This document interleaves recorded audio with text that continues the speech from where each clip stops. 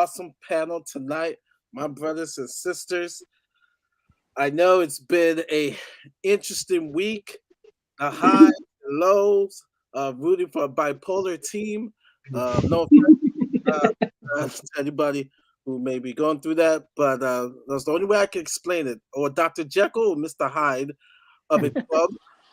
And so tonight, it's going to be interesting. The last couple weeks, for good reasons, has just been angst. But I'm like, F this week. We are going to laugh. Yeah, we'll talk about Spurs, but you know what? We're not gonna let them kill us. And we're gonna let humor get to us. I will say this: the funniest thing I've heard in weeks was actually Bob on We Are Tottenham TV when he said, "Man, I got out of a coma for this." That was hilarious, and I understood exactly what he meant because yeah, our beloved Spurs, they do that to us. But to check how everybody's feeling, Ellie, how are you doing, sister? I'm all right. Yeah, I'm with Bobby on that one. Bloody hell. Jekyll and Hyde, that's putting it lightly. Yeah. Ellie is sounding like But a proper cockney tonight, isn't she? Apple and pears, apple and pears. Apple and pears and all is square. Oh yeah. How are you? How are you recovering? How are you doing? You know what? I did a video this morning, and if you saw the first, honestly, I'll be on my kids. I didn't have anything scripted of what I was going to discuss. I was just literally going to press record, and whatever was going through my head, I would just come out and say it. And that first sort of 5-10 seconds, I was you didn't say anything. right, and I didn't know what to say because I was there the same way we all were, and it's boring, raw. Yeah, whilst obviously we are fully aware that there are other situations outside of football that are going on in the world, and one needs to try and put things in a bit of a context, if you like. Yeah, you got to say, it's such a typical thing of what Tottenham do, but we mustn't let it consume, which is what I feel it's been happening. I mean, I've tried to stay away a little bit from Twitter because Twitter today has been really not a great place to be if you're in the Spurs world and you're in that world like we all are, and we read the tweets. It's not been great to be around, and we're everywhere at the moment. So it's I've just tried to put it in that context and try to say, you know what, whatever happens and however bad it is, the day moves forward, that day will become night. And then you have to start getting your head round to the fact that this team right now, like you guys said, Jekyll and Hyde and whatever other adjectives you want to use for this very team, it's going to be based on a game-to-game basis. We will be up on a high again when we win, and that will probably happen in the next game. And then we will follow that up with some really silly result. And that is going to be the bumpy ride that I'm referring to, which will be the case of the season as a whole. And we just have to go with the ride, waiting for the summer, which is what essentially it will come down to, where we would have a lot of our answers. And that will be based on, is Conte, the usual. Will Conte be backed? Will the hierarchy do what we want, we hope for them to do? Question mark. So it will all come down to this summer as to what happens at Tottenham Hotspur and how we will react in merit to that. So in the meantime, though, unfortunately, this wave that we're on, we'll just have to continue to the end of the season.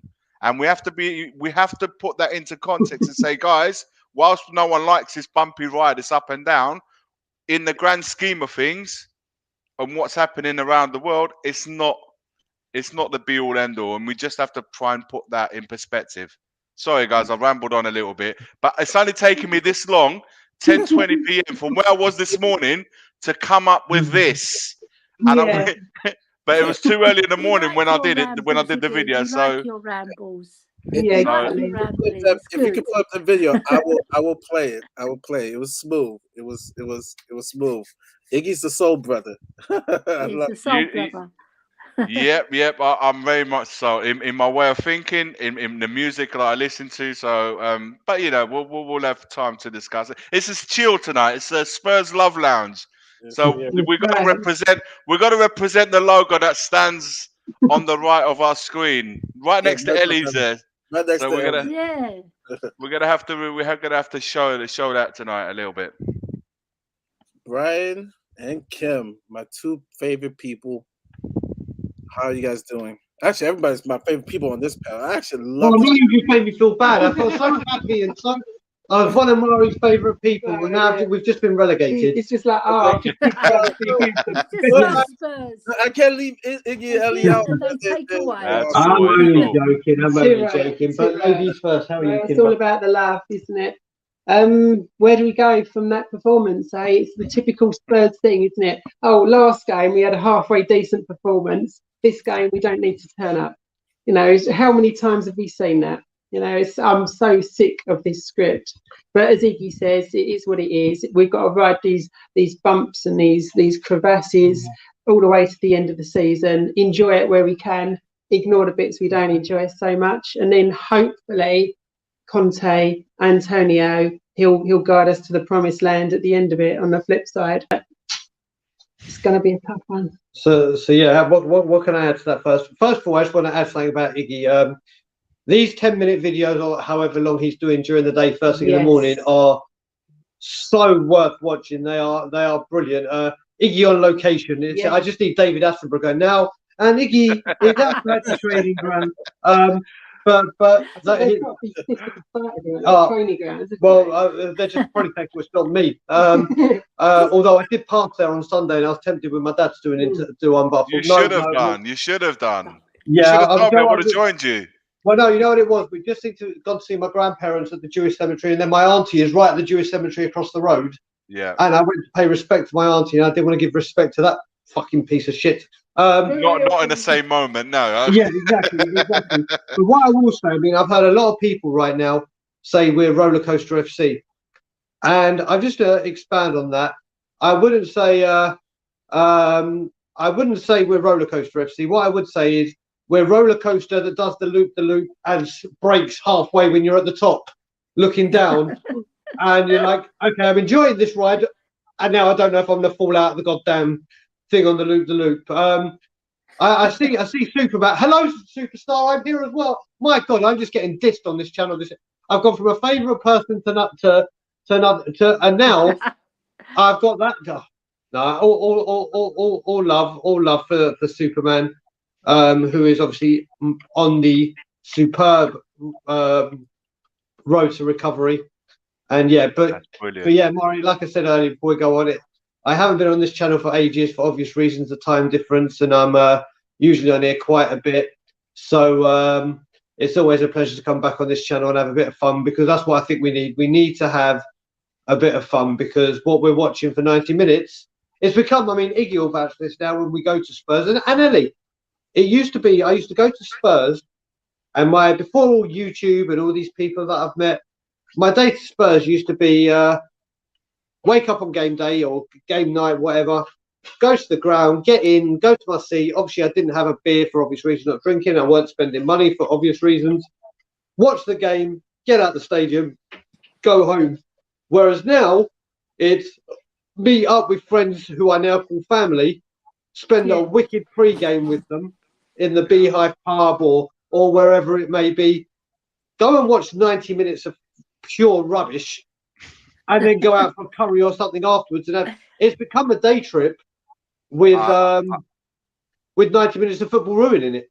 I wanna completely add to what Brian has just said there. Honestly, it's such parallel universe, Mari, because I would love for you guys to come to England one time and just it's such a weird because we're living this parallel world, but whilst we are watching and listen, I understand with Conte and he's only just been there. Whilst we're watching Spurs doing what they're doing, something on the side of that to what Brian is saying has been added, that where we've all got to know each other via the streams, and now we've met in person, and it's just, before it would be like Brian said, you go there and it's just the football, and whatever you leave with that, whatever they make you watch, you would leave with that and take it home, your frustrations and stuff like that.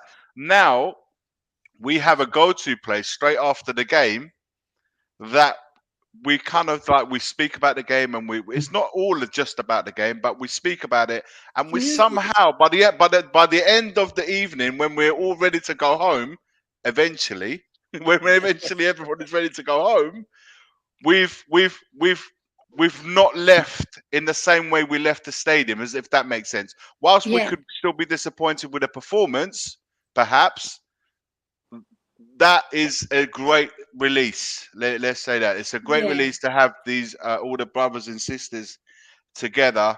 Believe it or not, it's Spurs that are the center of it all. But we have made our own. Yeah, it's a weird one to describe, man. It's a weird, but it's great. I think that's the best thing that's come out of all of this. All of us being together. And talking about all of us being together, here he is. Now this is somebody. Good evening. Good evening, sir. This is somebody that I've wanted to spend some time with, which we haven't done. But we used to do obviously the weekend, the late night weekend show, Friday night, Saturday night. I can't remember which day it was, but it was one of these. It's similar to what you've got here. We'll just kick back and talk about anything we wanted to. There was no. Saturday nights always clash with the match of the day. That's it, and it was no topic that wouldn't be discussed, and I've missed that. I've missed being on that show, and it's so wicked to have you on the show tonight. And this is my first time I've been with you since the whole thing. So it's just, Bob, man, you know what I've always said to you, and I continue to say to you the whole time. That's still much to do, my friend, and soon, man. Soon, very soon. Yeah, definitely. How are you, my man? Good. Off oxygen now. Off oxygen support. Just got to work with a physio, mate, and get some energy and work on my, as Kim puts it, water bottle legs. They're all like flabby. There's no muscle left, man. So skinny. One day at a time, mate. One step at a time. One day. And the beautiful thing is that you've missed all the shitty weather, the England weather. Now we're going into March. It's a good time of year to be here now in England. So yeah, man. One day at a time, man. Look, you can't be doing any worse than Spurs are. So that's always a good thing as well. That is true. Mari, how are you, brother? Doing good, doing better. Now that you're on here, I saw your picture on Twitter at work, and I was just a big glow on my face, and even some of my students noticed. They were like, "Oh, what are you happy about?" So now a brother of mine is doing really, really, really good, and so that was a highlight. You had me cracking up. We are talking the clip today. Oh my goodness! Which lady you're banging now? You're always with a different one. Well, I broke up recently, so there you go. I'm committed to Emily Atack and the Queen. I'm committed to those. Right, okay. Aim high, mate. Aim high. Yeah. Big up, Ellie. Big up, Bobby. All right. Yeah, good. Don't worry about those legs; they'll be fine. They'll get stronger. I know. I always had skinny legs. Man. It's got skinnier. Once you get out, we'll get a few curries inside you. That's it. Yeah. That's it. And my brother from another mother. What's up, B? What's up, Superman? All good, mate. All good. Good. Did you get my voice note that I sent you when I spoke to the ward? Yeah. This Yeah. Okay. Yeah. Cool. Mission's on for tomorrow morning. Yeah. Okay. Wicked. Because I'm gonna go to town. There's no way I ain't seen you. No way. Getting in violence against. Oh no. Do you know what? No. No, I didn't threaten. So this is the thing, and the actual woman at the hospital actually got me worried that she actually thought this. So they said I'll let you know who's the ward manager tomorrow.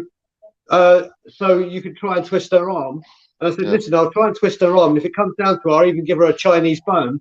And then she laughed, or she didn't laugh. She was dead serious to me. She goes, well, threatening violence won't really get you the right way. And I thought she's being dead serious. I was like, what? And she was like, no, I knew you were joking.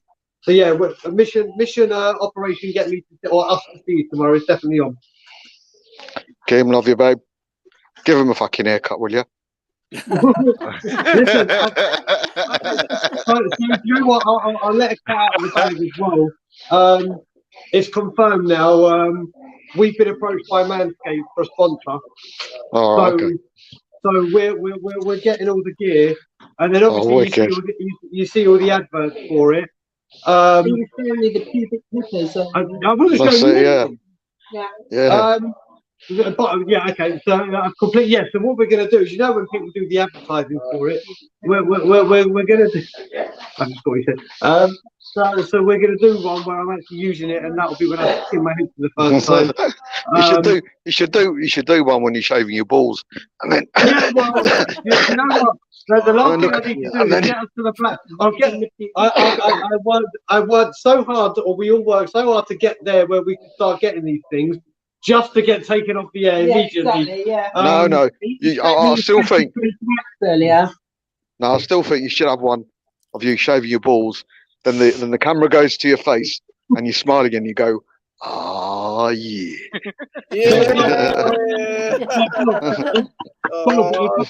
ever going to say that, I'm going to have to do it like I'm going to have to do it at Barry White, where I pretend to say it, but it's you saying it. But you do realise, and you were there, you're talking to a guy that does do stupid things. Yeah. That doesn't mean a lot. Don't start putting ideas in my head. No, what has to happen that you have to, as it's getting done, you're looking at the camera straight with a little smile, and we use Bob's voice to say, "Oh yeah." You mime it. You mime it. Was there like a bad subtitled Japanese movie? I go. You just say, yeah, clean balls. windy balls. So there we go. So that's when the haircut is officially going to happen. Yeah. Bob, I have to say this, and I'm sure the guys have told you this, man. The amount of love for you on not only Twitter but just on social media, it is honestly. I'm looking from outside in. It's truly overwhelming. I don't even know how you felt. Mate, looking on his messages, it's honestly it's insane, and it's beautiful. That's the one thing I've loved about Twitter in this whole thing, and it's all like I just said earlier on before you came on, how toxic it's been today on the back of that Middlesbrough defeat.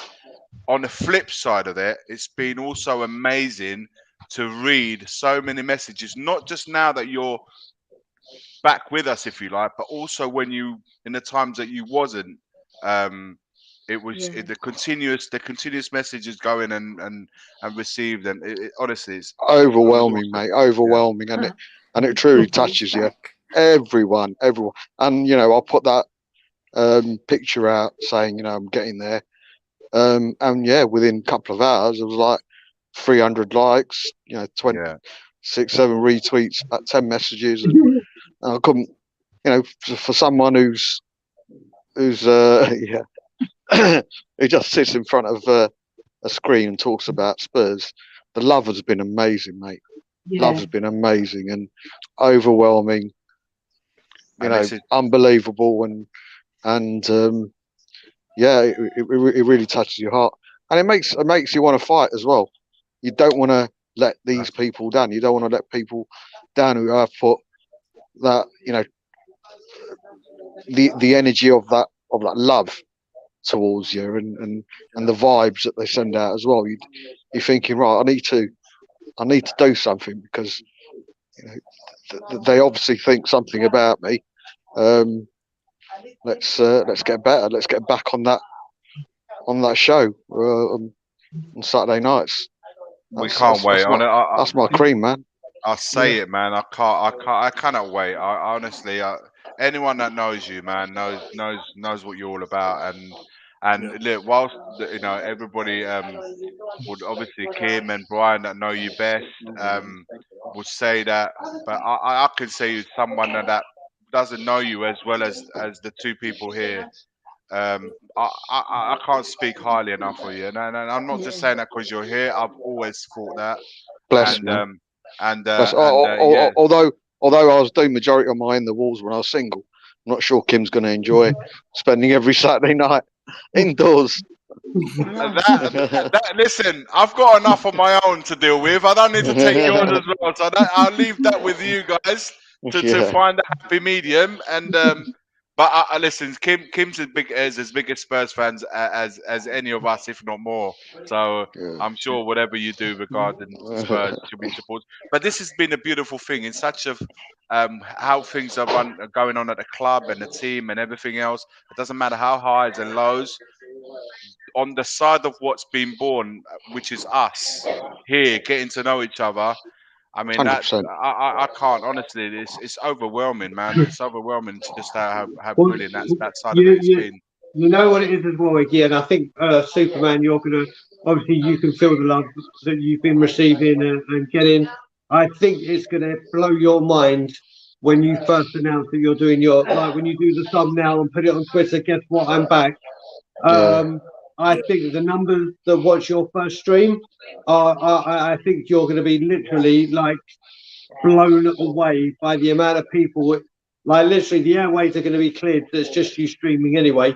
No, seriously, it's going to be. And when you go live, I think numbers are just going to show just how, like you said, the love you've been receiving and the love you've been getting, and we've been telling you about, and everyone asking about you and everything. I think when they see you come back live on your channel, it's going to blow a lot of people's mind. But yourself, most importantly, it's going to be very emotional for you.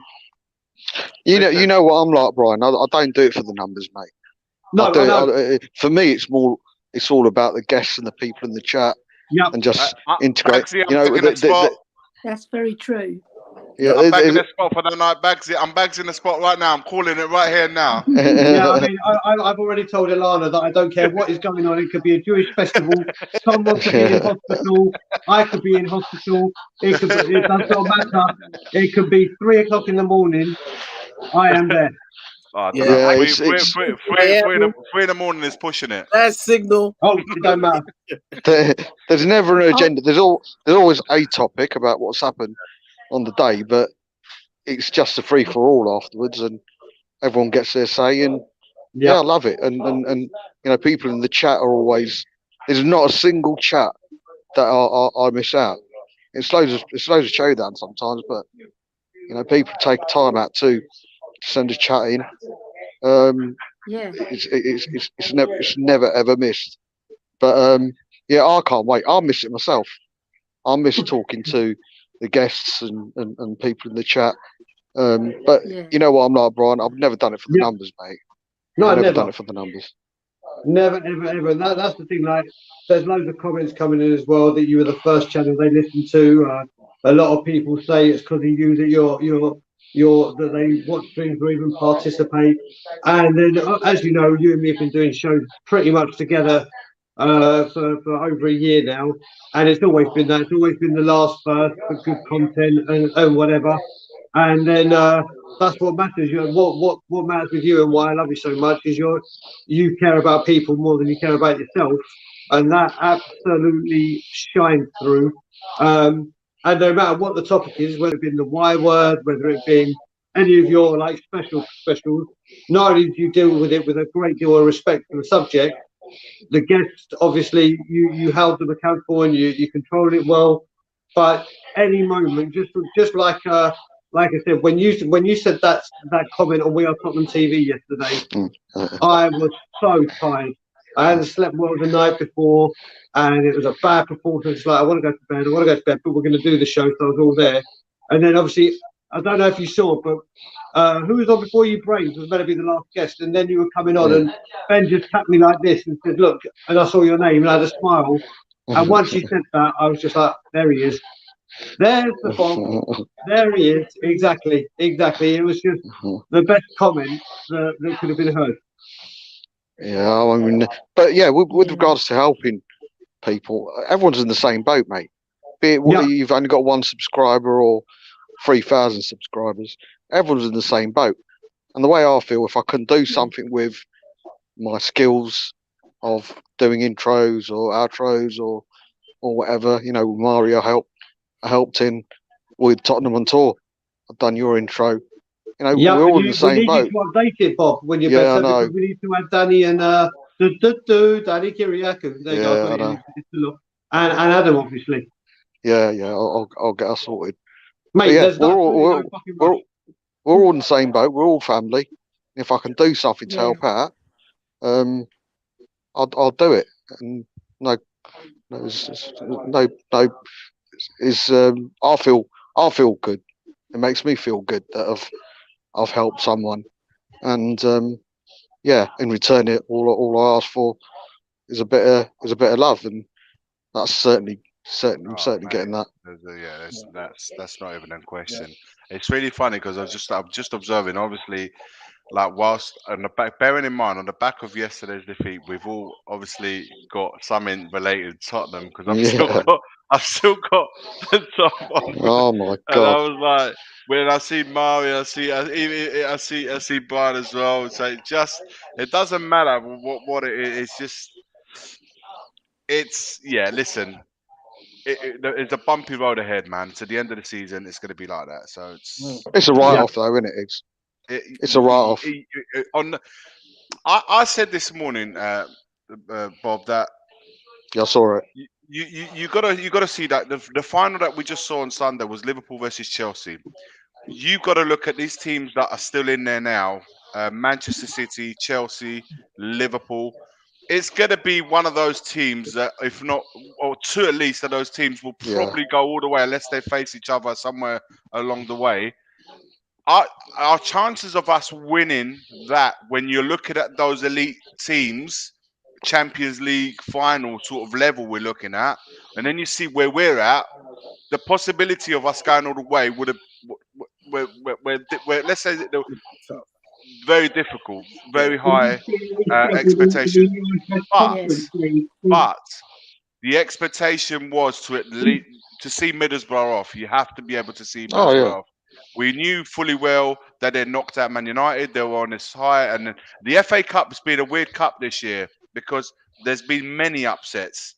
So we knew that the possibility of another one happening was there, but I thought we had enough about us to get over the line, and that's the part that I find difficult. And do you know what? And I said it again. I say it again. What I said this morning. It's the manner of the defeat that I can't take. Not being defeated.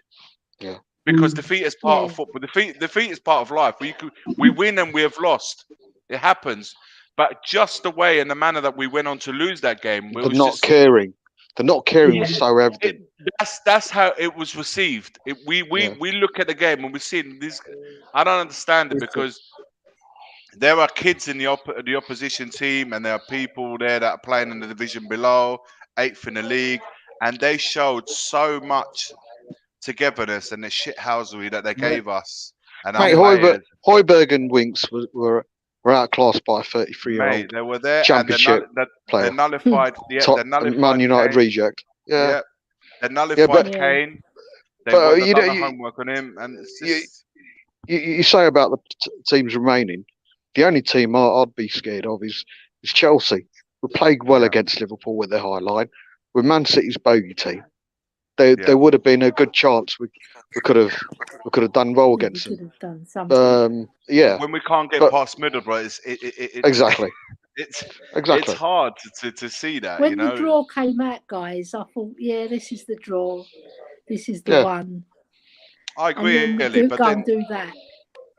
Yeah, that's the disappointing thing. And it was out of all the teams you could have picked, it was either so them or weird. Boreham Wood that you wanted to. It was a not trying. There might have been a bit of underestimation. They might have underestimated them a bit. But even Conte looked glum. Yeah, he looked down. I was just about to say that, Bob. He looked hands in the pocket. He on the sideline, wasn't he?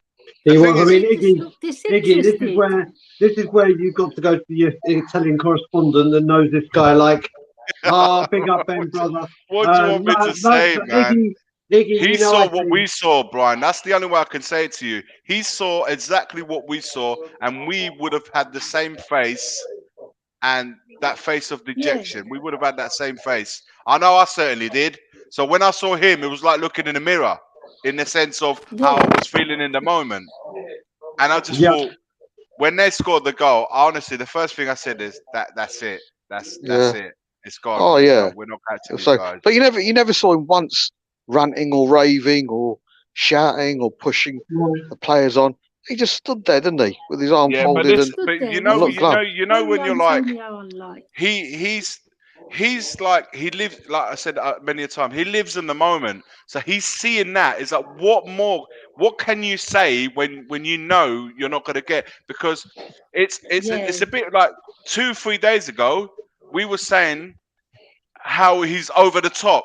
He's too much. He needs to relax a little bit. He shouldn't have said what he said. Now he does exactly what he's been asked to do, and we're saying why is he not moving about? Why is he not? It's just a weird one. It's hard. He's become numb to Spurs, hasn't he? I think he was numb to it yesterday. Trust me. In the background, he would have been seething. He would have been going absolutely mental. There's no two ways about that. He would have let the players know in the dressing room exactly how he felt. He would have been absolute fuming. He's just now, I think he's been told, at least publicly, because you saw that in the press conference that he did, was it afterwards, he was almost too calm about it. And he's thinking, smiling and laughing. And I think that's the part. It's Danny Kiriakou. It's Danny Kiriakou. Sorry, laws and laws. I think that's the part. That's the part where he's been told to curb it, Bob. He's clearly been told to curb it by the board. But it comes across as fake, man. But that's. I think publicly he's been told to curb it. Yeah, but not a lot of people don't, Ellie. You might like it. You're Mediterranean. You like it. I like it, and I know a lot of us here like it as well. But he's been clearly been told to, because post Burnley, it's different. Well, you know what it is. You know what it is. There's a great comment, the last comment by Views on Spurs, and what you have to say is Conte does need to start taking some blame, because if you look at it right near the end, when we went to a back ball, when we were attacking with Bergwijn, we looked a little bit more potent up front. And I've said this before, we're playing this 3-4-3, and I understand that this is Antonio Conte's default setting, and that's not a bad thing to take, because that's what he wins titles with, and that's what he has players to play. We do not, and I can't emphasize the do not enough, have the players with the football intelligence or mentality to play the way Conte has his teams playing. This is what you get when you try to play Conte-style football with one-day Ramos quality players. Right. It can't. You can't. He went four at the back, but he changed it. He changed it within 10 minutes. That was worse, Bob. Reguilon back on. He put Kulusevski went off. He put Reguilon on. We went to a back four for about 15 minutes. That was worse. We looked even more vulnerable. And then I don't think Reguilon had a touch. I can't remember Reguilon having a touch. I went back. Greg and Emerson came on were disastrous. Oh, he's just giving up. You put Emerson on. Brian, it's like holding up. Ramos was the last manager who delivered the trophy to Spurs. Well, Elliot, on top of that, I mean, It really hit home. I knew that was the stat, obviously, but when I was listening to Jamie O'Hara yesterday on Talk 4 this morning, and he said, "You know what? I was in the last championship-winning, trophy-winning squad." Yeah. And I was like, Jesus Christ. That's what I mean. It's a bad stat anyway. But when you do it like that, it's like what blew my mind as well was We Are Tottenham TV when they hit 100,000. When Ben said in their video, all their subscribers can't fit into Wembley Stadium, and then you're like, Jesus Christ, that's Jamie O'Hara saying what he said was just like I knew that was the fact, but hearing Jamie O'Hara say it was just like, holy fuck. It means we're shitter than shit. Was it 13, 14 years ago now? Yeah, 15 years coming. Yeah, it's a long time, guys. It's a long time. We're talking a lot about the game this last night, and look in contrast. We played a team, that plays the low block. You have another team, that plays the high line, and so it was the opportunities. But you look at the state of our club right now. I'm gonna play a video, and it's actually the name of the episode. It does it accurately describe our club situationally right now.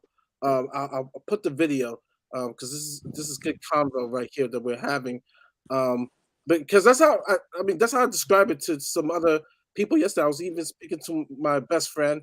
Yeah, I know he's an Arsenal fan, and I'm just like, we are truly an enigma, Jekyll, Dr. Hyde type team, and it's just it's hard to explain, but I mean, it's just you got to laugh or else you'll cry. I mean, you go laugh at it. It's just you have to. It's our team, so I'll play it. It's hilarious.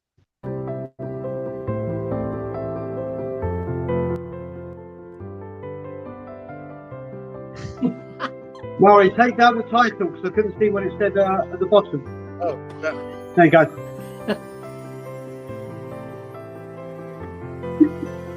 Question. We lost. That's with our stock. The only way is Spurs, and I'll play it again because we had the blockage. The highs of telepathic love to the lows of emotions. Hoping our players get back, please. Please. Promises that we're hoping this summer that comes through. The current headache we have has been a win-loss. They forgot the why. The only way is Spursy. Oh yeah, we've got the Oh man. Do you know what? That Spursy, Tottenham get battered everywhere they go. Chelsea was thinking you don't understand how much it makes me go like that when I hear it. It's just it grates on me so much. Iggy, Chelsea fans, and they're so thick. They were singing that when they were 2-1 down to Luton. So like, get your own goddamn house in order. All right, they won, but just that song is doing my honestly. And people say we want to get Champions League. Why? Do you want to learn that song in German, Spanish, Italian? It's like, what? Why do we want top four just to get battered everywhere we go, sang internationally?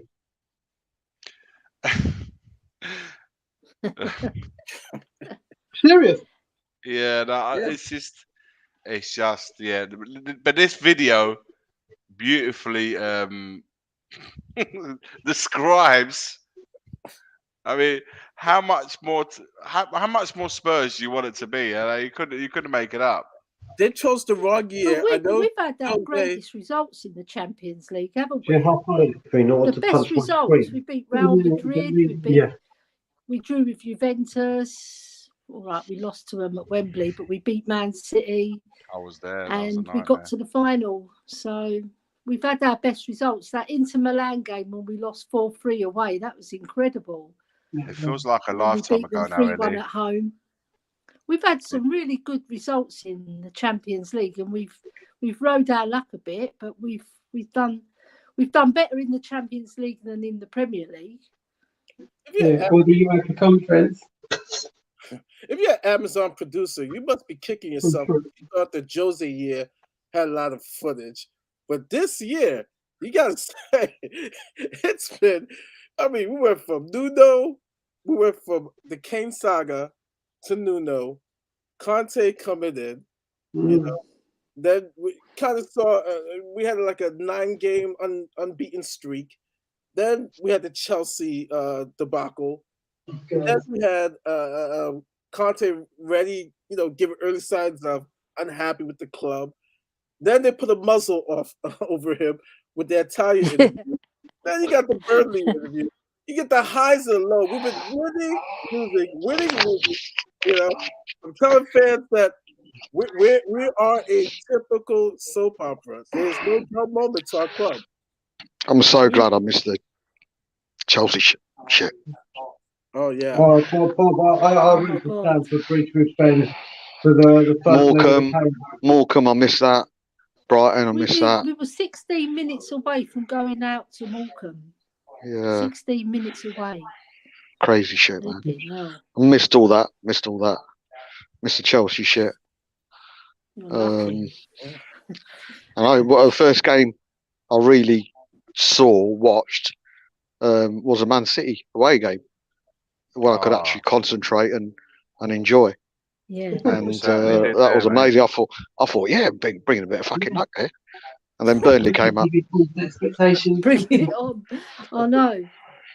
If you could swap the results, beat Burnley and lose to Man City, would that have made you happier, Bobby? Not really, no, because we've got the Indian sign over Man City, haven't we?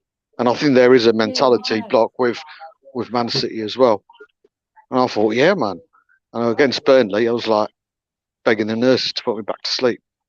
The thing is, even after the Burnley result, I said because we was playing 3 games in 1 week, I said if we get a result at Leeds, then all of a sudden 6 points out of 9 isn't so bad, because let's be honest, the 90%, 95% of the fans had written off the Manchester City game and said we need to win at Burnley. We didn't. Me and you didn't. Yeah. No, I didn't. But that's why I said 95. So I don't know how many believed for a second that result was going to happen. But okay, when you look at it, okay, well, let's flip it and say, all right, we did it the other way around. But essentially, we're still on target. We win at Leeds. All of a sudden, 6 points out of 9 is not bad. But then we follow this up with the Middlesbrough game. Okay, in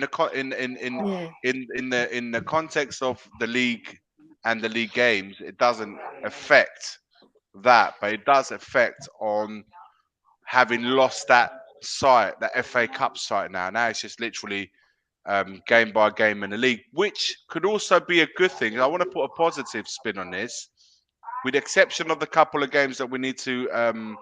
The games in hand that will probably need to be played midweek, we will then have 1 game a week, and this and this squad is clearly not able to play every 3 days because we just simply don't have the quality in the numbers. So we need to have our best 11 playing week in, week out, and let's hope with what Mario put down on the clip there, that both Bentancur and Skip come back really quick, because I think those 2 guys will be pivotal to get them together in that midfield. And I don't mean no disrespect to the other 2 players who have stepped in and have had to play every single game in those 2 in Skip's and Bentancur's absence, but we need to get these players back, because I feel those 5-6 players. You're right. You're those 5-6 players: Kane, Son, Skip, Bentancur, and Romero at the back, Lloris. I think those 5-6 players, and you know what, I will also include Dyer in that, because I think since he's come back, our defense has definitely lowered the goal ratio conceded. So I think those 6-7 players need to be in the team week in, week out, if we have any hope of ending up where we hope to end up, whether it happens or not. It's all about how the opposition play. We've got 6-day break till we play Everton. Everton going to play with the low block, mate.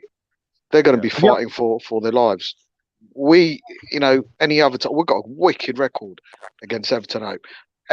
Harry Kane's got a brilliant record against Everton at home, but we just don't have the players. Bentancur and Skip, as good as they are, they can't thread that ball through an eye of a needle like Kane can in midfield. But we need to have those options. If Bentancur can get a ball, let's say someone's following Kane, then Bentancur could take that responsibility to feed those balls in, not in a quality that Kane does. But then again, who does it like Kane? But Benny's done well, but mate, he loses the ball so many times. The ball's taken off him so many times, and the question mark for me is still there. Mari, I need to ask you a favour if possible, only because I'm either going to smash my fucking tablet or smash Kim and Bob's TV. Can you remove that picture so we can see Alex and everyone? Because his eyes are looking at me. They're looking at Mr. the TV. Smiley. They're Mr. Smiley. Wait, let me give a grand entrance. Look at that Alex smile, man. Is now breaking his Spurs Love Lounge virginity tonight. Yeah, man. Oh, yeah. What you know how it is. You know how it is, Mari, man. I've got respect for you, bruv. But box office has to come back in the building. Mr. Box Office has to come back in the building, bruv. Honestly, I've never heard. I'm not. It's going to be a light one because the thing is, though, I've got Bob here, which you know. We need to speak privately, Bob, man. I'm not gonna do it here. You know what I mean? Alex, do you want us to leave so you can have that? No. We don't do it on stream, Bob. We do it privately. We do it privately because, like, Alex, it's got a red light in your room. Oh, yeah. Don't worry, Ellie. Firstly, I have to do this right. Who's that behind you, man? Who's that behind you over there? No one's behind me. No one's behind me. Yeah, just checking. Firstly, I have to say this, Mari, got huge respect for you, bro. Huge respect for you, bro, man. Like I said, the whole thing about Romero, you said it, like the other lady from Cheeseworld, I can't remember his name now. Yeah. And like I said, I'll stick by my word. You were right. You were spot on. I've seen it already. You know what I mean? Like it's great to see you, Bob. It's private between me and you. Oh, you know what I'm going to say to you, Brian. And it's good to see, Kim. Kim, it's good to see Kim as well. Good to see Kim as well. And Iggy, you're a legend, mate. Even though I don't agree with you most of the time, you're a legend, mate. And Ellie, you're just an absolute... You was doing so well. Mari, I've got respect for you. Bob, I love seeing Brian, and then Iggy, I like you, but I don't agree with you. You killed it. That's a real Stop it. You should be spreading love in here, nothing more. I know. And Ellie, you know what I feel about you. Great sport. I love. I know what you think about IBA as well. Oh yeah, we know what we're gonna say there. You know what I mean? But I have to start by saying this. I'm an honest guy, yeah. But I'm not being funny. What were you expecting? Against Middlesbrough. I was expecting us to win. But let's go back. All those games that were like unbeaten, the only game we played well in, like I said before, was Liverpool. Okay. Yes, Manchester City, we played okay. We were good. Alex, real quick. Just pause for a second. We have somebody on the stream, not watching as a stream, having popcorn. We have people on the stream getting the popcorn out as soon as you came on. Well, you know, like I said, I'm just pointing back in the building. Mr. Box Office is back in the building. Anyway, moving on. Let's get it rolling back. Alex, I apologise. Carry on. No, let's get it rolling back. No, Iggy, you can interrupt me anytime, bruv. You're a legend, bruv. Anyway, like I said to you before, yeah. Like only game we played well in was Liverpool, yeah. Some of the games we were literally getting beaten, yeah. If Tottenham have possession, I said this before. I said if Tottenham have possession, they're awful. You can't see them passing. No one goes past a striker. Who scores goals in that midfield, by the way? Because it's not Højbjerg, it's not Winks, it's not Skip. Who scores goals? Please tell me in midfield. It's all Kane, Son, I completely agree with you. We don't have who does it? midfielders. Who does it? Alex, if we can't go in at Middlesbrough and expect to beat them, man, we got bigger problems than. Oh yeah, well this is the point. Bob, I haven't even got finished yet, Bob. Yeah. right? Sit And back, then Manchester Bob. City, Sit back, Bob. Chill out. Manchester City, right? Okay, we have Manchester City. Okay, we played well, but how much possession do we have? How much possession do we have? 28%. You're not going to 27%. beat City at their game, man. You're not. Exactly, You're not but going to beat. 27, You're not going to beat City at 27% their of game. possession, yeah? That's tiki 27% taka shit that possession. you can't And then, touch. and then look what happened. I'll be back in a sec. I'll be back in a sec. And Bye, then brother. look, and then look what happened. One, two. Jazz hands. What are you drinking, And then, Mari? and then look what happened. And then look what happened. I'm back. And then look what happened after. Look what happened after Burnley though, when we had to try and actually try and break somebody down. Oh, we can't do it. Oh, what a surprise! Oh, because we always play on the counter attack. Oh, what a surprise! Oh, I was being negative, by the way, when I was not saying that we had to do that, but I was speaking sense then, wasn't I? And then what happened against Leeds? Everyone was going jumping up and down that we beat Leeds, and I was like sitting there thinking, when you think of a side of a profile that Tottenham need to play against, that can play against and get us back into winning ways, Leeds are a perfect side, an absolutely perfect side. Leeds who don't always attack, give you so much space to counter attack. Kane and Song can just laugh it up, Kulu laughs it up and everything else. So look what happened there. You know what I mean? So I looked at it and thought, yeah, you should be beating the Leeds side. You should be beating the Leeds side. Yes, you should be. So I'm not like sitting there thinking, oh, whoopee, we're Leeds. Alex, but nothing's guaranteed with Tottenham Hotspur. Nothing. Oh, You yeah, can but never say yeah. you should be beating that team. You should be beating that team. It doesn't mean it's going to happen. We should have beaten Middlesbrough yesterday. It didn't happen because but this is the trend. We go and win games that we're probably second best against Manchester City. I said it before, 95% of the fan base, our own fan base, thought we was going to get battered 4-5-0 there. We win there and we go and follow it up with a defeat at Burnley in the game that everybody, including myself, thought on the back of the Man City would go beat Burnley. That didn't happen. We then faced Leeds on the back of the Burnley game where we thought we'd be confident beating Leeds. We lose to Burnley and all of a sudden we start now having question marks. Can we beat them? Are they going to turn up? Bielsa's under pressure. Conte's just done an outburst on the back of Burnley game. What's going to happen in this game? We beat them 4-0. We're back on a high. And we think, right, surely we're going to go to Middlesbrough on that momentum that we picked up over the weekend and get over the line. I'm not saying we're going to batter them, but get over the line. We didn't do that. So we haven't got the squad to play every 3 games, clearly, but we also don't have the quality within that squad to go and get a result. And that's the one thing that we failed in is consistency, but Alex. But Iggy, I'm sorry, but when you talk about I include Conte's tactics in that. I said that this morning. He's accountable in that defeat, not in the problems that we got at Tottenham Hotspur as a club, but in the defeat, he has to be accountable as well. But my point is though, it says that we don't play like a team that actually work with possession. That's the point. We are a counter-attacking team, and it shows how struggle we are because we don't know how to do it with possession. That's the point. We don't have the players, Alex. No, yeah, but you can talk about the players, but then you got Brighton though, bro. You know what I mean? And then you got Leicester City though, bro. But so they are on a different journey. Alex, you realise how embarrassing it is that we're a counter-attack team that can't counter-attack.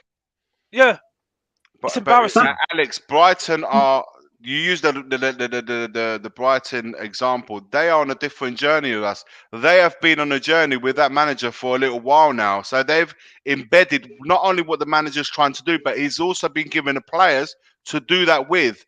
We are not in that same journey right now. Maybe we can be, and hopefully we will be next season. But right now, we're not, because this is not Conte's players. No, which of these players are Conte's players? None of them. Yeah, I understand where you're coming from, but this is the point I make, is that there is just no logic to what they're saying at the end of the day. What people are saying at the moment. You see what I'm saying? When people keep on saying to me, oh, we've got a chance of top 4, I'm sitting there saying, well, how is that team going to get 69 points or 70 points? Tell me. No. They're not going to do it. Top 4, Alex, this team. You're not going to do it.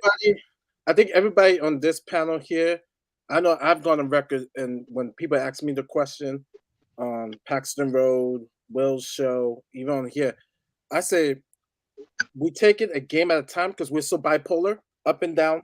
Like I just showed the stock market. I said, wherever we finish at the end of the season, we finish.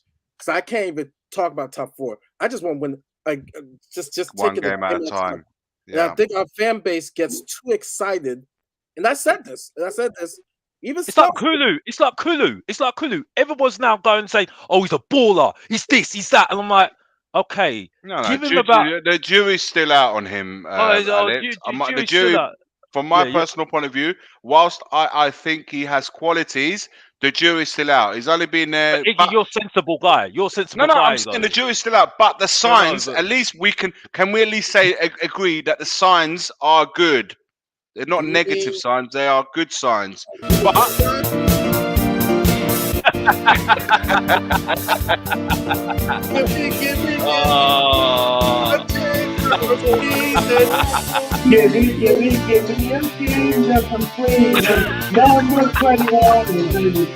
oh gosh.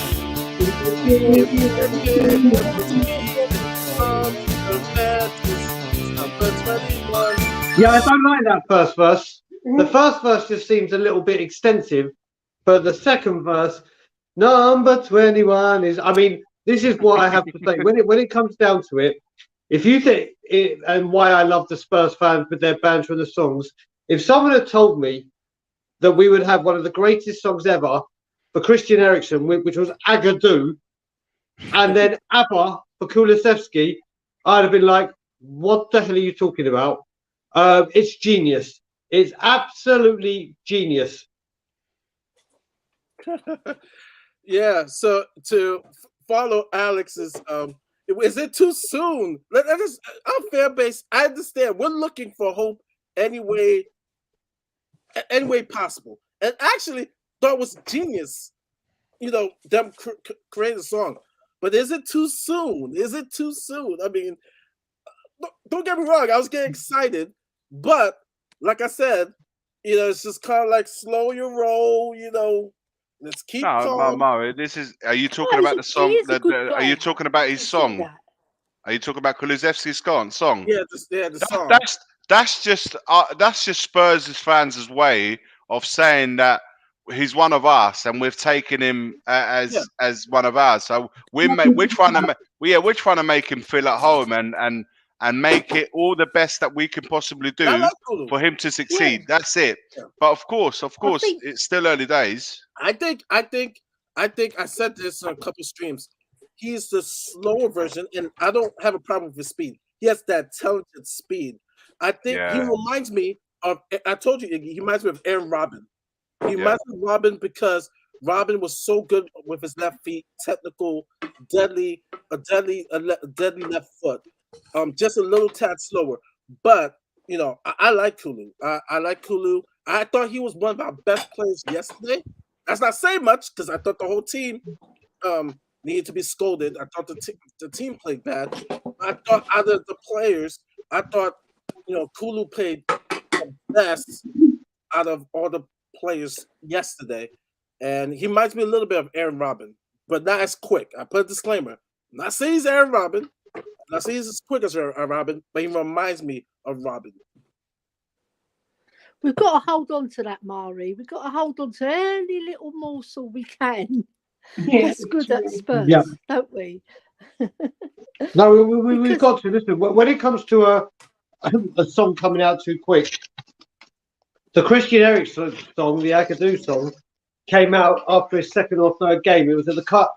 It was in the Carling Cup or whatever it was called back then against Aston Villa, where it started. So do you know what it is as well? As soon as we sign a player, people start thinking of songs. There's a few Twitter groups that have got big things. And then obviously, when a song fits and it's so perfectly as that and someone hears it, because of social media now, it spreads around like wildfire. So it very, very quickly becomes a thing. Beforehand, before social media and everything, it was a lot harder to get these songs going and whatever.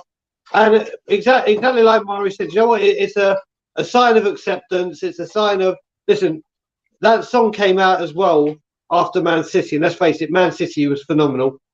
He really, really was phenomenal and had a great game. And he's followed that up since. I mean, Christ, thank God we didn't think of a song for Emerson, because I think that song wouldn't be sung much at the moment. But yeah, when it comes to a song being too quick, look, you look at players like Teddy Sheringham as well. Wherever he went, it was the same song, no matter what. So you're going to adapt that straight away. I'm all for the players getting the songs quick. I agree with Iggy completely in the acceptance and the endearment of the Spurs faithful, and will help them settle a bit better when they know they're appreciated by the fans. Yeah. But you know what, Brian? Ain't it incredible how quickly we've made a song for Kulusevski, and the player you just mentioned, Emerson, has been there for how long?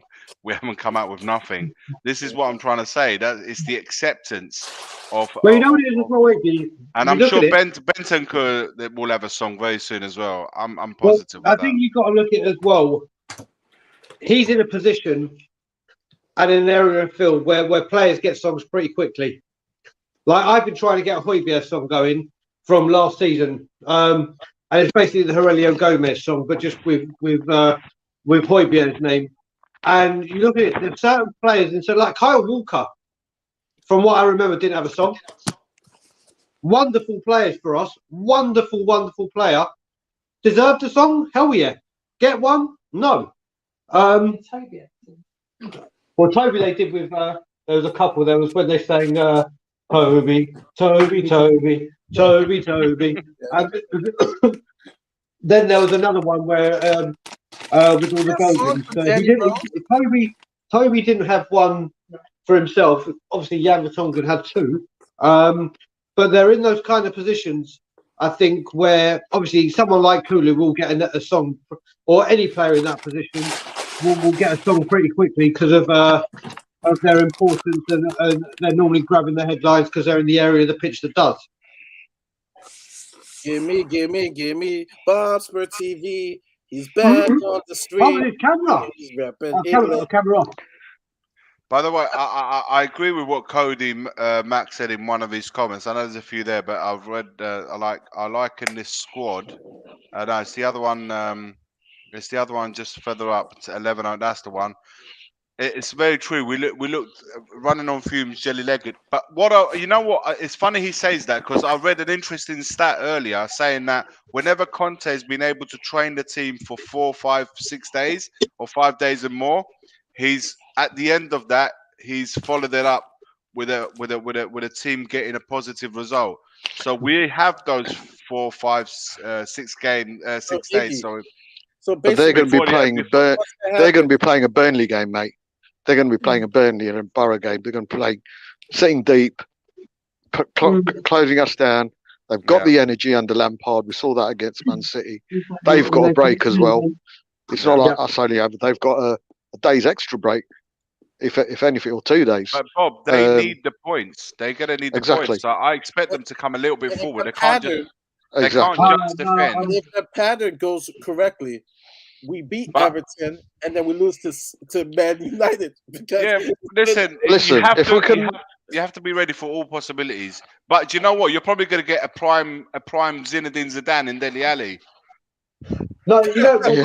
Listen, you know don't know what's going to happen in that game. Listen, I'm with Bob on this. They're going to play complete low block. As much as they do need to come out and get a win, they'll take a point all day long away from us. They have a horrible record at us. Horrible record. I agree. They literally, if they were to get a point, and I swear to God, if Dele Alli scores a winner, I might be saying, Ilana, guess what? I'm just hopping back to England. There's some business I've got to take care of because I'll go batshit crazy. But I just want to mention as well, Cody Mack again with his comments, which are the best, hands down, on Twitter, or he sums everything up within these character lengths. He's worked long and hard at this, but I have to agree with what he was saying about the player ratings. I saw him mention this earlier. I don't know how anyone got above a 6. From Will, and Will love that man to bits. He knows his football. Me personally, I wouldn't have given. I don't even think I would have given our best player a 6. Maybe Lloris. Maybe Lloris. One exception. One step, Bob. Maybe Lloris, but everyone else 4s. I agree with Everton. I do. I agree with Brian a little bit in terms of what's going on and what's going. How Everton are going to play. They're playing deep and stuff. But I will say this: Everton are under huge pressure. Like they for me, it's a must win for them more than it's a must win for us because basically they're on relegation kind of Alex, relegation. you know what I say to that, Alex, mate, and I agree with you to an extent, but and I don't want to really be disrespectful to Everton right now. When you're down there playing teams, and it sounds stupid, even with us, that's not the teams they need to get the points of. What they need to do is make sure they turn up against the teams around them and take 3 points. And I think those kind of games, I think they're going to come out all guns firing because they should have the quality to beat them. But if they said to you, do you would take a point against Tottenham and get out of Tottenham with a point, or sacrifice nothing, and then against the teams around them, go for all 3, that's the only. I completely get what you're saying, and I reckon if they weren't in the state that they're in now, they would come out for Tottenham because it'd be like, right, let's give them a game. A point to them is priceless right now. Listen, for me, we need to break the deadlock within 15, 20 minutes. We need to try and get a goal as early as possible. And then that would make it a more watchable game. I think if we go on, the longer we go on, if that deadlock is not broken by Spurs, then the anxiety around the stadium and people start losing their marbles, that will start kicking in. We don't want that to happen. We need to score that goal early on, so all of a sudden that nervous energy can quickly turn into positive energy for the team. Yeah, double bob. Look at that. We got double bob. Double bubble. I think you could cross one out. Yeah, right, okay. It's a shame. It's a shame. It's a shame. No, I mean, pressure's going to be off on Everton. They're not going to be expected to get anything from us. And like I say, they played well against Man City. They closed them down, and they did a job quite similar to what we did. They just didn't have the quality in the last third. I'm just if we can lose at home against Wolves, Southampton, there's no reason why. I'd be cautious. I'd be cautious. There is a great comment in there from Luca, who's another wicked supporter of all the shadows. So big up, Luca. And if you look at it, we're talking about Middlesbrough overrun us, and then you look at Alan and Decore versus Pierre and Winks, and I hate to say, there's only one winner. There is only one winner in that. I understand where Decore himself, mate. Decore himself. Exactly. All over them. I understand why people are talking about Højbjerg and Winks. I understand that, but when I hear that Skip, Højbjerg, and Dyer in the team combinates to us winning games and keeping us unbeaten, I'm sorry, I don't listen to that. I don't adhere to that. I'm sorry, I can't do that because for me, they were getting overrun. Now, listen. By me saying this, I understand that Conte wants to play 3-4-3. I've already established that already because after Southampton, watching when Bunticle came on, and then what happened after that, I can see what he's trying to do, and he's going to stick to that. Simple as that. So I understand that. Sorry, someone got the TV on. Someone got the TV on. It's really loud. Yeah. No. It might be Bob in the hospital. Oh, okay, fair enough. No worries, Bob. Yeah. Did that go when I went on mute? Yeah. All right, I'll go on mute till I speak. Yeah, so I accept that we are going to play 3-4-3. I understand that he's going to stick with that, and he should stick with it because he's done what he's done in the past. So we've got to respect that. But at the same time, I'm sitting there thinking, I'm sorry, like, you know, he can't just say to me, we need these players in the team to get us playing. That's just rubbish. You know what I mean? We've got to have a good team around it. You know what I mean? Everybody's got to contribute. You know, that's why I say we're Kane FC. Because when people say to me, Kane needs to play every single game, why do you think we can't get a second striker?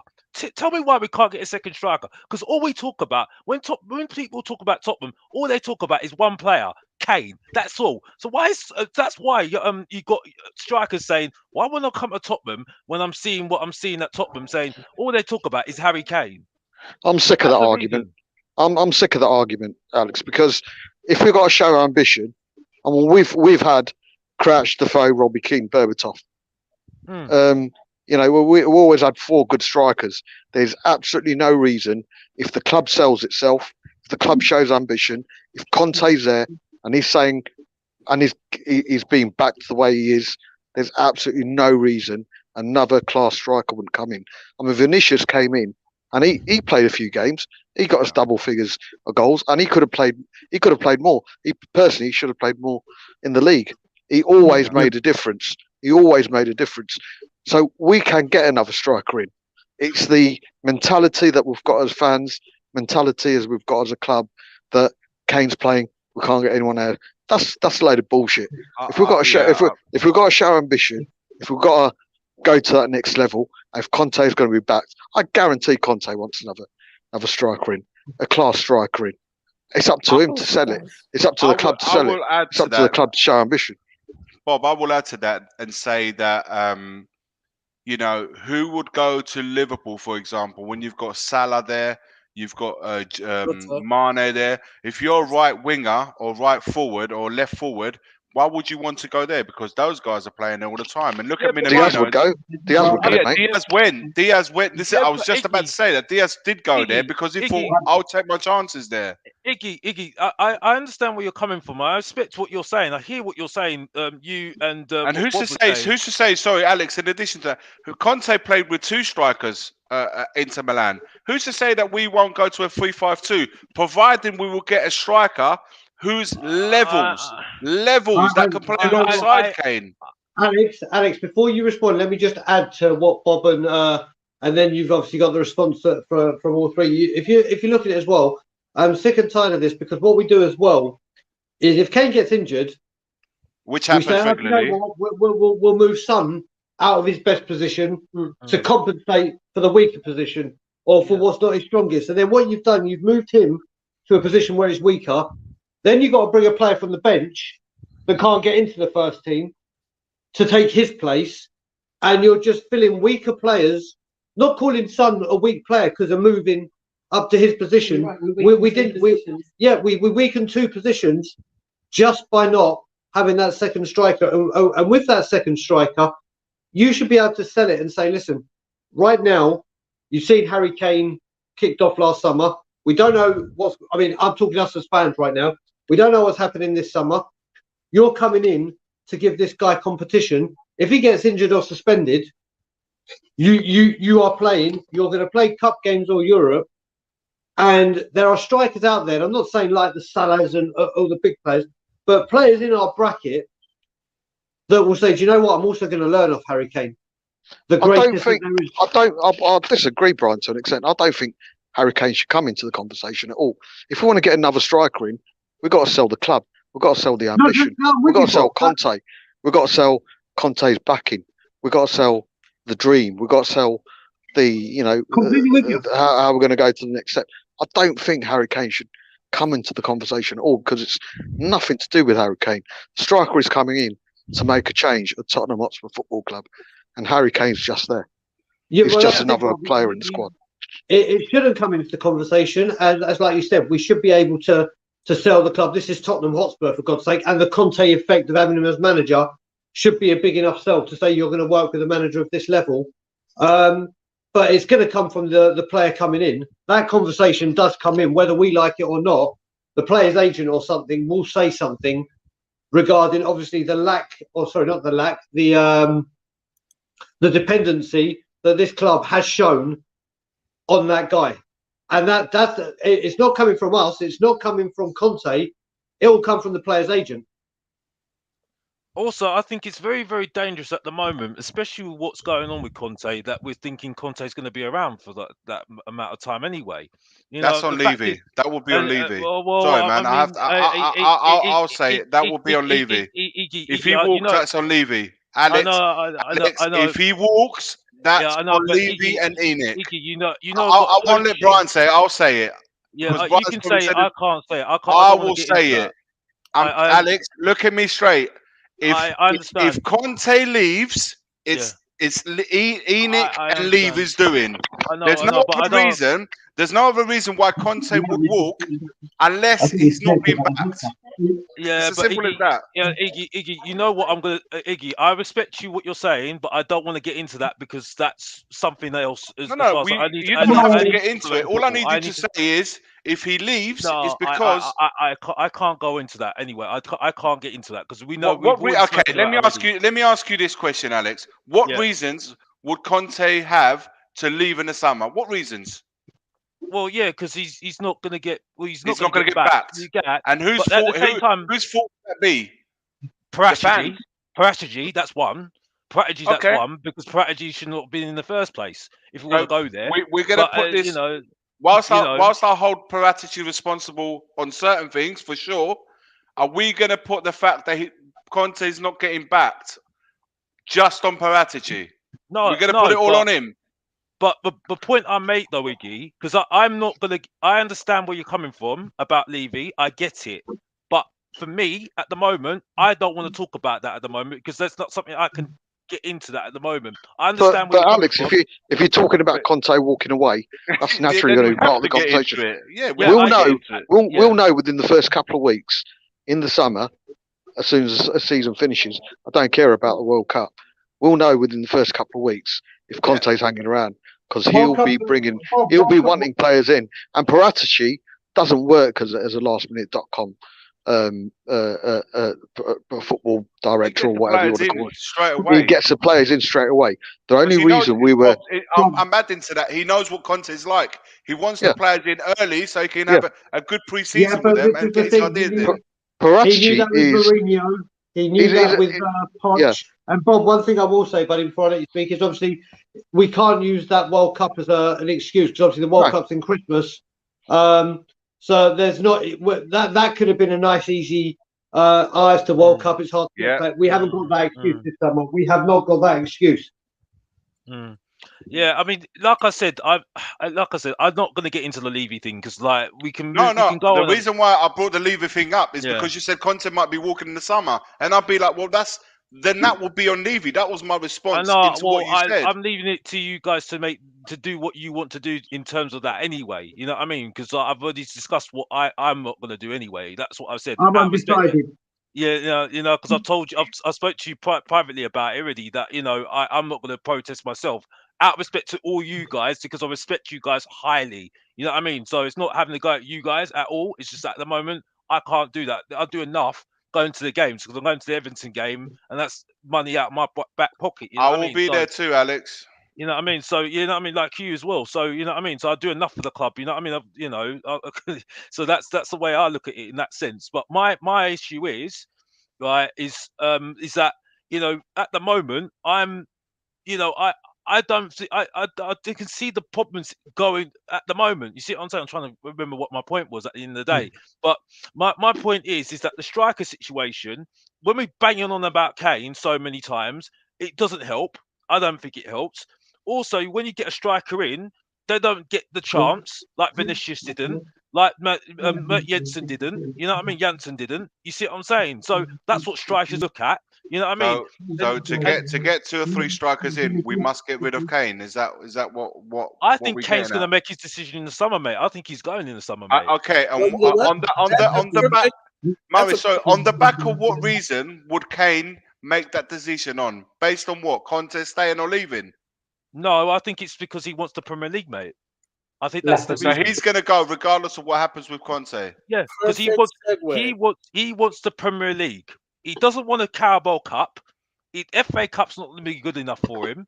Okay, he's not going to get the Champions League anytime soon. So as far as he's concerned, he wants the Premier League because at the end of the day, when you're seeing players that are lower than him getting Premier Leagues and he's a better player than them, you know what I mean? That's why I have a go at people. No problem with players with ambition. It's a perfect segue for a new segment that we have on here called BS or not BS. And you know what? I'm going to skip the first story and go on to this story. BS or not BS. Kane's long-term future cast into further doubt by the Spurs FA Cup exit. Kane would have made it clear that he would have considered winning the competition under Conte a significant step forward. We'll start with Alex. This is the story from the Standard. Dan Kilpatrick, BS or not BS? I think it's BS because, as far as I'm concerned, he wants the Premier League. Okay. He wants the Premier League. That's what he wants. Bob. Or Champions League. That's what he wants. He doesn't care about. I don't think Carabao Cup is ever going to be good enough for him. FA Cup maybe, but still, he wants. All the top players have all won at least a Premier League or Champions League, because I'm including Gerrard in that. You see what I'm saying? Because he hadn't won the Premier League with Liverpool. He didn't win the Premier League, didn't he? But he won the Champions League. So this is the thing. He wants to. He didn't go to Chelsea though. He would have won a Premier League there. Pardon? He wouldn't have gone to Chelsea. He wouldn't have got. He could have gone to Chelsea. He could have gone and would have won. He would have won the Premier League. He could have. But this is the thing. This is the thing, and this is why I have arguments with Tottenham fans for, because they say, "Oh, well, you got to respect Kane and everything else, and blah blah blah blah blah." Well, yeah, but when you rely on him so much, you know what I mean? Because when I see Kane, is that his fault though? Yeah, no, it's not his fault, but because he's outgrown the team. But the point is, when I see Kane, we need better players around him, Alex. But this is my point, because he doesn't need good. He needs players that actually contribute. He needs players that actually contribute. Yeah, contribute. That's but my contribute point means he needs better players around him. That's contribution. He can contribute though, because at the same time, right. When you've got players, and Danny, if you want to come on, brother, I'm all here for you, bro. I'm all here for you, bro. All day long, bro. All day long, bro. All day long, bro. Honestly, I love you, bro. But I'm here for you all day long, bro. Like Mr. Box Office is in the building, bro. Anyway, moving on. Like I said, like when he comes deep, bro. When he comes deep, I know we're struggling. Because no one's going forwards. You see what I'm saying? That's why I get sick and tired of players. People saying, "But how's that Kane's fault?" No, it's not his fault. I'm saying that he's outgrown the team because he's doing everything for the team, and that's the problem. We focus too much on Kane. Kane's a winner. Kane is a world class. He's one of the best strikers, if not the best striker in the world at the moment. There's absolutely no reason why we shouldn't. And we have him at Tottenham week in, and he knows that he deserves players around him that are going to take him to the next level. He's a winner. FA Cup definitely 100% would have been a big step in his eyes. I don't think it's BS at all. And I think the you got to remember, you know what he did in the summer. Totally disagree with what he did. And I think, but I totally understand. I mean, you got to remember, we were hurt by how Spurs are being run. Yeah. The hierarchy, and we're Spurs fans. This Spurs fan who's been there from boyhood is representing the club, and he's the best player at the club. It's going to hurt him double. It's going to hurt him double than what it hurts. Do you not feel that this summer, in base, like taking in mind what's been said by Dan Kilpatrick, do you not feel that Kane's situation will go hand in hand with what happens with Conte? Should you 100%. If we haven't brought in players by week 2, and Kane hasn't got an inkling that is being backed, he's going to put in transfer requests. But like someone said, who's going to buy him? Man City aren't going to buy him. Chelsea aren't going to buy him. Liverpool aren't going to buy him. And he ain't going to go abroad. So and the way he's playing, he'll still be valued over 100 million. This article, when was this released? Let's go, Brian. Brian's going to shit himself today. I am. I've everything in this conversation. I mean, first of all, Bob and I, the one time we disagreed on anything Tottenham related was this summer. I was adamant that Harry Kane was going to leave. Yeah. Not that I wanted him to leave. I thought he was going to leave. But what people, this Dan Kilpatrick, this is. I'm in total agreement with Bob here. This is completely. This is not bullshit. But what people are forgetting, and what you have to remember, if Harry Kane has a good end to the season, and he is within touching distance of Jimmy Greaves' record, I don't care who comes in for him. He ain't going. He's going to stay and get that record. It does not matter because you know how long that record has stood for. Jimmy Greaves will go down as Tottenham as an immortal. He will go down, and I always use Brett the Hitman Hart, the best there is, the best there was, the best there ever will be. There is no one debatable that will come, and I'm talking about in Tottenham, not in the world, for Jimmy Greaves. I know in Jimmy Greaves, no, I'm big that man up with his record and everything, but there is no way if Jimmy Greaves' record is within touching distance. Yes, he may have to sacrifice winning the trophy he wants, the Premier League or the Champions League for 1 year, but there is no doubt whatsoever that if he gets within, I don't know how many goals he's actually away from it now, but if he can get to with 10, 15 goals of it this season, 20 maximum, not a doubt in my mind, Harry Kane stays, without a doubt. Like Iggy said on when we did the in the wall, the best ever show special, Iggy said in 10, 15 years time, we'll be appreciating Kane a hell of a lot more than what we're doing right now. For sure. Well, not even 10, 15 years, Iggs. Within the next 5, 10 years. As soon as he goes. He retires or he leaves, you will know when he's gone. Yeah. But listen, what I want to say to that last article, sorry, Murray, what I want to say to that, I don't think that article was done in malintent or necessarily BS or not. It could be some truth in that. My question to this article and to Dan that wrote it would be this.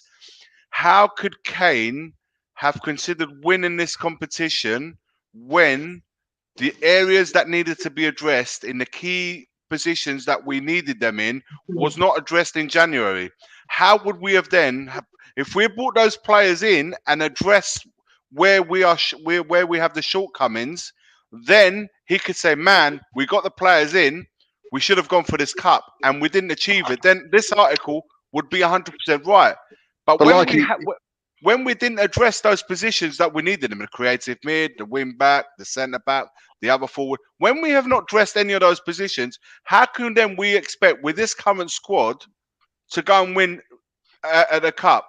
So I would say this article, whilst I think it was done in the best intention, it's BS because those positions weren't addressed. Now, in the summer, if Conte does not get back to the players that he does want and not get the players in that we requested and needed in January, they're not recognised again in the summer, then he has every right to say, you know what, I call bullshit, I'm putting a transfer request in, I'm gone. And Conte will be a big part of that decision making as well. Put the article back up, Murray. I mean, you got to remember what it says at the end. Kane had made it clear that he would have considered winning the competition under Conte. So I think he thought Conte could do something. And who's to say that this wasn't thought of prior to the Middlesbrough game, before the third round? I mean, you can see he respects Conte. Yeah. Conte walks, Kane walks. I agree with Brian with regards to the Jimmy Greaves record. Yeah. But it's going to be so hard for Kane. He's going to be so disillusioned, man. I don't think it will be hard for Kane, though. I don't Manchester think it'll be City hard will come back for him. Man City will come back. Listen. I don't think it will be. I'm just going to clap Ellie's comment. Yeah. I'm just going to clap Ellie's last comment. Ellie, I need you to capture this. Listen, I don't think it's going to be hard for Kane at all, because I think, unfortunately, because of that performance against Manchester City, they'll go back in for him, and I think he'll go. I think he'll go because, like I said, he's not going to win the Premier League with Tottenham, and he wants the Premier League, and that's it. I understand where people are saying what they're saying at the end of the day. I stick by what I said, especially on your show, Bob. I said that he needs to go because he's outgrown the team. I stick by that comment, because the fact is he has outgrown the team. I mean, I watched him yesterday. He was getting wound up. He was getting well wound up by his teammates yesterday. He was getting well wound up by his teammates yesterday. I looked at his face and he was getting wound up. At this time of moment, he is too good for Tottenham. Yeah. At this time of moment, with the team we've got, him and Son are way too good. They're way too good for Tottenham. But like I say, the summer's going to be a massive thing. And if there's no inkling that Conte's being backed and he's not bringing his own players in within the first couple of weeks, or not even that, internally, Kane will get reassurances. You know, Conte will speak to Kane. He'll speak to Lloris, the club captain, and say, "This is what we're doing. This is the players we're getting in. This is the players we target." If there's no inkling that is being backed, it's going to be hard for him to. So the guy's going to be 29, man. Yeah, The guy's I going to be 29. I don't think it's that simple though, Bob. Because the fact is, I mean, you know, you need chemistry as well, like, you know, and everything else. And I think that's going to take time. You know, I don't think it's just to get backed and stuff like that as well. You know what I mean? Because I don't think it's just about getting players in and they're going to gel straight away. You see what I'm saying? I know Conte's a fantastic coach. There's got to be that intent. If we're getting players, there's got to be intent. There's got to be that a view of, okay, at least we're doing something. At least we can try and get to the next step. Mate, if we finish 6th and we get 2 or 3 players in, there's no reason we can't finish 4th next season. It's going to be one of those. I'm still unsure about that, because I do agree with you about 6th. I've said 6th. I said 10th with Nuno. I sit by 6th because I think that's a minimum requirement. You know, especially getting Europa League, I think that's the best season for Tottenham, if I'm honest with you. But at the same time, I still look at it like this. Like, I mean, and this is what other fans are saying. You see what I'm saying? It's not. Unfortunately, we have to wake up to the fact that we are not that great. You see what I'm saying? Like I said, you know, in possession, we are awful, absolutely awful. You know, the thing that I get sick of at the moment is that they keep on talking about the 3 players that went off, and I stick by what I say. Those 3 players, right? Those 2 players that should be still here. I think Lo Celso should be still there. He would have helped. You know what I mean? Because the fact that those 3 players went, the only reason why those 3 players went, because they can't play in the 3-4-3. That's the only reason. Because it wasn't about toxicity. Yes, you could say a little bit about Ndombele, a little bit about Lo Celso, but they were not the reason for why they left Tottenham, because they can't play a 3-4-3. And that was a simple reason. Because the fact is, when you see Bentancur playing that midfield, it's exactly what Conte wants in that midfield. In that too, exactly what he wants in that midfield. You see what I'm saying? Because why has he not played the 3 yet? Why has he not played the 3? And that's the thing. It was straight away after that game against Southampton. I knew straight away, this is what he wants to do. This is what he wants to play like. That's it. Simple. You see what I'm saying? So I'm not hearing this rubbish about. When Alex, listen. I've been listening attentively to what you're saying. Whilst I understand what you're trying to get at, you got to understand that when you bring elite managers in, they come in knowing fully well.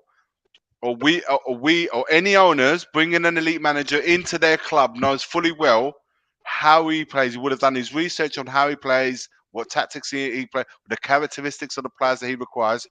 Those players that you just mentioned are clearly not part of his makeup, and they haven't been. Not just at Tottenham, they've not been.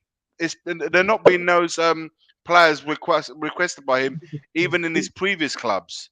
So when you're bringing someone in, you know already that there's certain players straight away you can pick out and say, you're not going to be part of his plans, because technically or you're not the player that he requests. The way you play, he's not a requirement. Secondly, he's going to look at your character, and it might not be. You know what? Some managers don't fancy certain players. It's just the way it is. That's football. It's always been like that, and it will continue to be like that. Some managers look at the players in the eyes and thinking, "You're not for me. I'll get you out of there straight away." Lo Celso, he's clearly identified something in Lo Celso, Ndombele, and Dele Alli that for these 3 right here are not my cup of tea. Whatever the reasons are, they have, whether we agree with it or not, he's identified in them something that he doesn't like, and he's got them out. Yeah, but Eggy, if you look at it from this point of view, then those 3 players score goals, create goals. Okay, at the moment, how many goals? How many goals we're talking about? Yeah, but at the moment, we're saying that we ain't got enough centre midfielders to go past the striker at least, because none of them go past the striker at the moment. Okay, don't score any goals. Don't create goals. Yes, Højbjerg does create a little bit, but you know when you've got loads of space like against Leeds, you should be creating for Kane. You know what I mean? You should be trying to make. Don't get me started on Ndombele. Right? Don't get me started. I don't want to go back there again. I understand about Ndombele. Because I understand what you're saying about Ndombele. Ndombele. Listen, I don't want to go back there because this is a Spurs love lounge and we should be spreading love right here. And I think we should just leave it. Let's just agree to disagree on the subject. On that note, I just want to say very quickly, Bob, you're going to make someone very happy right now because a special person I've been speaking to. Kim. He's been waiting to hear you say two words to him. Bryce is in the chat. Apart from Kim. Apart from Kim, let's address that. Bryce is in the chat and has been dying to hear you say something to him. So do you want to say it? What's that? It's Bryce. Piss off, Bryce. There you go. There you go. That man is going to be extremely happy. But yeah, do you know what? I've seen this comment up for ages now, Mari, this here. And I wanted to get in and speak before Iggy did on this one, so I'm using this opportunity to do it. This one is definitely not bullshit. And the reason I know this is from Italian football, and Iggy will verify this as well. And anyone that's watched the Juventus documentary or heard Gazza when he was at Lazio, they hold the players Italian team, if they lose on a Sunday, 99% chance the managers say, get on the phone to your wife, your kids, whatever. We're going on a training camp for 3 or 4 days. You ain't going home. So the fact that Conte has mentioned this, I stand by. He is 100%. It's Brian. It's an old style method, which it's slowly trending out, even in Serie A. But it's still a method very much used. That if a team performs in a way that a manager has completely found it unacceptable, they will hold them back and they will put them in a camping trip, or like you said, in a hotel, or keep them at the lodge, and we're going to stay together until we resolve whatever issues that team is having, and we put it right in the next game. So I can believe there's truth in that, and so in this case, I'm going to go with you, Brian, and say I believe that totally. Fair enough. If it was anyone else, I wouldn't have believed it. The fact it's Conte, and because of the documentary, and the post-match, Bob, after the Burnley game, Jesus. But you couldn't as well. You're gone, Bob. Yeah, no, I was just going to say that. Poch did something similar. And it's probably that continental thing that they bring with them. But it was. If it was anyone else, if it was I don't know, Nuno, you couldn't see him doing that. I would have told him to piss off.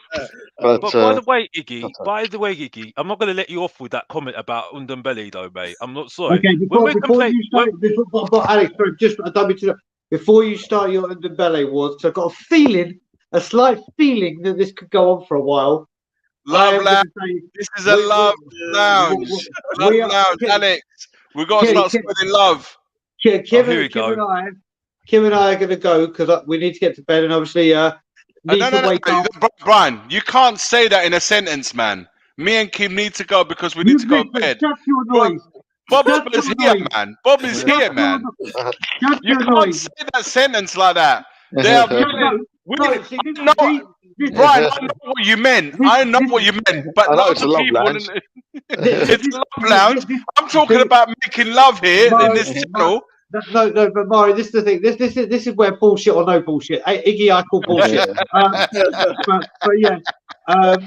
Okay, so I'll phrase it for the people that don't understand. So I'm going to bed.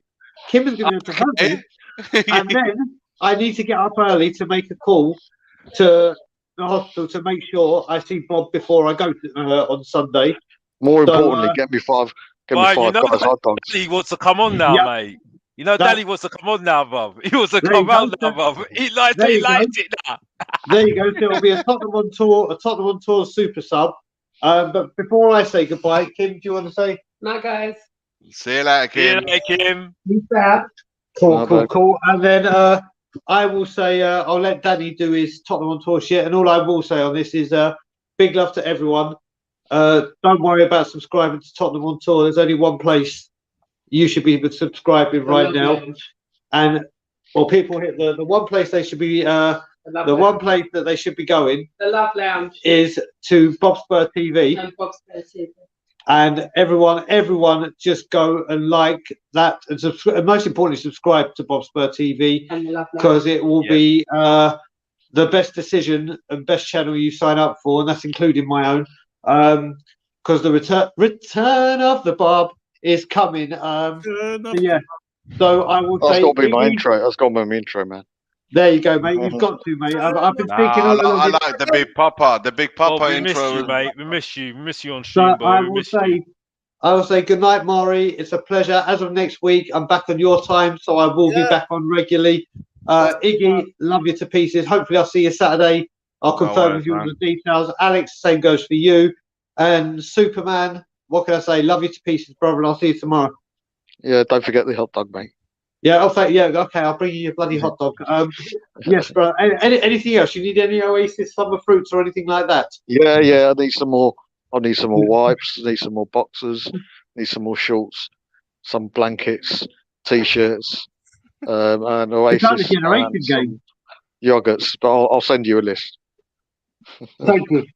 Thank you, and you'll know what I mean by that. Thank you. So yeah, I will see everyone later. Peace out. Love to you all. Everyone subscribe to Bob Spur. And as always, Levy out. Piss off, bro. Alex, is this BS or not BS? Not BS. No chart. That's not BS. It's fucking shit. I would say it is got it wrong. Not BS because I've not been impressed with him anyway. So. And we do need a new goalkeeper anyway, so that's one definitely on the list for the summer. Definitely, it's gone. It's shit. This story, this is across the soccer globe. As you know, Ancelotti's the coach of Real Madrid. This says, listen, that's BS. That's absolute BS because the fact is, Manchester United are going to get Pochettino. I'm sorry, it's quite clear, unfortunately. Whatever it is, you know what I mean? I just think Manchester United should just need to bottle up and just get him in right now because they've been banging on about it for so long now that they should just get him in. The fact that they've got a interim manager in is an absolute joke for them anyway because they're literally giving away their top 4 place. They're literally just giving it away. You know what I mean? I don't know if it's going to happen or not, but unfortunately, I've always had this feeling that Pochettino and Man United just go together. For some reason, they just go together, and it's so unfortunate. It's going to be a successful partnership. Yeah, you just see it. A lot of Man United, some Man United fans don't rate him. Do not rate him. Yeah, some Man United rate him. I mean, he's doing all right. Fans are fickle, Alex. Fans are fickle. Yeah. Well, then some of the fans don't even. I mean, I've heard somebody. I'm not going to say. He wants Ten Hag. So, you know what I mean? It's between them two, but from what I'm hearing... Ten Hag ain't moving, mate. You know what I mean? So, Money talks. Money talks. Pochettino's done it in the Premier League. In a sense, he's been in the Premier League. He knows the Premier League well. He's changed the culture of the club. He's changed the mindset of the fans. He's brought and most importantly, he will get the financial backing. Exactly. And like I say, I always look at Pochettino and Man United and think they're just happening, man. They've been flirting for a while, especially and you hear the players want him as well. Yeah, the players have gone out on record to say they want Pochettino. So yeah, I agree with you, Alex. Iggy, we'll start with you. I'm 100% sure my quality is the same as these people, Messi and Ronaldo, but I miss some chances. Okay, I believe he said that. I believe that 100% he said that. When he says, but I miss some chances, just take the sum out of it. I miss chances. It's as simple as that. Listen, I believe that he believes that. I truly believe that he does. Oh, yeah. And there's nothing wrong with having belief in your own ability, which to a certain extent he has. But he failed to, as you say, to show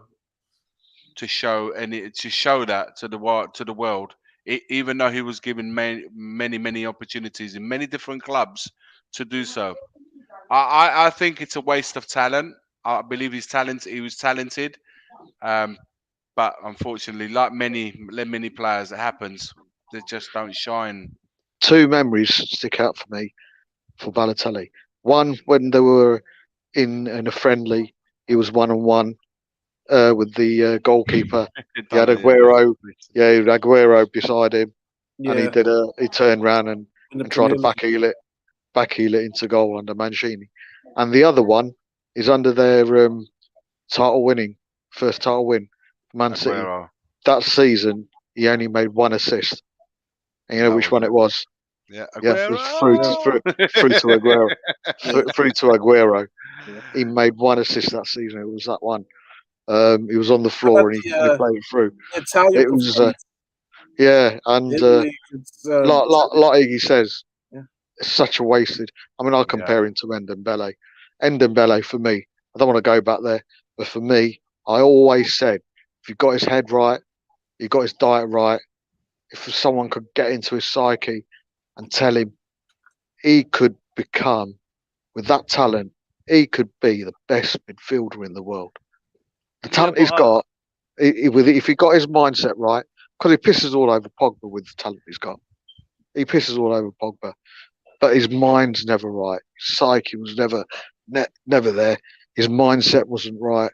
His dedication just wasn't there. And if someone could get that into him, he could, for me, be the best midfielder. I mean, he's done stuff with the football that only saw Gaza do. Yeah. Is that good? It's a shame. It just doesn't have. It doesn't have Gazza's heart. It doesn't. It doesn't. I'm sorry, and I will add Mario to this as well. He doesn't have the heart and the mindset to be disciplined. But Mario, believe me, this guy can strike a ball like no other. Like, honestly, some of the goals, if you go on when, especially when he was at Milan, some of the strikes that he scored, it's unreal. Some of the goals. There was one I saw from a standstill position. He struck that ball and he pinned it 40 yards to the top corner. I will find that video and I will send it to you guys. What about the goal he scored against Germany? Germany scored twice in that strike, you know, where he got the ball and he just struck it. Top. Listen, it was there. But unfortunately, for one of those two moments, followed a long list of mishaps. Let's just call them mishaps. He didn't turn up. I think the argument with Ndombele though is pathetic though, because the fact is we complain about Winks and Højbjerg. No. I'm sorry, Iggy. I'm gonna have this argument. Not letting that go. I am gonna go there with you because the fact is, right? I respect you, Iggy, and I respect you, Bob. But the fact is, no. I'm gonna make the point. I'm gonna make the point because I'm gonna stick with it. This is me. This is the way I go. This is the way I play it. I'm sorry. We complain about Winks, we complain about Højbjerg, we complain about Skip because they don't score goals. We've let go of Lo Celso, Ndombele, and Ali, who all score goals. Okay, so please don't tell me we're complaining about these players, but at the same time we've let go of those three players who create goals and score goals. Okay, so I'm sorry. This is the point. If we were making a point about we need to let go of players, you might as well let go. Why did he never hold a first 11 position down? Because the fact is, he came in when he was when Poch was in charge. Look what happened after that. He got sacked. That's the problem. And even Poch wasn't it Pochettino that took him off away to Burnley after 45 minutes? Yeah, but Pochettino always stated about Ndombele and said he's going to take a long time this season. It's not going to happen this season. Because he wasn't fit. He wasn't fit, and he said he never deserved a first 11 start for what he did under four managers. He never deserved to be. He never played like he was undroppable. The mindset wasn't there, mate. And that's what we're saying. We're not denying that he's a good player. I've never said that Ndombele is not a talented boy. But what good is that talent? The same as the guy that we're seeing on our screens right now. What good is that talent if you don't put it to the use of the team? Keep it to yourself. Go and play five-a-side football, but don't step on 11-a-side pitch. My context is that the fact is, if With love, Alex. I say it with love. If Poch, I'm giving you love because I'm giving you real love, mate. Let's go there. Like, okay, so I'll give you some real love here. I'm giving you some real reality here. So I'm giving you some real love here. So let's go there. Let's go. Anyway, like I said before, like, you know what I mean? Listen, Mari, you just make me laugh, mate. Honestly, you make me debates laugh, are mate. brilliant. I don't mind debates. For me, honestly, from my way, it's never personal. I never have anything personal towards Oh anybody. no, Iggy, These are just debates. It's Spurs love. It's not a problem. Oh yeah, Iggy, you know what I'm like with you anyway. You know it's all you're good. a legend. But like I said before, if Poch was still at Tottenham, okay, if Poch was still at Tottenham, you might have seen a better Ndombele. I'm kind of clutching at straws when I'm saying that. I might be clutching at straws and saying that because the fact is, you know, he was fed up. He was fed up anyway, and Lo Celso as well. You know what I mean? So this is the thing. This is the point I make. But the point I make is that we're all complaining about Winks and Højbjerg at the moment. Yeah. Okay. We let go of 3 players that score goals and create goals. Okay. Whatever we think about them, You that's keep a on fact. saying that. Ndombele got 4 goals for us, 5 goals for us. He's not a goal scorer. He create goals, barely though. got goals for us. But he does create opportunities. All right. Do you know what? Let's put okay. Ndombele to one side for now. Just Ndombele, put him to one side. Yeah. Lo Celso and then my other one I got a gripe with, Dele Alli, who down tools for me. He down tools 3 seasons ago at Spurs. Dele Alli was bad for us longer than what he was good for us. You work out a timeline. He was bad for us. He was shit for us longer than what he was good for us. That's how long we kept him. Dele was fantastic in 17 when we got him, when they did that goal against Palace that season. He was an absolute dynamite to have. From then on, for the last 3 seasons prior to him leaving for Everton, he down tools, man. No one can convince me or counter argument that conversation with me to say that he did not down tools. The guy down tools, and unfortunately, for whatever the reasons may be, whatever the reasons was, his personal reasons, I don't know. He down tools, and we never saw that Dele Alli back. We saw perhaps glimpses of it here and there, but in the whole 3 seasons, I saw nothing. He's gone to Everton, where I honestly believed, TikTok. I honestly believed going to Everton. Maybe I hoped for him, and I continue to hope, despite that he pissed me off at Spurs. I continue to hope that he would go on to resurrect his career, because that's what we're looking at now. We're looking at a guy that's so young that is looking to resurrect his career. Do I think he wants it? Do I believe he has the discipline and the attitude to want to resurrect his career? That's a question mark for me, because right now he's back to doing at Everton what he done with us on the bench. Alex, he's on the bench over there, and this is an Everton side that's on borders with relegation, on the border. He's on the bench. He doesn't get bench, in. Alex. He doesn't get in ahead of the Corey and Allen, mate. Right now. Listen, listen to me. As far as I'm concerned, okay, is that, and it's not the fact that, because I see some of the comments saying that I should get over it. Which listen, it's not about getting over it. It's a love lounge. Let's talk about. It's about get over it. No, I'm not going to get over it. It's not about getting over it. It's just making a point. Getting under it. It's about getting under it. Not over again. This is what. That was a good one. That was a good one. I gotta give it to you. If you don't like getting over it, let's get under it. I mean, that's just in context anyway. But what I say is that at the moment, okay, is that we haven't got any goals going from that midfield. Okay, I understand that, Iggy. But you haven't got any goals going in that midfield. Any goals coming from that midfield? Ali would score those goals. I would say the problem with Ali is he never had his own position. I mean, for me, from what I'm understanding, his position was number 8. It wasn't a striker.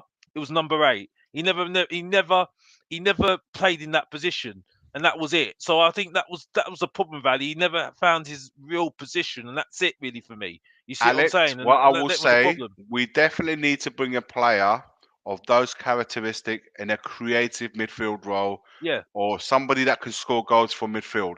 100% agree with that. Whether that identikit fits on those players that you're mentioning, for me, it's I don't think they were the right players for what this Tottenham side need right now.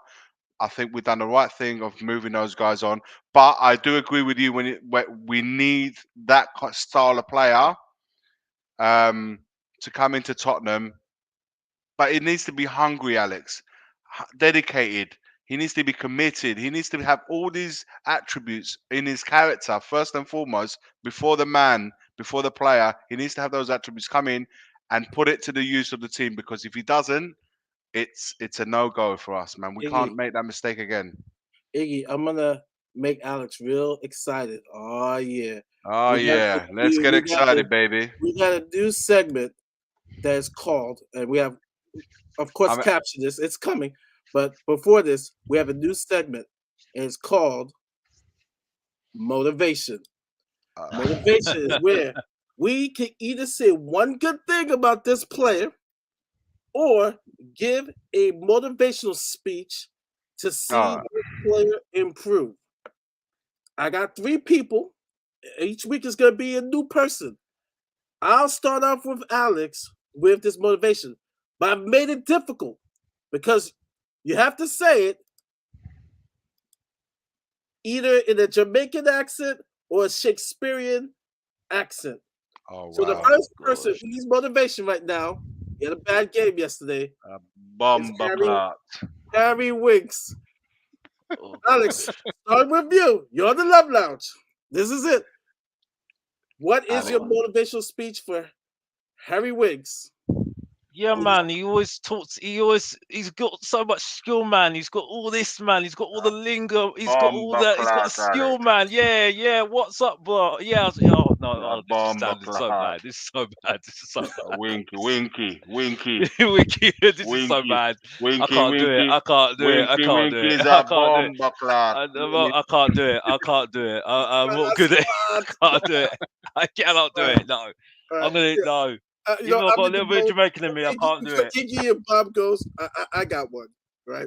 I was supposed to say one nice thing, but I got speech for tell the man them, Murray. I do apologize to any Jamaicans out there. I do apologize. I'm sorry. Tell the man them, Murray. Tell the man them. All right, I'm ready. You're Harry Winks, man. You play like a dumb rascal, man, with those passes, man. You need to be not afraid, man. You need to go into the hole, man. You need to go pass the ball. You need to shoot the ball, score goals, man. Come on, man. Don't act like a rascal. Yeah. Clot. Boy, you need to play good, find that confidence. Big dick energy, man. Big dick energy. Oh, where Harry Winks? Oh, Winks, where art thou? You pass forward, and thou not pass backwards. Thou pass forward to Harry Winks, to Harry Kane for a goal. Thou shalt pass a ball to Sonny for a goal. Thou shalt bring up more assists. Oh, Harry Winks, art thou? Do not be afraid of those defenders. Find that big dick energy of yours, thou, and pass the ball to the forwards like a true midfielder should do. Art thou? That is my speech for Harry Winks. Lucas says, Wiki, where thou out, Wiki? Who wants to go next? Iggy? Listen, I can't do Shakespearean or Jamaican, so I'll do Indian. Okay. Oh, mate, I'm bringing the London. I'm bringing the Cockney in then. You bloody basket. You know what you are worth? You are worth £1 fish. That is what you are. You need to fuck off. And you need to leave the club. Don't come back. Go and sell the £1 fish. Because that is what you're worth.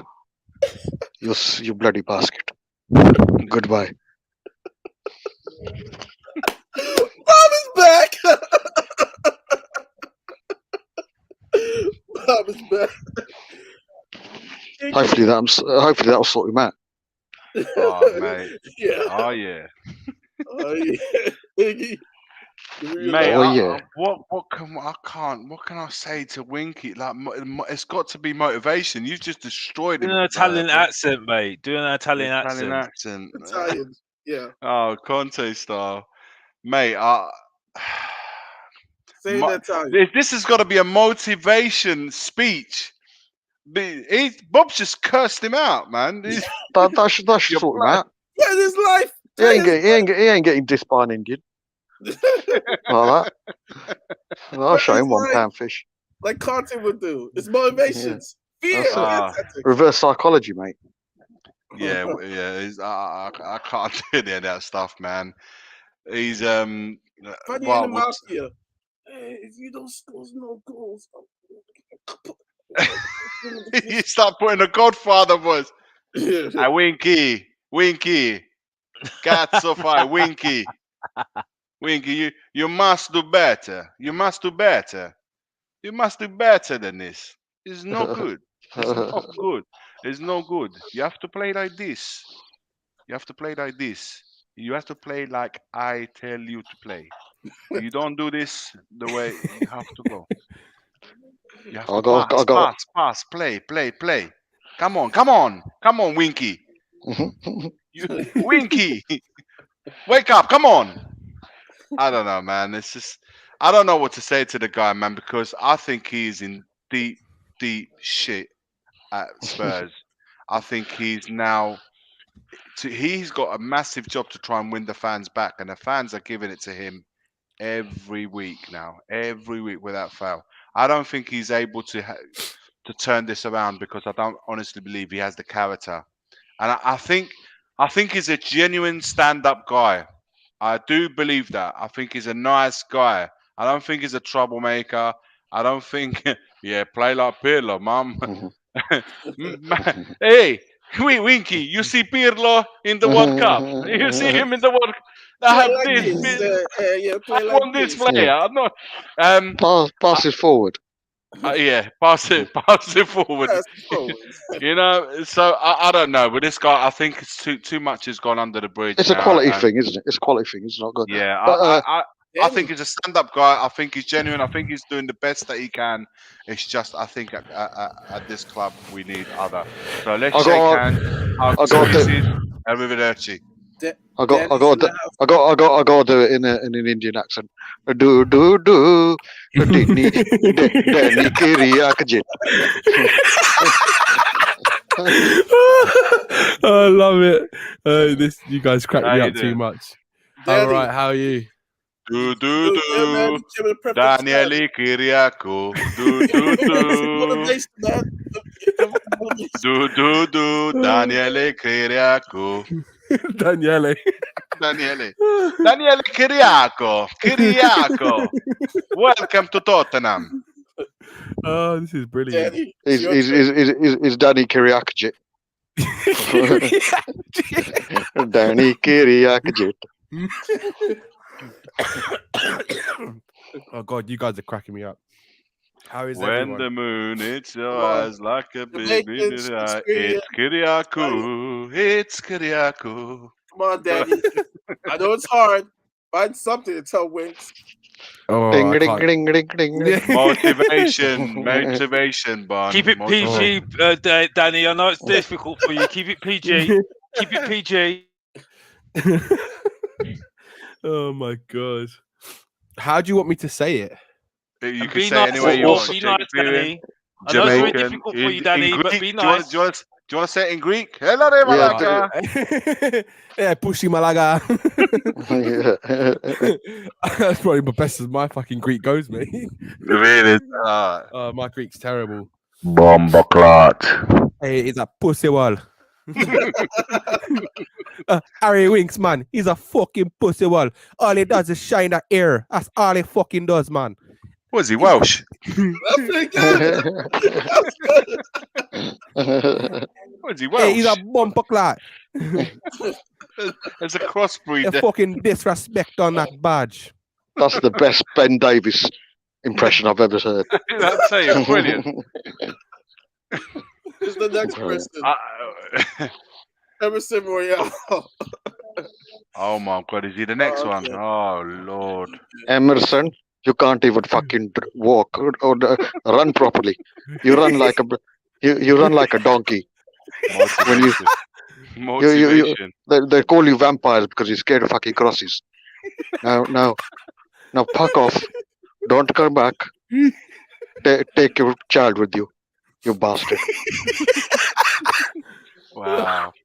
I'm gonna go. Reverse psychology, mate. Reverse psychology.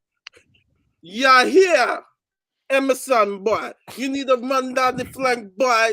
You need to go pass that ball in the box, man. Okay, man. Let me box you upside the head, all right? Pass that ball in the box, okay? Find that confidence, man. Find that big energy, man. Okay? Don't be a pussy boy, man. Don't be a rascal, man. Run back, track back, make those tackles, man. Don't be the only man in the box, man. Come on, man. Come on. Oh, Royale. Fucking hell, Murray speaks Scottish well, doesn't he? Okay. Royale. Emerson, thou shalt pass the ball efficiently in thy box of Harry Kane bosom so he can be able to score thy goal if you die box will find the confidence to put that ball into the box and even get a goal like Torino, then you can be a great player. And then in my French background, fuck you know. How many people are you gonna offend? Parlez français? Oh, j'ai pas MSN. Okay. Ou besoin pass the ball to Harry Kane? Et ça. Oh. No manage étoile. You pass the ball to Harry Kane for a goal. That's what you have to do. To cross or not to cross. You bastard. You fucking bastard. You bastard. You bastard. You.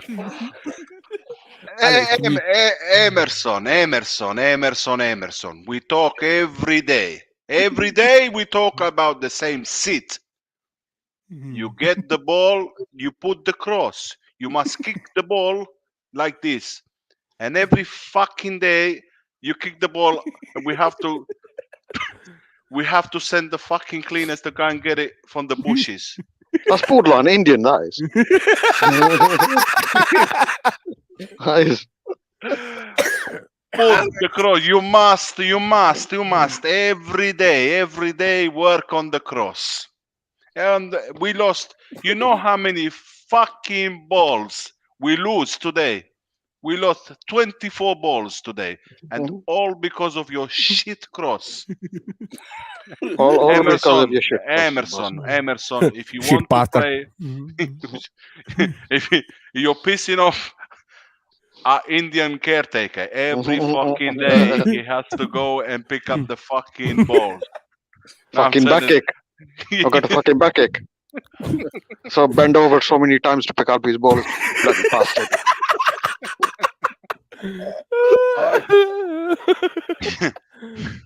Mate. I've seen his balls more than my own. Bloody bastard. I can't do a Shakespearean accent. Alex, I think you should do the one that Aaron Dubb said. What? The last comment. The Japanese. Oh, Yeah, because no idea how to do a Japanese. Alex has got Japanese in him. I ain't got Japanese in me. I don't know how to do. No, I don't want to offend people, man. I don't want to go there. Yeah. I don't want to go there. I don't even want to go there. We're so going to get striped, mate. You go. What can you tell Emerson? You see him. What can you? Put a fucking cross in. Use your instinct more. That's what I would say. Use your instinct more. No, work on them crosses. Yeah, well, that's what I'm saying. When he thinks about it, his instincts right now has not got us anywhere. No, but listen, Mark, I like you. But I think you're a good kid. You got a nice smile. You pose well with the shirt. Your smile is probably as close as we got to Alex's. But seriously, you need to fix up them crosses. Yeah, but Iggy, I think the problem is with him. When he thinks about it too much, that's when he messes up all the time. I think I someone don't made think the he point thinks about before. it at all, Alex. Well, I think the problem is that when he thinks about it too much, I think he doesn't. He gets things wrong so much, unfortunately. When he doesn't think Bryce when he is does just when he, taking it to another level. I Bryce, know. Bryce, One thing I will say. I know you're prodding me, Bryce. I know you're prodding me. You're prodding me about this, about prodding people prodding me about this being a Chelsea canvas behind me. You lot are prodding me. This is Bryce, this is too far. This is too The thing is, far. Emerson needs to get better anyway because Doherty's going to take his position in a bit. You know what I mean? He's playing better at the moment, so I like that's his pizza with a bit of motivation. He samosa. needs to get into. He needs to play better because Doherty, to be fair, should have scored yesterday. So he's been playing. He's been playing okay the last couple of games. Okay. Because I'm not going to say he's been playing really well because, if you want to talk about playing really well, he's not like what is it Walker level, isn't he? He's not like Pereira level, isn't he? He's not nowhere near. So let's get it right. He's just doing the basics right. Let's just get it right. I have seen Why people I saying have Alex seen. has got Japanese in him? Where? I have seen more shit performances. I've got no idea. I have seen more shit performances. I've seen more shit performances from Emerson than my arsehole. He is so shit.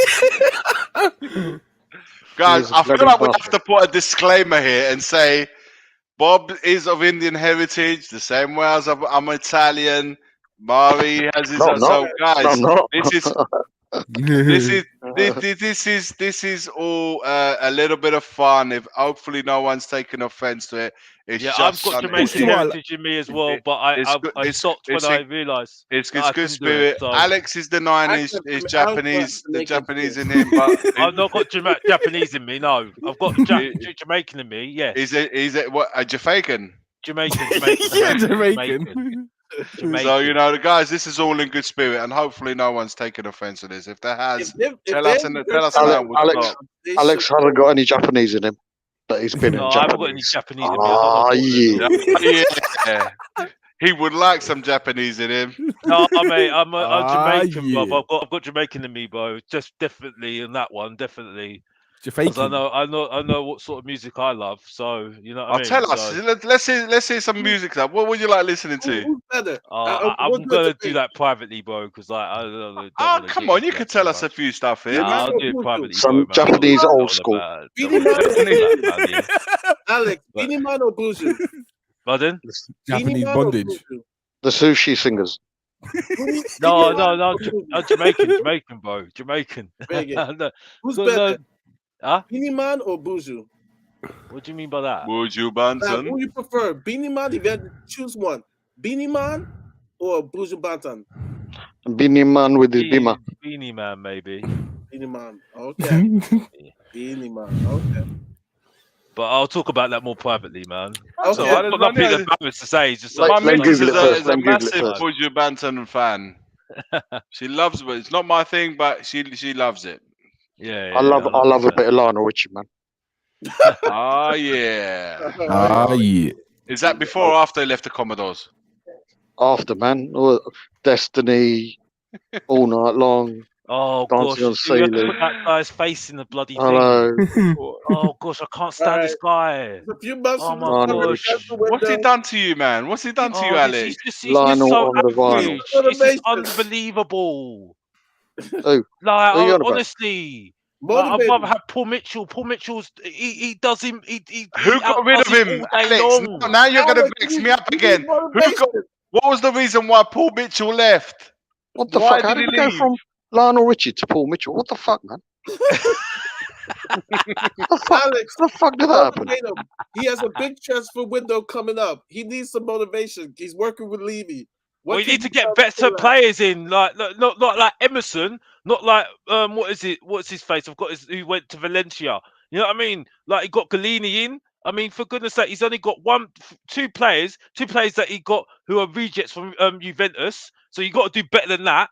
and then you get the Defender of the Year. So it wasn't that difficult to get the Defender of the Year, As he wasn't it? You know stands what I mean? there, singing for money. Da Look da at dee, that da da da, motivation right da there. da Alex is dee. telling him straight. Paratishi, Don't sugarcoat for you sound like Paratishi. You sound like Wai Matushi. You a fucking bastard. You a puppet for Daniel Levy. Fuck off, you bastard. Reverse psychology, mate. Reverse psychology. Here's the money, guys. Iggy, in Italian, talk to your fellow Italian. Motivate him.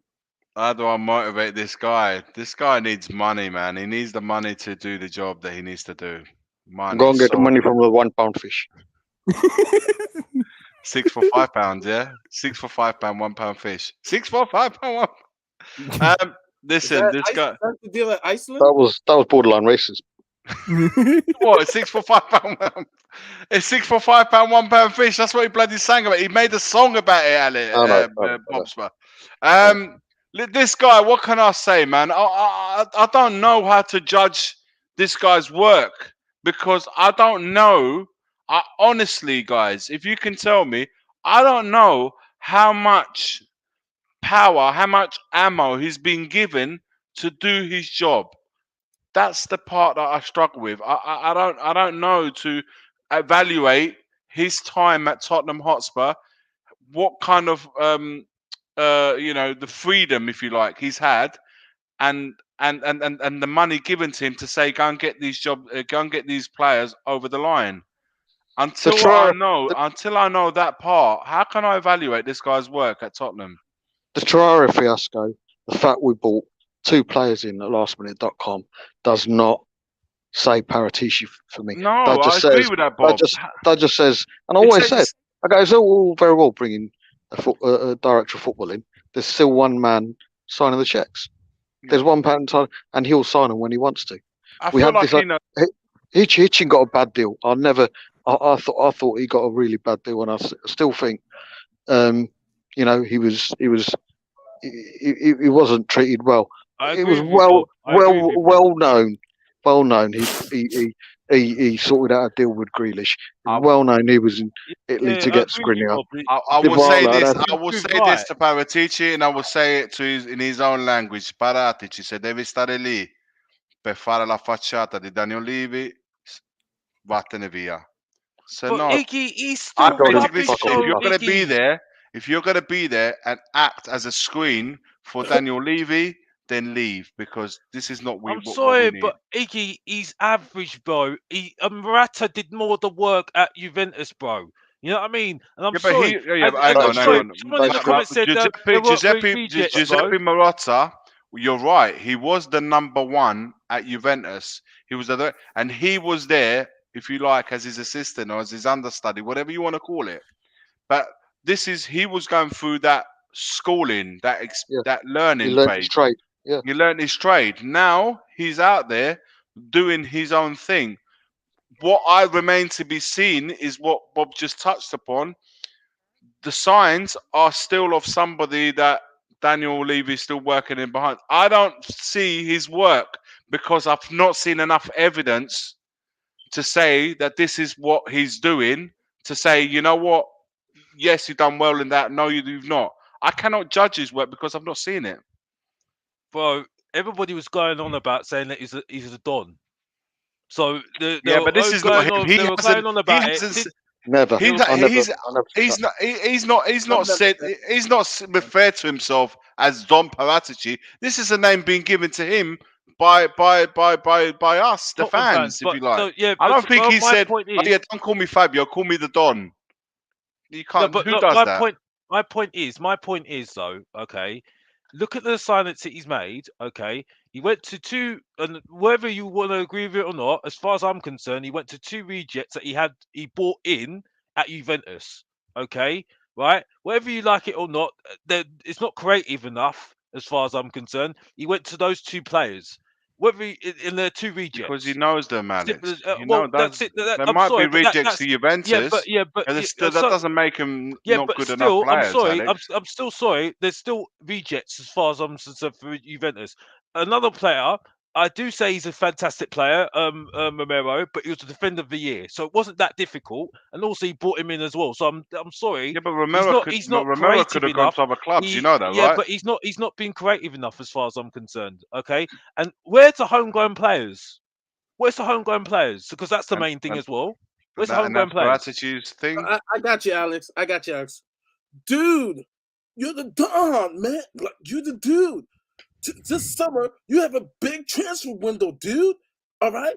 Ask Daniel Levy for some funds and get some players, dude. All right? Yeah. Go to England, go to Italy, go to Spain. Dude, go all over the world, dude, and sign some players this summer. You're on your mobile phone all the time. I think to label Bentancur and Kulusevski as Juventus rejects is tough going. Kulusevski is a 21-year-old player with very good future. He's a prospect, and he could develop to become a really good player. The signs are there, but the jury's still out. That part I agree with.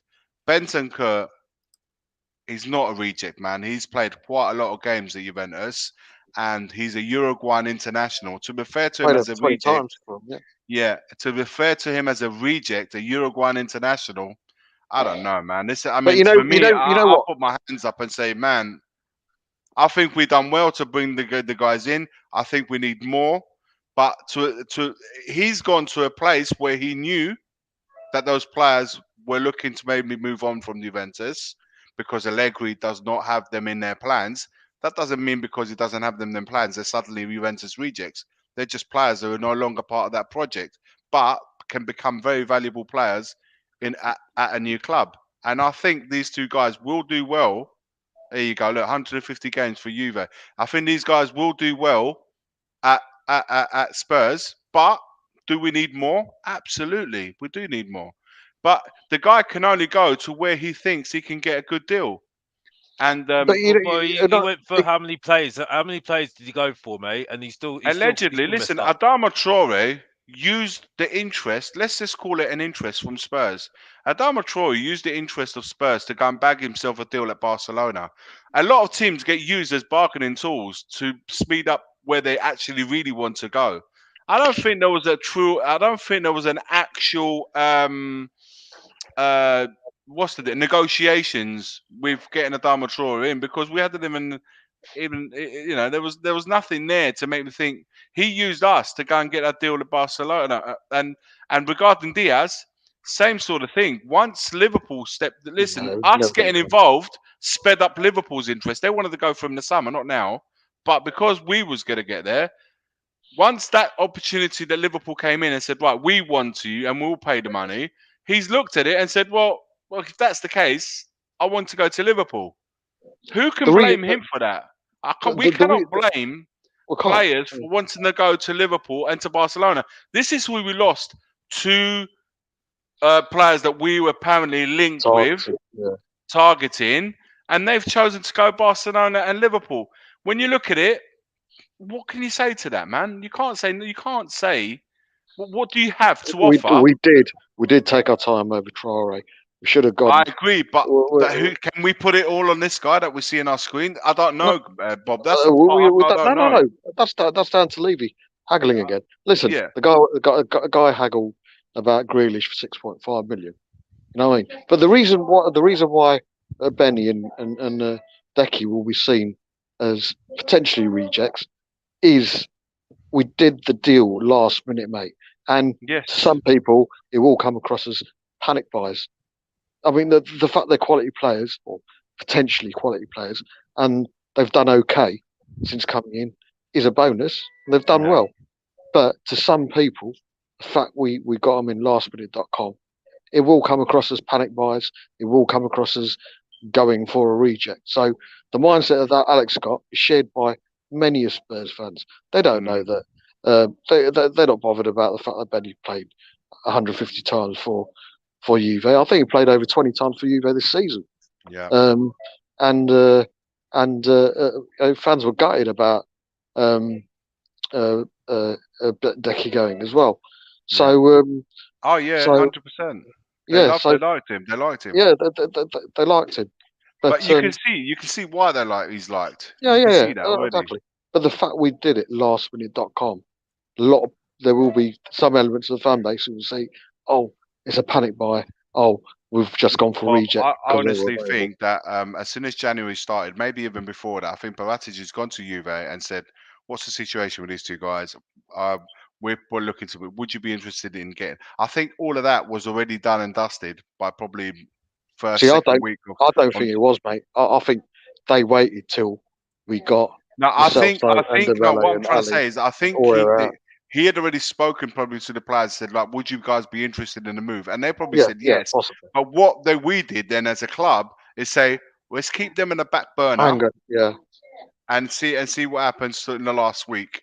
And when we obviously listen, there was a lot of heat of no players coming in. The fans started getting. You could see the fans were getting a little bit restless over it, and as the days were going, then we made that decision to get rid of the 3 players, which that kind of, even though we thought it might happen, we didn't actually realize it would happen.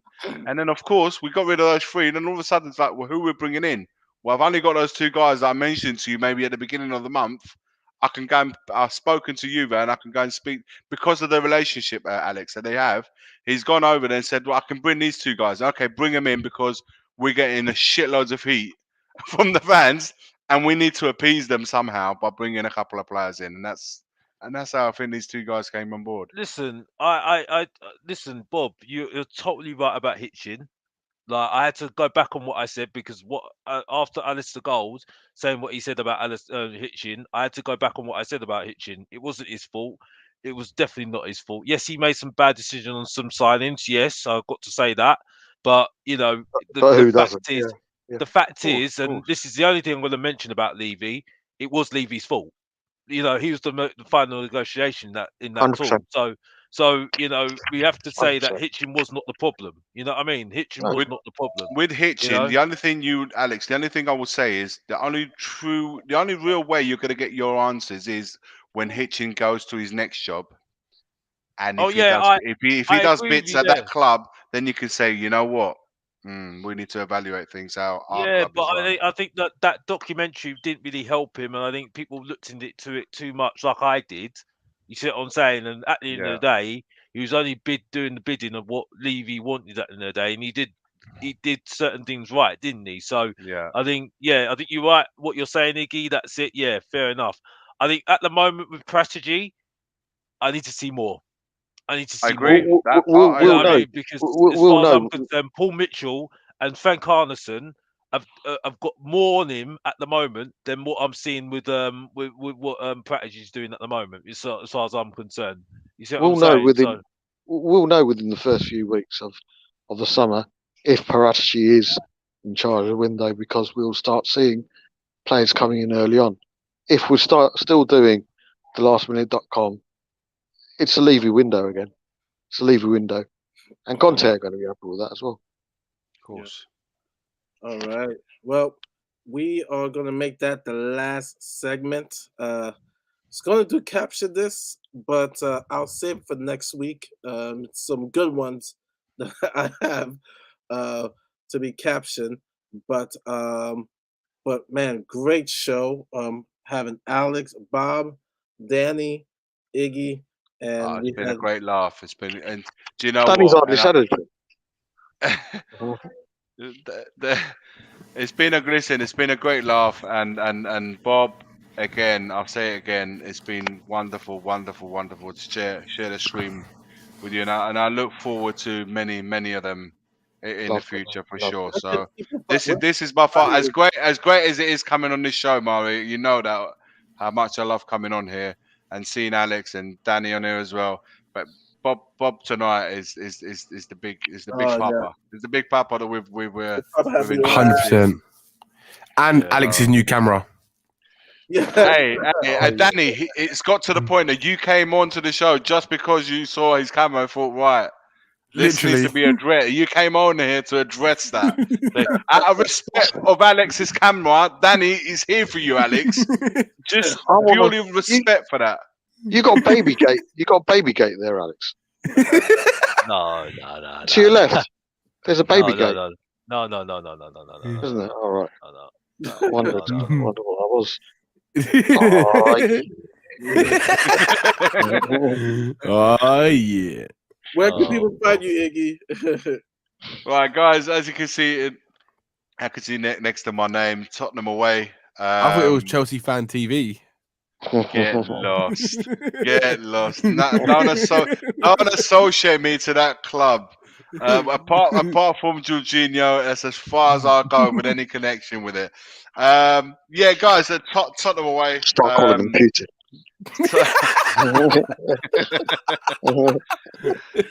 Yeah, listen, guys. There's content to come out on a daily. I spoke about it. I do the daily videos in the mornings. With Tottenham away, but there's always stuff online that we always release, and yeah, the Monday night show, Tuesday night shows. Just have a look at the Twitter page. All updates will be on there. And if you want to follow me, I'm at Iggy Prince 10 on Twitter. So, guys, jump on board. Share the stream, like the talk, like, subscribe, but not just to my channel, to the guys' channels that you see before you, and yeah, all your support. We all do our own thing, but when it comes to getting together like this, it's always for me personally, anyway. I enjoy it. I enjoy it massively. So whilst we do our own thing, it's always great when we get together as well. That has to be said. Alex, I'll see you Monday at Everton. Maybe we'll do a little video together after the game. Yeah, we'll see. You'll see. We'll Alex, see. Alex, I'm waiting for your next video, man. It's been a month. Yeah, I'm gonna be. He's just got his camera, man. Soon. Allow him. No, he had to set it up. Basically, yeah, I've been trying to do stuff where I'm showing what I'm trying to talk, what I mean, basically. So obviously, because of copyright and stuff, that's why I've not been able to do anything at the moment, because me talking, I'm not ranting anymore. I've had enough of it. Alex, so, edit the share of it. So if you've got a picture, just like put a couple of like arrows in there or blank out. Like just edit the share of it, and you'll be absolutely fine. Speak to Bob, man. Bob can definitely help you with that stuff. I'm doing it. I'm doing it anyway now, because it's one of those things where I want to show what I'm talking about, really, like Mr. Spurs does. You know what I mean? And like other people are doing at the moment. Tommy does it as well. You know what I mean? Because I think it's very important to show context now. You know what I mean? Right. And show what we actually are seeing on the pitch. You know what I mean? Especially when you go to games. You see everything. You see everything. I don't want to swear, but Bryce is tempting me, man. Sorry, boy. You put a border around your pictures, Alex. Again, that'll be absolutely fine. You put a border around it. You change the tone of it. You highlight it. You make it black and white, whatever you want. You're absolutely fine with it. You're absolutely fine. If you need a hand, mate. Thank you, Bob. Thank you. All this man, Bryce. Bum. You got that shiny hair like Harry Winks, man. Big up Mari, by the way. Big up Mari. Thank you very much. Mari, for having me on the it's always a fantastic. Yeah, honestly, I have to big you up. Cody, don't start, man. Don't start as well. It's too late. It's 12:45 a.m. here, man, and you're not killing me with these pineapples and pizzas. I just want to thank you. I'll tell this to Alex. When I first saw the streams, I saw him and Irish go on the Colin Cowherd show, and that's and Eleanor. And so I got in there, and I'm like, oh man, this is a great debate. I mean, they were going at it. So I kind of looked at you guys as rock stars. So to have Alex in the Love Lounge, it's like an honor, because I'm like, oh man. Oh, you shouldn't say that. I looked up to this guy. Like, it was like rock star. They were talking about Jose in, Jose out. It was like a bloodbath. But it was just like, wow. Let me tell you something about Alex. All right, Alex is a passionate debater. He loves debating. And delusional. And you said that. I didn't say that. I said he's a passionate debater. Don't worry, Daddy. He's the most delusional guy ever, honestly. But we're not going to go there because we get. But look, guys. Honestly, Alex is away from the cameras and that is an absolute gent. I have to say. Whenever I see him, he's smiling, we're joking. It's always a great pleasure seeing him, and I can't speak highly enough for the man. We argue. We don't always see things in the same way. I say that, Yeah, but but honestly, he's an absolute gent. So, guys, What don't are you get. what are you trying to Hey? say? He's not. What are you trying to say? He's not much of a cunt when you meet him in real life.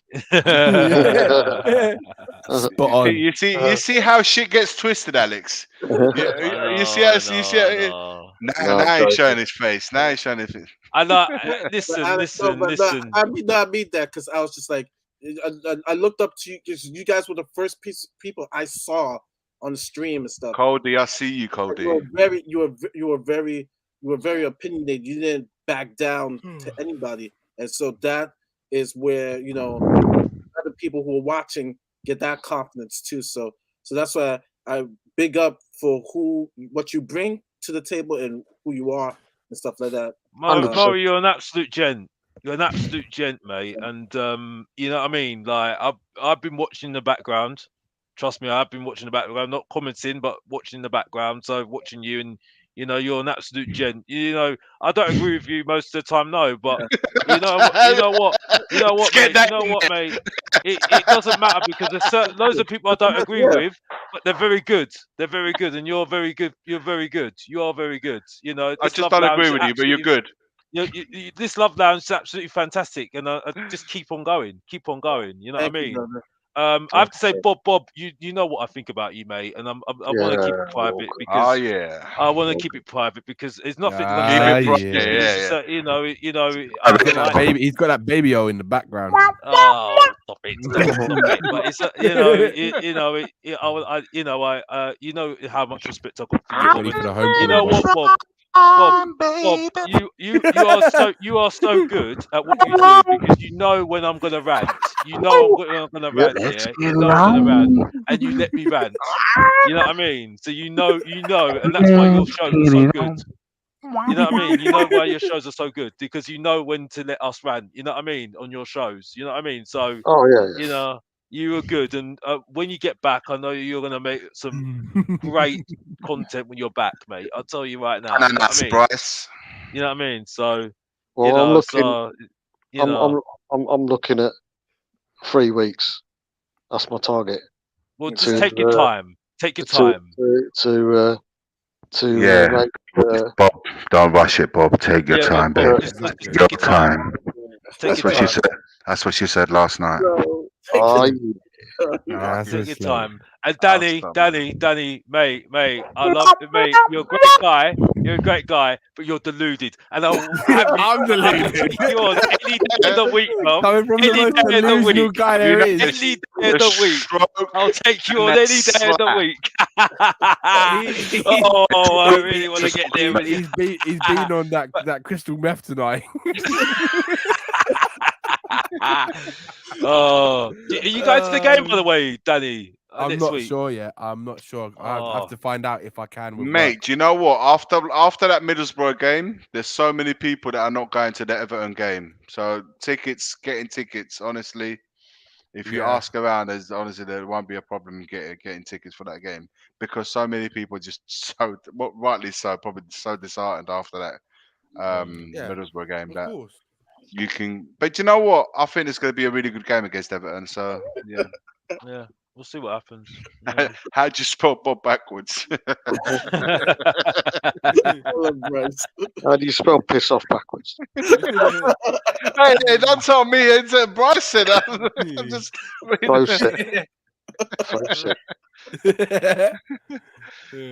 can they find you, Danny? You can find me on Tottenham on tour with all the crazy nut jobs. You can find them with Alex. Exactly, and in Alex's bedroom.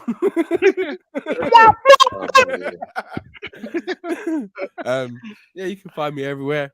But I think tonight it's more about you, Mari, and everyone else, and of course, Mr. Bob Spur himself, Big Papa.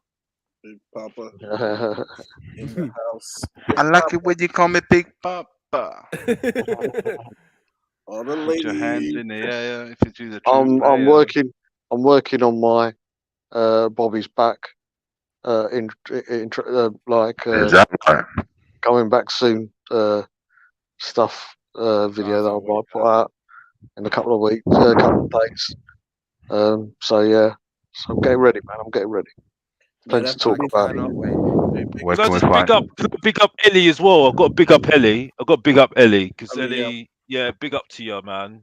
And all the Ellie, you need women to that start do telling content as people when well, you big up leave. to them as well. Big up to them all. You know what I mean? Because they're all good. They're all great. All I'm great. gonna replay the women's episode on the 8th, since it's Women's International Day. So Yeah. you guys have seen it. Ellie, big up yourself. Ellie, Kim, Eve, Ralph from Yeah, Kim. Yeah, Kim as well. Big up to her as Oh well. yeah, shit, yeah, Kim. yeah, Bob Kim. Kurt sent a request to Tottenham in regards for her game 2. Hopefully, Daniel Levy signs on.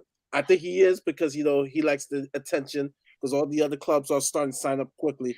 So her game 2, check it out. Great organization. So I will post that up. Oh man. I just want to also big up Bryce, because he likes pineapple on pizza. So big up Bryce. Yeah, lost, Danny. Oh yeah, to answer your question, Bob, Fawcett. Yeah, Fawcett.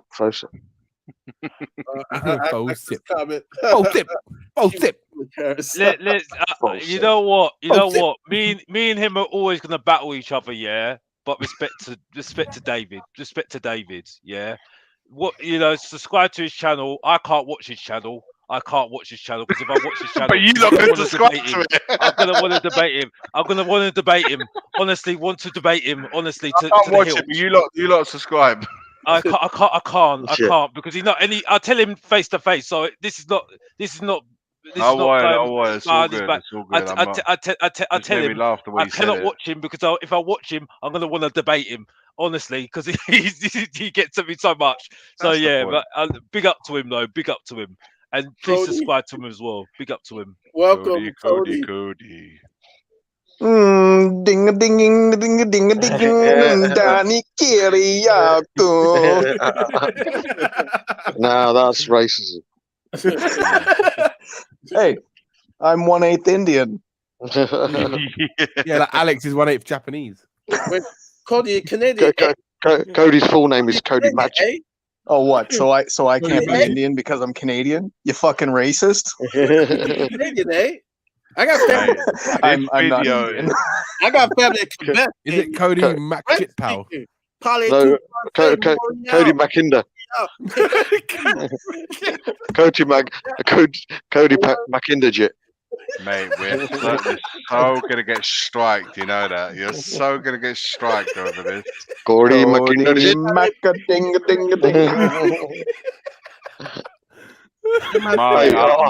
I'm so Indian. I didn't know what fucking rupees was, so I can't really fucking talk. That was so funny when it happened. Hey, listen. Think about Cody. I'm going to embarrass him now. He's partly the reason why I got to hospital when I did. I was being a proper bloke, so I was ill. I was obviously suffering from COVID. I was just being a bloke, taking paracetamols. I thought I'd be fine, but I think it was a voice note I sent you, wasn't it, Code? Just saying I'm alright or whatever. And him and Brian got on the phone to Kim straight away, saying, "Don't listen to him. He's just being a bloke. Get that fucking ambulance in." So the fact I got to hospital when I did has a lot to do with Mr. Cody McInderjit. So big up. Yeah, Cody McInderjit. I'll tell you what. If you have me on the first episode of In the Wall, we'll call it even. Okay. You'll have to show your ugly mug though. Yeah, that's the only deal. He has to show his face. There we go. Yeah, no problem. Could be a flash. Cody, you feeling better from last night? You know what? It hurt, man. I didn't really mean to keep the show going here. I was just gonna pop in for a laugh after the show, but man, I really thought we were gonna win the FA Cup this year. I did not. I'm like the ultimate pessimist, and I did not see us losing last night. Snap. Fucking sucks, man. Yep. I hear you. I think the worst part is starting to see cracks in the fan base in terms of the support for the manager. Yep.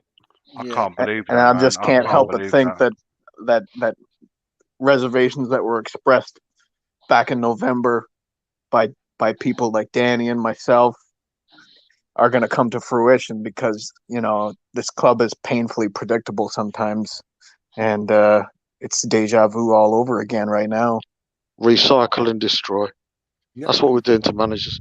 Bringing them in, we're recycling them and destroying them.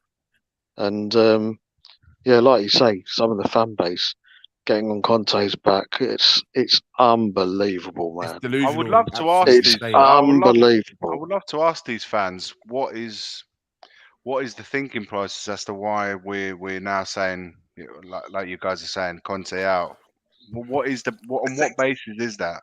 I think the most logical expression of why they think Conte might not be a good fit at the moment, because we're just so far off of the finished product that there's just not enough time between now and when Conte's contract runs out. There's not enough time for a manager with the patience, the limited patience that Conte has, the appetite for success that he has. Like he's not the kind of manager that wants to go through a rebuild. He wants to just add water and have success. You know what I mean? So I can understand that. Yeah, I agree. I was just about to say that. On that basis, I would kind of understand it. I just thought maybe they just want him out because it's what we do. But there's a bigger picture, man. Look at the bigger picture. That's what they need to do. And a lot of the fan base fails to do that. The thing is, fool's gold, because I think the City game, the Leeds game, and they think that's the real Tottenham. And we just play teams that play that type of style. We still are work. We have a lot of work. We're not a very good team. And yes, there's other teams that are struggling around us, but to be honest, we're not a good team. And I think the fan base got gassed up, hyped up, thinking, okay, the 3-2 Man City game, we're supposed to get top 4. Well, we didn't do enough in January. We didn't do enough to legitimize ourselves to getting top 4. Mari, I said this already. I said that unbeaten run, everyone was going on about it so much. And I went to every single home game and I said to everybody, I said, Liverpool was our best performance. We played well. We didn't play well against Leicester. We played well in the last 10 minutes because Bergwijn came on. Right? I disagree. I thought we played well against Leicester. They went ahead. They went ahead against the run of play, Alex. Oh yeah, I understand where you're coming from. I think in the end, overall, luckily how we did it. But I think that particular game, as a whole, we played well. We deserve to win that game. To disagree on that one. I agree to disagree on that one. Okay, I agree to disagree on that one because I think the Leicester performance probably one of our best performances this season. I know. I agree to disagree on that one. I'm sorry. I watched the whole game back. I think Alex, with that game, you have to look at the whole game as a whole, right? If we lost that game, we did not deserve to lose that game. Simple as that. We had so much more of the ball, so much more chances in that game. But it's just against, like Iggy said, against the run of play, we had two slip-ups, and we conceded 2 goals, right? And if we did lose that game, it would have felt like such a hard done-by game because we didn't deserve to lose it. We deserved to win it. When we did win it in the way we did, yes, we were lucky to win it in the way we did. But overall, as a general rule of play for the whole game, we deserve to win the match. I think there's other matches that you can pick as an example, and there's been quite a few that you can say, do you know what? We didn't deserve anything out of that game. There's many matches like that. The Southampton game, the Wolves, Watford game, the Watford game, perhaps. I have to agree to disagree on that one because, like I said before, I watched the whole game back. As far as I'm concerned, I don't think we're actually that great. I think the last 10 minutes is when we really got going, and that was when Bergwijn came on. As far as I'm concerned, and that's why we got those late goals. And it's also because of what Leicester was saying, because Leicester always kept on saying is that they don't like when Rodgers plays the 5 at the back. They always seem to concede. Well, that's exactly what happened. You see what I'm saying? So, like, I understand about Manchester City. That was a very good result, but we only had 27% possession. This is what I come to the conclusion, and then again, you can disagree. You will anyway, but you can disagree all. In the last 4 games, when a team allows us to play, or they play in like Man City have all the characteristics to allow us to play the game that we want against That's them. why we'll always beat them. Yeah. That's why we beat them. We then went up to Burnley. Burnley were a lot more compact. They didn't allow that freedom as much. They were very compact, very disciplined, and also they like a little bit like Middlesbrough did. They bring the shithousery into it. They bring all the things, the pressing, the following to the man to the T everywhere around the pitch. Like Harry Kane was getting followed everywhere yesterday. They bring that stuff against those sort of sides, which is what Burnley and Middlesbrough are. We come unstuck against teams like Man City, who we already have the bogey team against them. Against that sort of team who allow you the freedom, who all they had to do, Man City, is actually get someone to block Kane in that game, and they probably would have gone on. But Pep was so arrogant to keep seeing that the first half, and he kept that going in the second half without ever addressing tactically anything that Tottenham were doing, and he paid the price for that. We went into Leeds. Marcelo Bielsa ultimately cost him his job because he persisted in with the high line, persisting with going with the one-on-ones, persisting with all the things that have gotten him to trouble. Didn't rectify that. Played against Spurs in exactly the same way, which got him into that trouble. Ultimately, cost him the sack. Against teams in those situations, Spurs can do well against. Everton, perhaps. The true evaluation of this club is basically the Chelsea game. And I know some of the people will they're levels above us. I was there for that one. There were levels.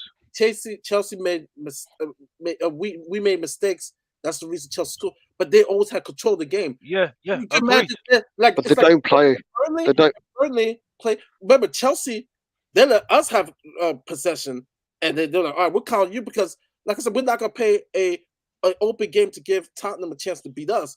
So it's Chelsea is like the 10 times version better of Burnley in a way because of the quality of plays that they have. But so they had the control of the game. Alex, we was there that night. Yeah. We saw them play. They had the control of the midfield. But what they had is not only the players on the pitch but also the players coming off the bench were just on a ridiculous level. Those guys on the bench would walk into our team.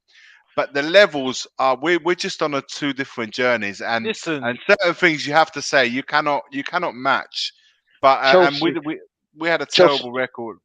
The damage had been done in the first game. Sorry. Chelsea don't play the high line, mate.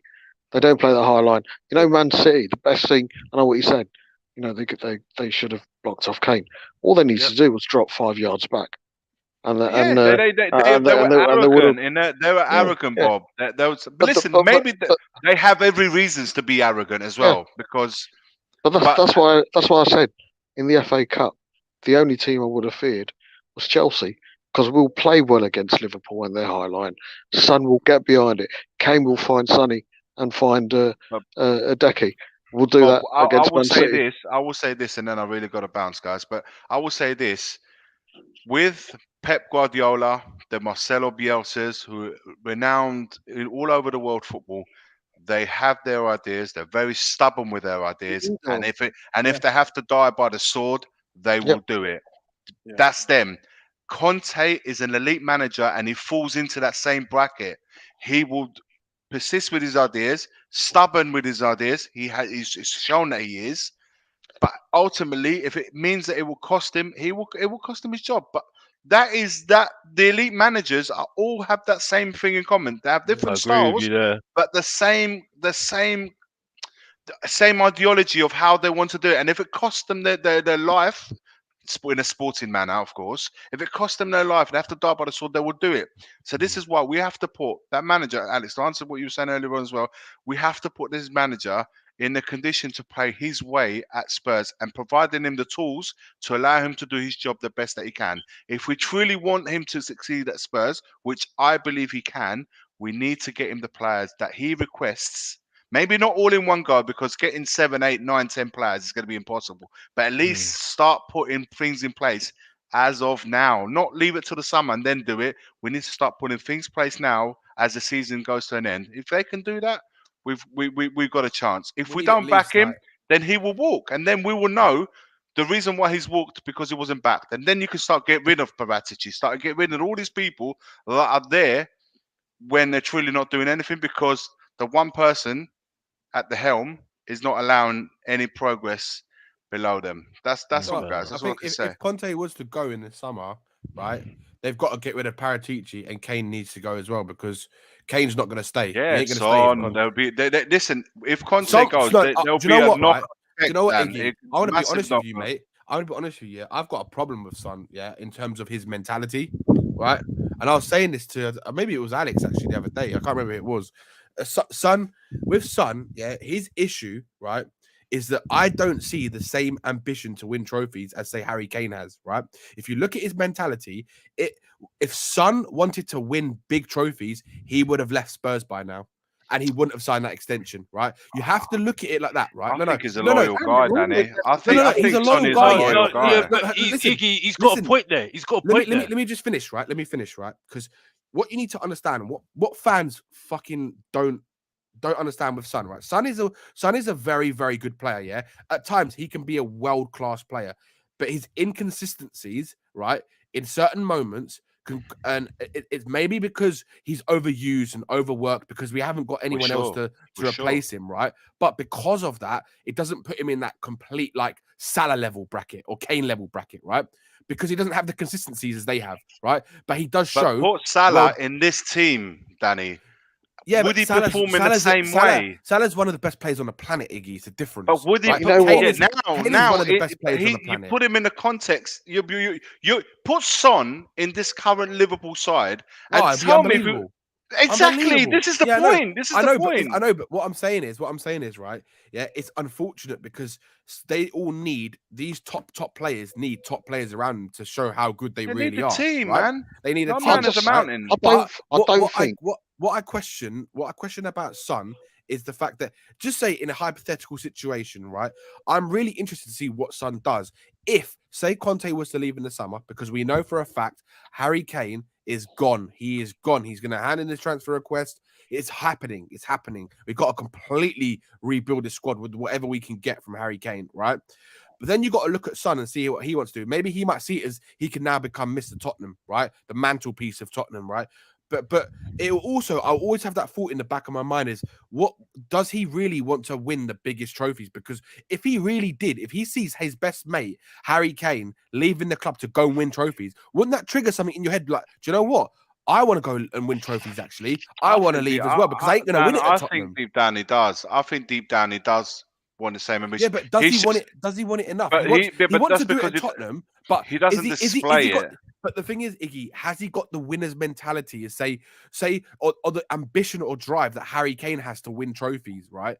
I don't think he's got that same. Maybe drive he goes that about Harry Kane Dan. has. Dan, I think he goes about it differently to Kane does. I think you got to think there's a lot of cultural differences in the way their demeanor, the way they behave, and I think Son is that guy that maybe doesn't display it and manifest it in he's very loyal. You've got to think he came, of course, he's loyal at a young age, and I think he's thankful for being there. But I think he still has that ambition to go on to do well. He just does his business maybe better behind closed doors. He doesn't display it in a way that maybe I still would question his ambition, because I mean, look, I love Son. I absolutely love him. I think it's right to question anything, Dan. I think you're absolutely right. We're questioning Paratici, we're questioning Son's ambition. You're absolutely right, because we don't have the answer. So when you don't have the answer, you have to keep questioning it until you know. You know what? Yeah, all you have to do is look at some of the players in the teams that win trophies and look at how they speak and look at how the Tottenham players speak. The only player I've ever seen who speaks like those players at the top clubs with that mentality to want to fucking win trophies is Harry Kane. Maybe Hugo Lloris, right?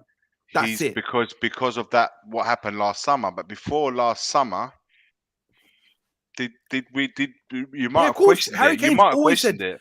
Harry Kane's always said he wants to win the biggest trophies. He's always said it. He's always said he wants to win the Premier League. Yeah, but doesn't mean he's been saying it for years, Iggy. He may be more outspoken than somebody else. I've never heard Son say I want to win the Premier League. Yeah, I've never heard Lloris say I want to win the Premier League. I've never heard Højbjerg say I want to win the Premier League. It's a difference of what pushes you, right, to go for the biggest things. Now, if you don't have that drive and that ambition to go and win the biggest things, you're never going to win it. You're never going to. And that's what I question and that's what Conte is saying about the players' mentalities, because these players are fucking dog shit, right? And the way they play, and they play with no heart and no passion, right? And you can see it by the way we play, right? But you have to look at their mentality, right? Because if none of these players come out and say, I want to win the Premier League, I want to win this, to me, that tells me that they don't have that ambition. If they say, oh yeah, let's go and try and win a trophy, what the fuck does that mean? We need to bring the players that do have that ambition. And who sets that tone? Like I just think mentality who sets that tone?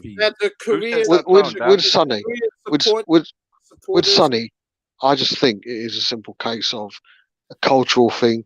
Loyalty is bigger than ambition. Yeah, and I think he loves it. I think he loves it at Spurs. He does. And I do think we don't appreciate him sometimes. He's on the verge of breaking a record of having consecutive seasons of double figures in goals and double figures in assists for, I think it's like 5 consecutive seasons, and no one's ever done that. And he's on the verge of doing that. He's a class player. I think he's world class. Down that left hand. That's why with Kane going, if Kane gets injured, last person I want up front is Sonny, because I think he's one of the best left wingers, left-sided attackers in the world. I really do. Listen, I think they have. I think they're both getting a rough ride, man. I think both Son and Kane shouldn't be the ones that you should be looking at. We should be getting a team around them, or I'm not around them because obviously the age factor. Like someone said, Kane is approaching his 30s now, but we need to up the ante and the quality of the squad to make sure that we can push on. But like I said, man, ultimately in any company, in any business, in any hierarchy, whatever you go, the tone is set by the owners, man. Without that, and until that happens, we won't see that change, man. So I genuinely think the biggest signing. Sorry, go on, Murray. Supporters, they love. I mean, of course, it's one of their own. They love him. But apparently, that the dad also they love him, but they want to see him win trophies. It may change. That he may want to leave because I forgot where I heard it from, but it said that the community, the Asian community is now like, all right, Sonny's our star. We want to start seeing him play in a club that's winning trophies, because that's the only thing that's missing. And so he may change because he's very loyal, but to the point when you hit 30, like, and his dad, I heard the rumors, like his dad was like kind of like, we need to win trophy because he's so huge, and for him it's like, all right, he's a great star, but no trophies, But I think I'm gonna have to. I need to take my meds. So I need Guys, to. I've got to shoot. I literally got to wake up in 3 hours, so I've got to. Oh, wicked. Shoot. Yeah, I left 4 a.m. I woke up 4 a.m. for my work, man. So I'll be up in 3 hours. But guys, carry on by all means, to stretch and like always, man. Bob's been great hanging out with you, and guys, Cody, man, always a pleasure, man. Take care, and we'll speak soon. All right, Mario, thanks for having me on here, man. Take care, guys. Have a good evening, or good night. All right. Oh, good day, wherever you are. Good night. Pineapple pizza. Yeah, thanks for having me on. Thanks for having me on, Mari. Absolutely wicked, mate. Been a long time since I've been on Love Lounge. Absolutely loved it. Alex, great to see that smile. And Danny Kiriakou. do. Ding, ding, ding, ding. Yeah, wicked. I love you, Bob. And Cody, man. Lifesaver, literally. So wicked. So I'll be back soon.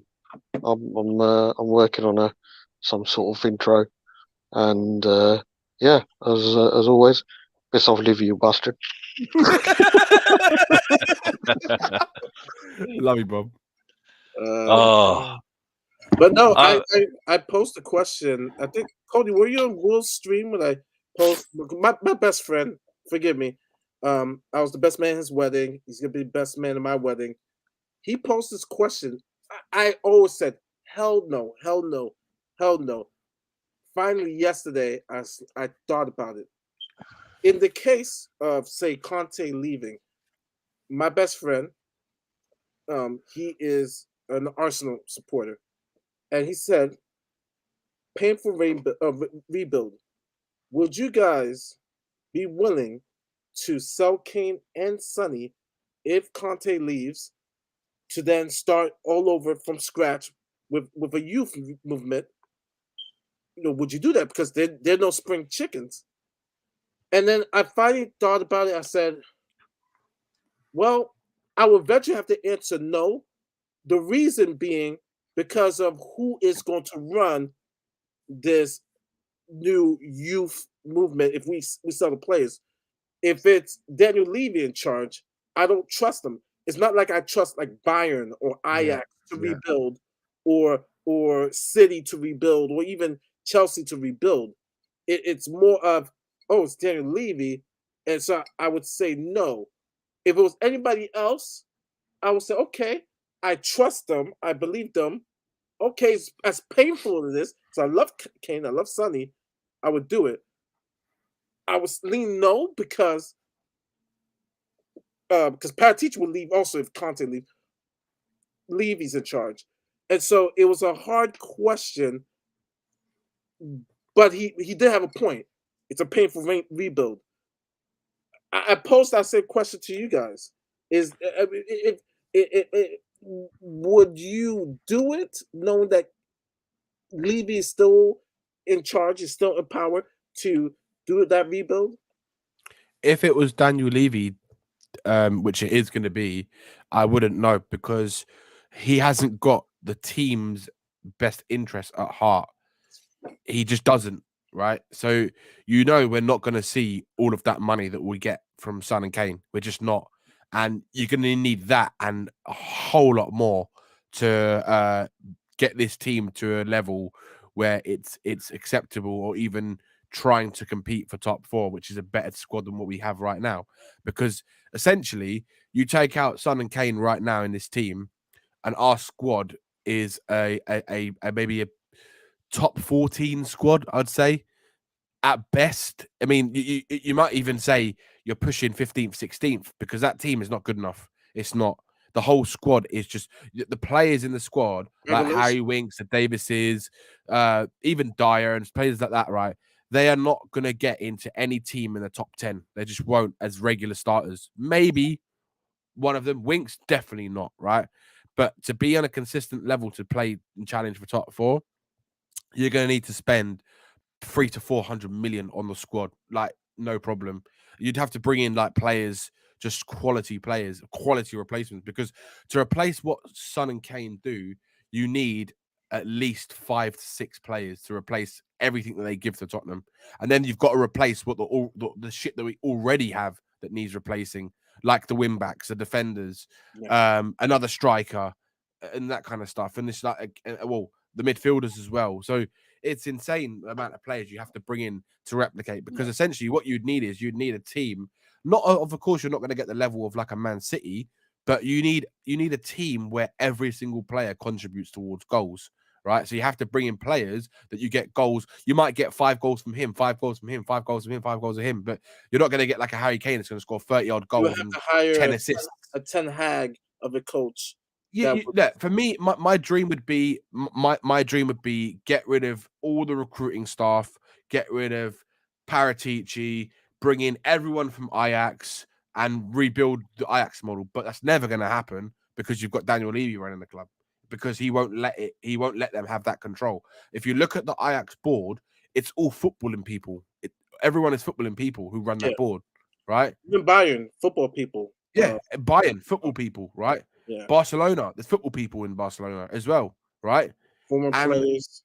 Yeah, it's ex-players, ex-legends, and that kind of shit. And it's because they know the game, they know players, they know exactly what it takes to build something, to win something, because they've all won things as well.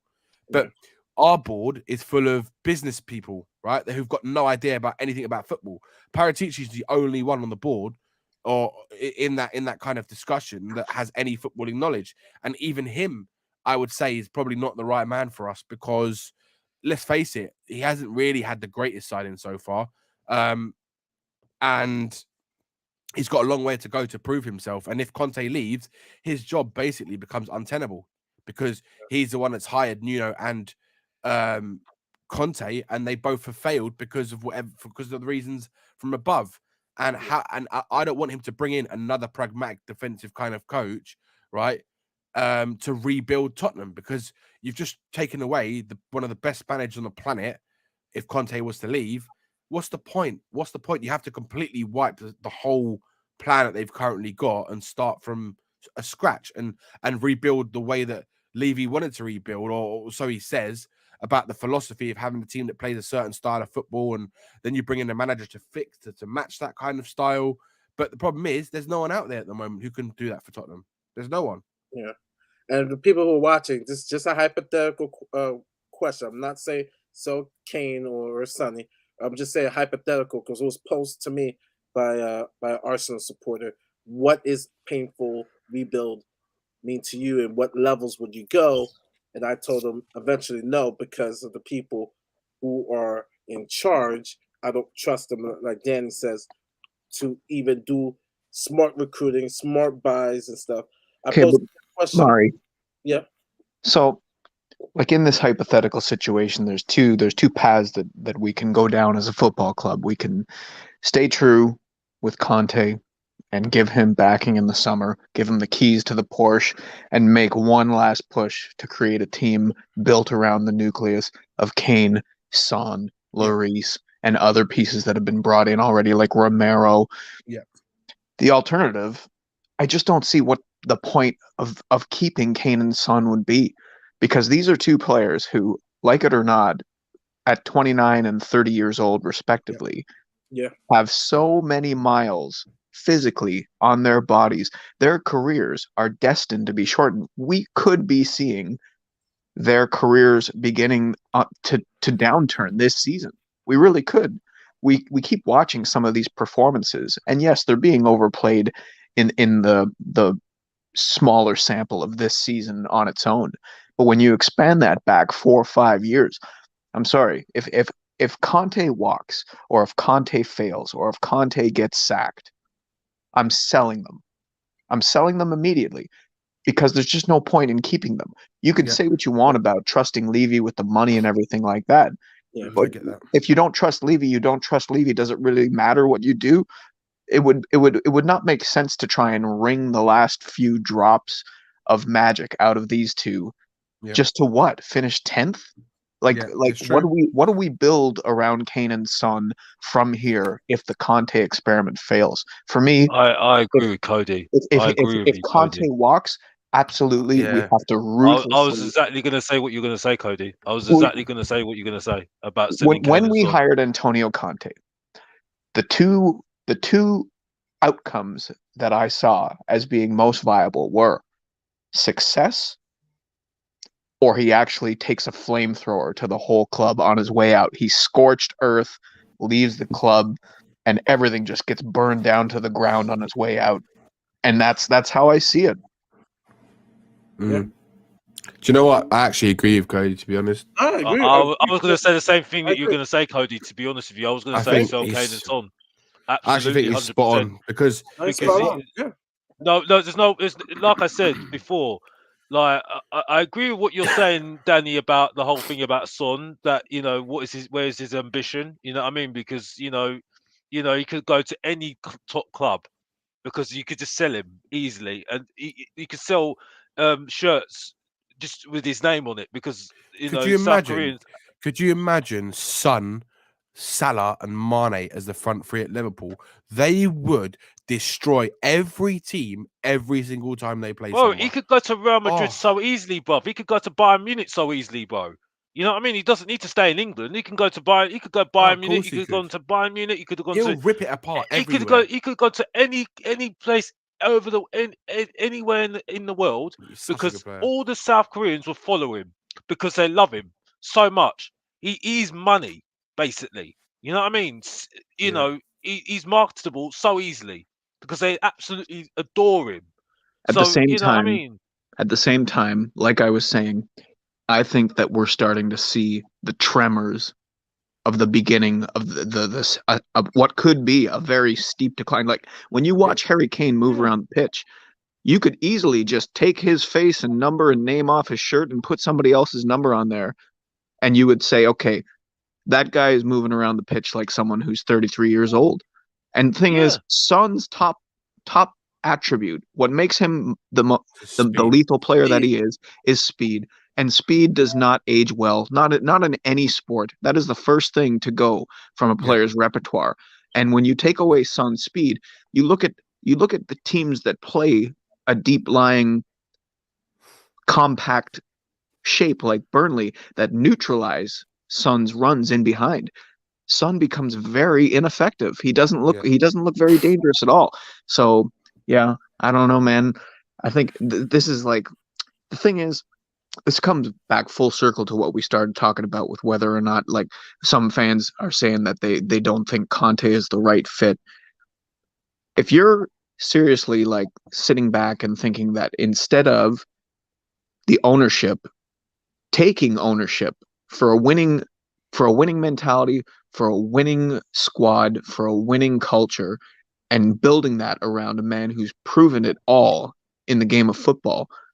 If you're saying that Conte is not the right man to take this club forward, you're basically endorsing the mediocrity that ENIC have built in this club. 100%. And the thing is, too, I understand. I understand what they're saying. I the understand what they're saying, though, Cody. I understand what they're saying. I'm not saying that this is not Conte's fault. By the way, this is not Conte's fault whatsoever. You know what I mean? I think, you know, he's came in, and, you know, he's not used to this sort of, you know, way of working. Let's just say that. And like, he's a winner, and he wants to you know, do things quickly. You know what I mean? So it's you know, crazy. it's driving him crazy. Yes, because he's not used to it. He said it already. He's not used to it. He doesn't like it. He doesn't like it. But he's not the right man. No, he's not the right man. No, because we should have brought in somebody that plays the sort of football we are. But that I blame Pratigy for, because he's the wrong man for us as well.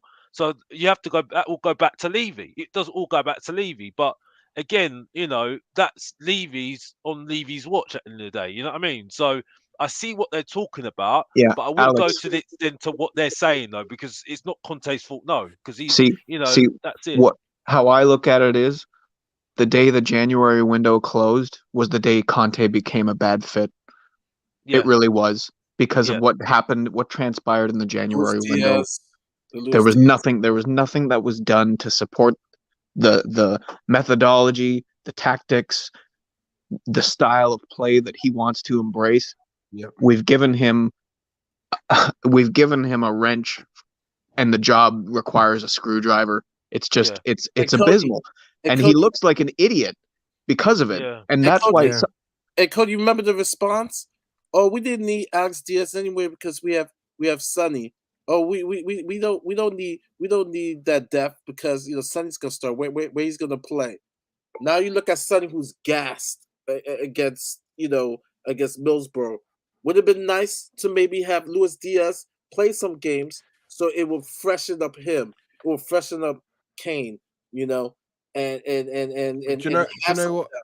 do you know what, Mario? The thing is, Luis Diaz was never going to come to Spurs. That's compared to his dad. It was going to happen, but Levy, someone finagled.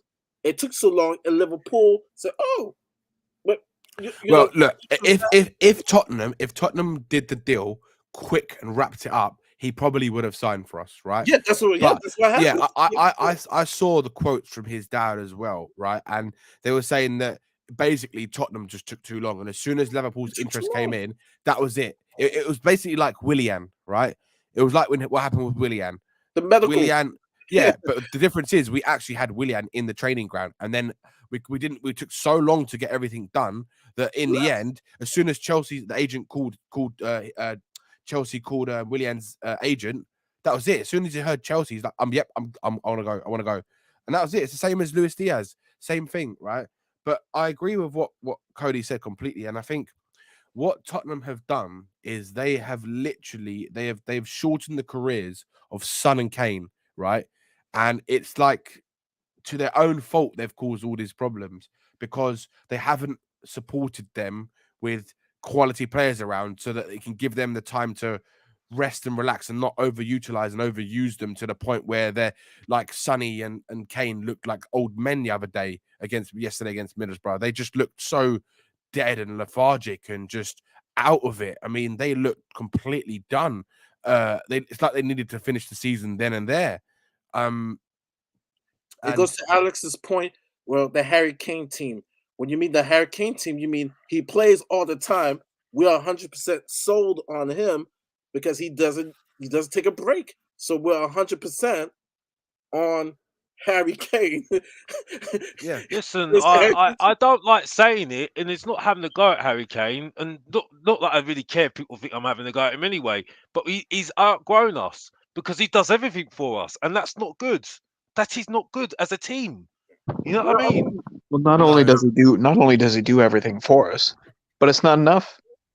I know. It's literally not enough. The only way that he would be able to do enough is if he could get on the end of his own crosses.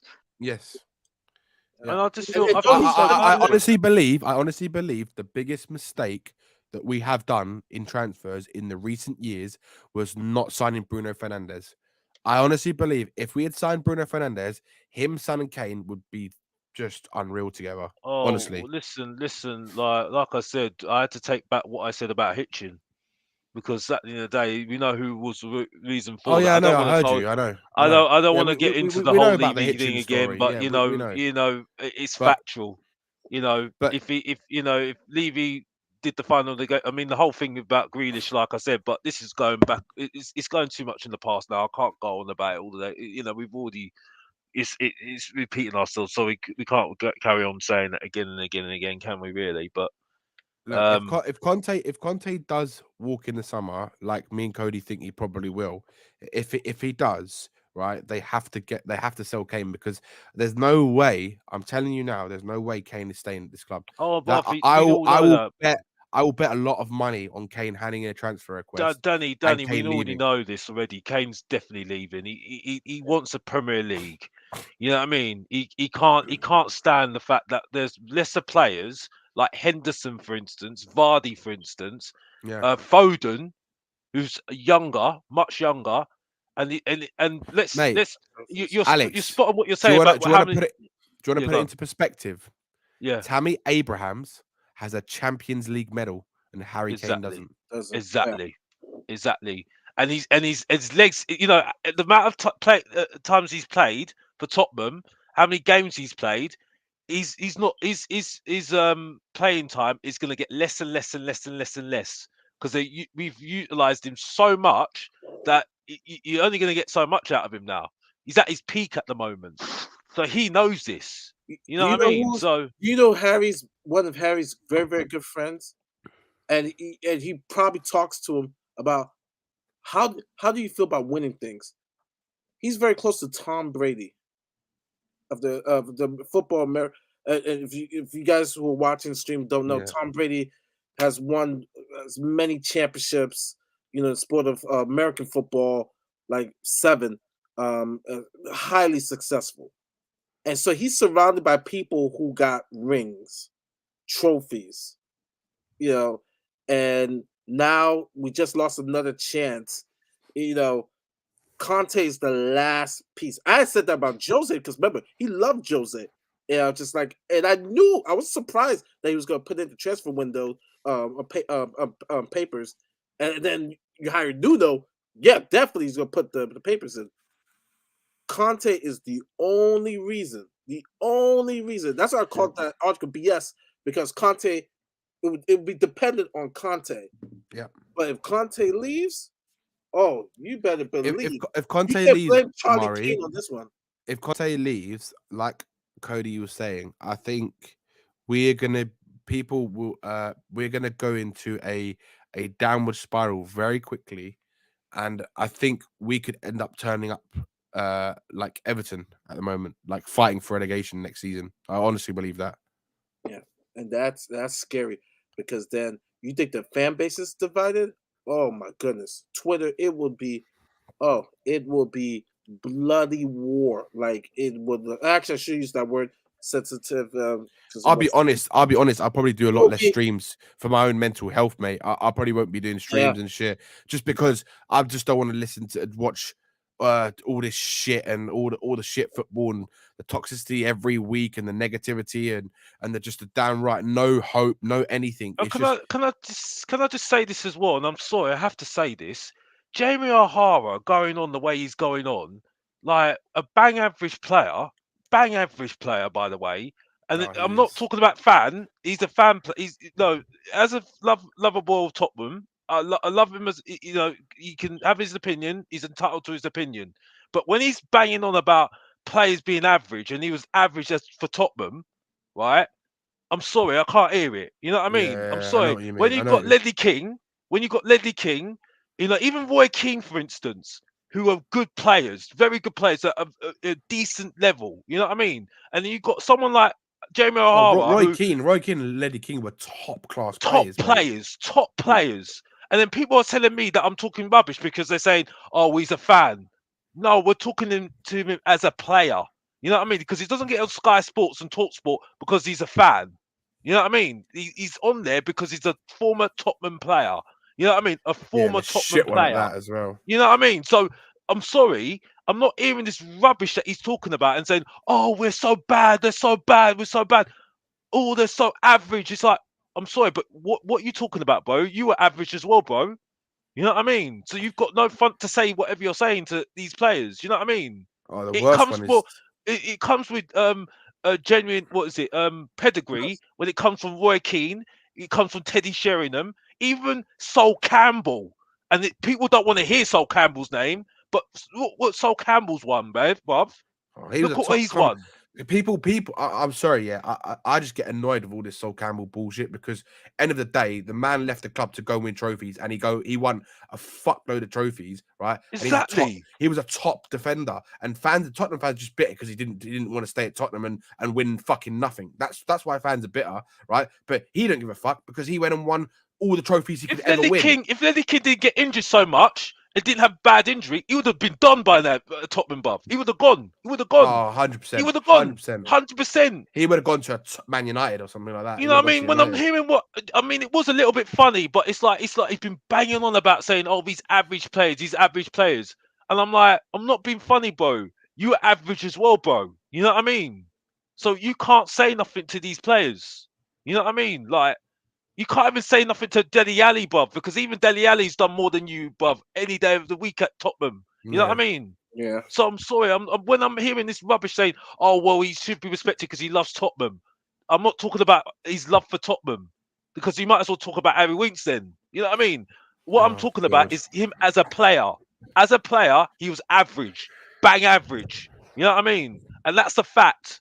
You know what I mean? So as far as I'm concerned, Ledley King can talk to me. Michael Dawson can talk to me. Like, all these good players can talk to me, but not him. Sorry, I can't hear it. Can I ask all of you guys a question, right? What do you actually think is going to happen in the summer? Like, whoever wants to answer first, but I want to ask this to everyone. What do you actually think is going to happen this summer? Totally go first. I don't think Conte makes it to the summer, and that's something that I said way back in November. And I don't see anything that's happened from then until now that's changed my mind about it. Because I'm sorry, every time that we lose, it's just another nail in the coffin for Conte because he can't take it. He's a winner. That's all he cares about. He only cares about winning. He doesn't give a shit about Spurs. He doesn't give a shit about Inter Milan. He doesn't give a shit about Chelsea. True. He cares about winning. He doesn't give a fuck about getting into Champions League either, bro. He wants to win. He said he wants to win trophies. Conte, he wants to win trophies. He doesn't care about Champions League. Yeah. Conte could have won the FA Cup this season with Tottenham, and if he didn't get back in the summer, he would have had no qualms about going across the road and working for Arsenal and taking over their managerial position. He is interested in his own legacy, and it's part of what makes him good at what he does, right? What makes Conte tick makes him a championship manager. I just don't see how he's going to be sitting there thinking that anything that that happens in the summer is going to be enough to change the situation at Spurs quickly enough to achieve the goals that he sets out for himself. And every year there's going to be jobs that open up. There's going to be jobs at top clubs where people are going to be saying, we should bring Conte in. Conte won't give a shit about giving up 14, 15 million pounds of salary to go and make 14, 15 million pounds somewhere else, right? Yeah. He's less interested in the money. He wants the glory, which is sad because that's what makes me so angry about fans who would turn on Conte already after only 4 or 5 months, because Conte wants glory above all else. Conte represents to dare us to do more than anyone that works for this fucking football club right now. He does. So as much as it's like, okay, he's not a project manager and we're a project, the fans should be putting pressure on the ownership to elevate the expectations, to elevate the culture, to elevate the quality of the players that he has to work with, as opposed to looking at it and saying this problem is too big to solve with not enough time to solve it. So to already be seeing cracks in the fan base, like if we go on a run of games where we lose 5, 6, 7 out of 9 games, not only will Conte not want to stick around, I think there'll be enough fans that won't want him to stick around either. That Levy will sack him, and most fans will say that's okay, you know. So I really don't see us getting to the summer with Conte. If I'm being perfectly honest, I just don't see it. The squad's too thin. The squad lacks too much quality. It doesn't.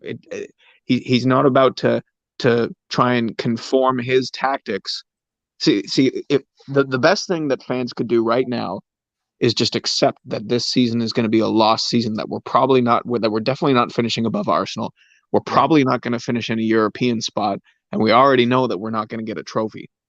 So fans should just be looking at this and saying, okay, basically, these last 14 games of the Premier League season, Conte needs to figure out who can stick around and be productive in his system, either in a starting or a bench role. That's it. And that nothing else matters as long as we don't get relegated. Yeah. I completely agree. Agree. My response is that is the honest truth, and people what is so frustrated about our fan base is when you when you give that harsh truth, you looked at as negative, and it's not. No, it's not being negative. It's just seeing the way the situation is, and the evidence is being proven out. So I'm gonna say this. I'm gonna say, he will, because like I said, I've been saying this. People do not get excited. That's why he said this. You guys are talking about top 4. No. I'm trying to have this team play. Yeah. So if we finish 6th or 7th, I think with this team, it's a success, and it may be enough for the summer. Okay, I'm gonna sit and watch how it goes. But I'm gonna be honest with you. The guy said this in old interviews. The guy goes insane if he does not win, and so that means, oh, we're gonna spend big this summer. What does that mean? Spend big? Oh, wait till the summer. Does it mean 1 or 2 players? Because I can guarantee Conte's like, no. You need to bring me 6 or 7 at least. 6 or 7 at least, so I can win a trophy next year. He's not waiting to win the year after next year. He wants to win next year. And if he feels, oh, he's not going to win the Carabao Cup next year, then he's going to like, you know what? Let me cut my ties right now. And I'll say this, let Alex go.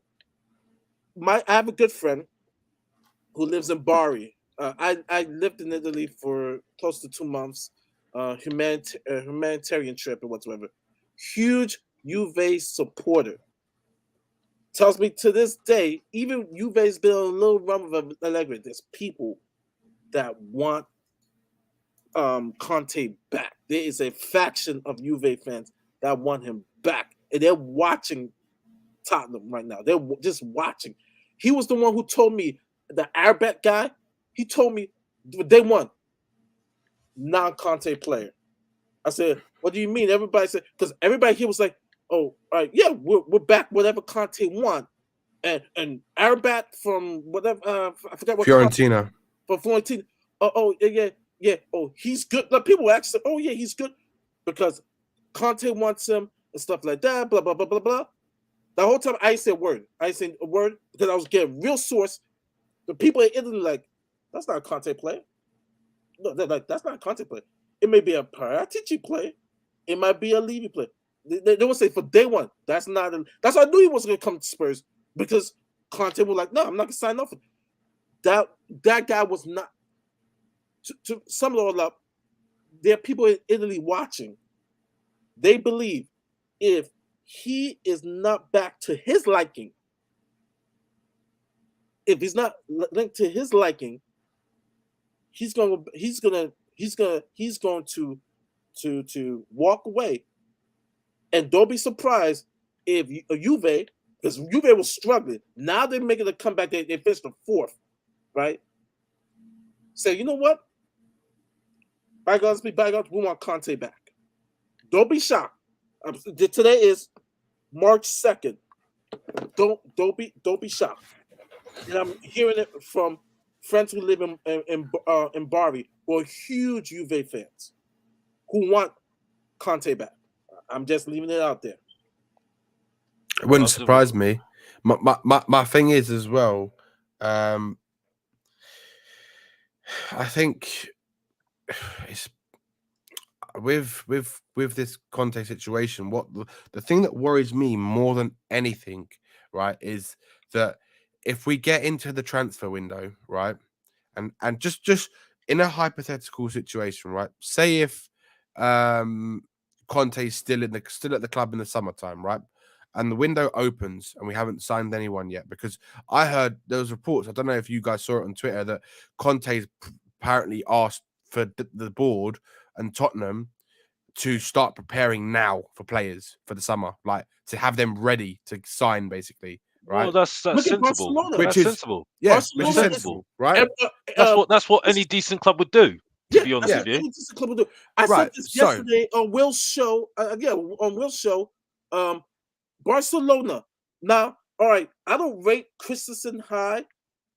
I rate Kessié, but Christensen, right? And Paratici is supposed to be the free agent guru, the master. Yeah. And you look at the list. There's some quality there. Barcelona has already signed Christensen, and then, if you believe the rumors, they're close to Kessie. They're talking. Yeah, I've heard nothing regarding crickets of any of the free transfers. I'm just talking about the free transfers in regards to I'm like, Conte must be seeing like, Paratici, what are you doing? But maybe he's handcuffed. Maybe he's told you must wait to talk to his people May 31st. Yeah, but that's what my worry is, right? So, say for example, we go, we've got 1 month left into the transfer window, right? And they haven't signed hardly any players because this is Spurs, right? We might not get a player until like the last 2 weeks, right? Because of how Daniel Levy operates. Now, my biggest fear is the fact that if Conte is still here in the summer and they get to the final 15 days of the window, and we've only signed 2 players, say, right? Conte might turn around and go, do you know what? Fuck this. I'm leaving. They haven't done what I've asked them to do. Now, if they do that with 15 days to go in the window, our season next season is a complete write-off. And I'm telling you, we'll be fighting for relegation next season. We will be absolutely fucked. He likes his players in the preseason. Yeah, but how many managers, Mari, have come to Spurs and said, I want players signed before preseason starts. Poch used to say it every single season, and they never used to do it for him. I hate it. Every single because Daniel it. Levy only cares about the best deal for the club in terms of financially, right?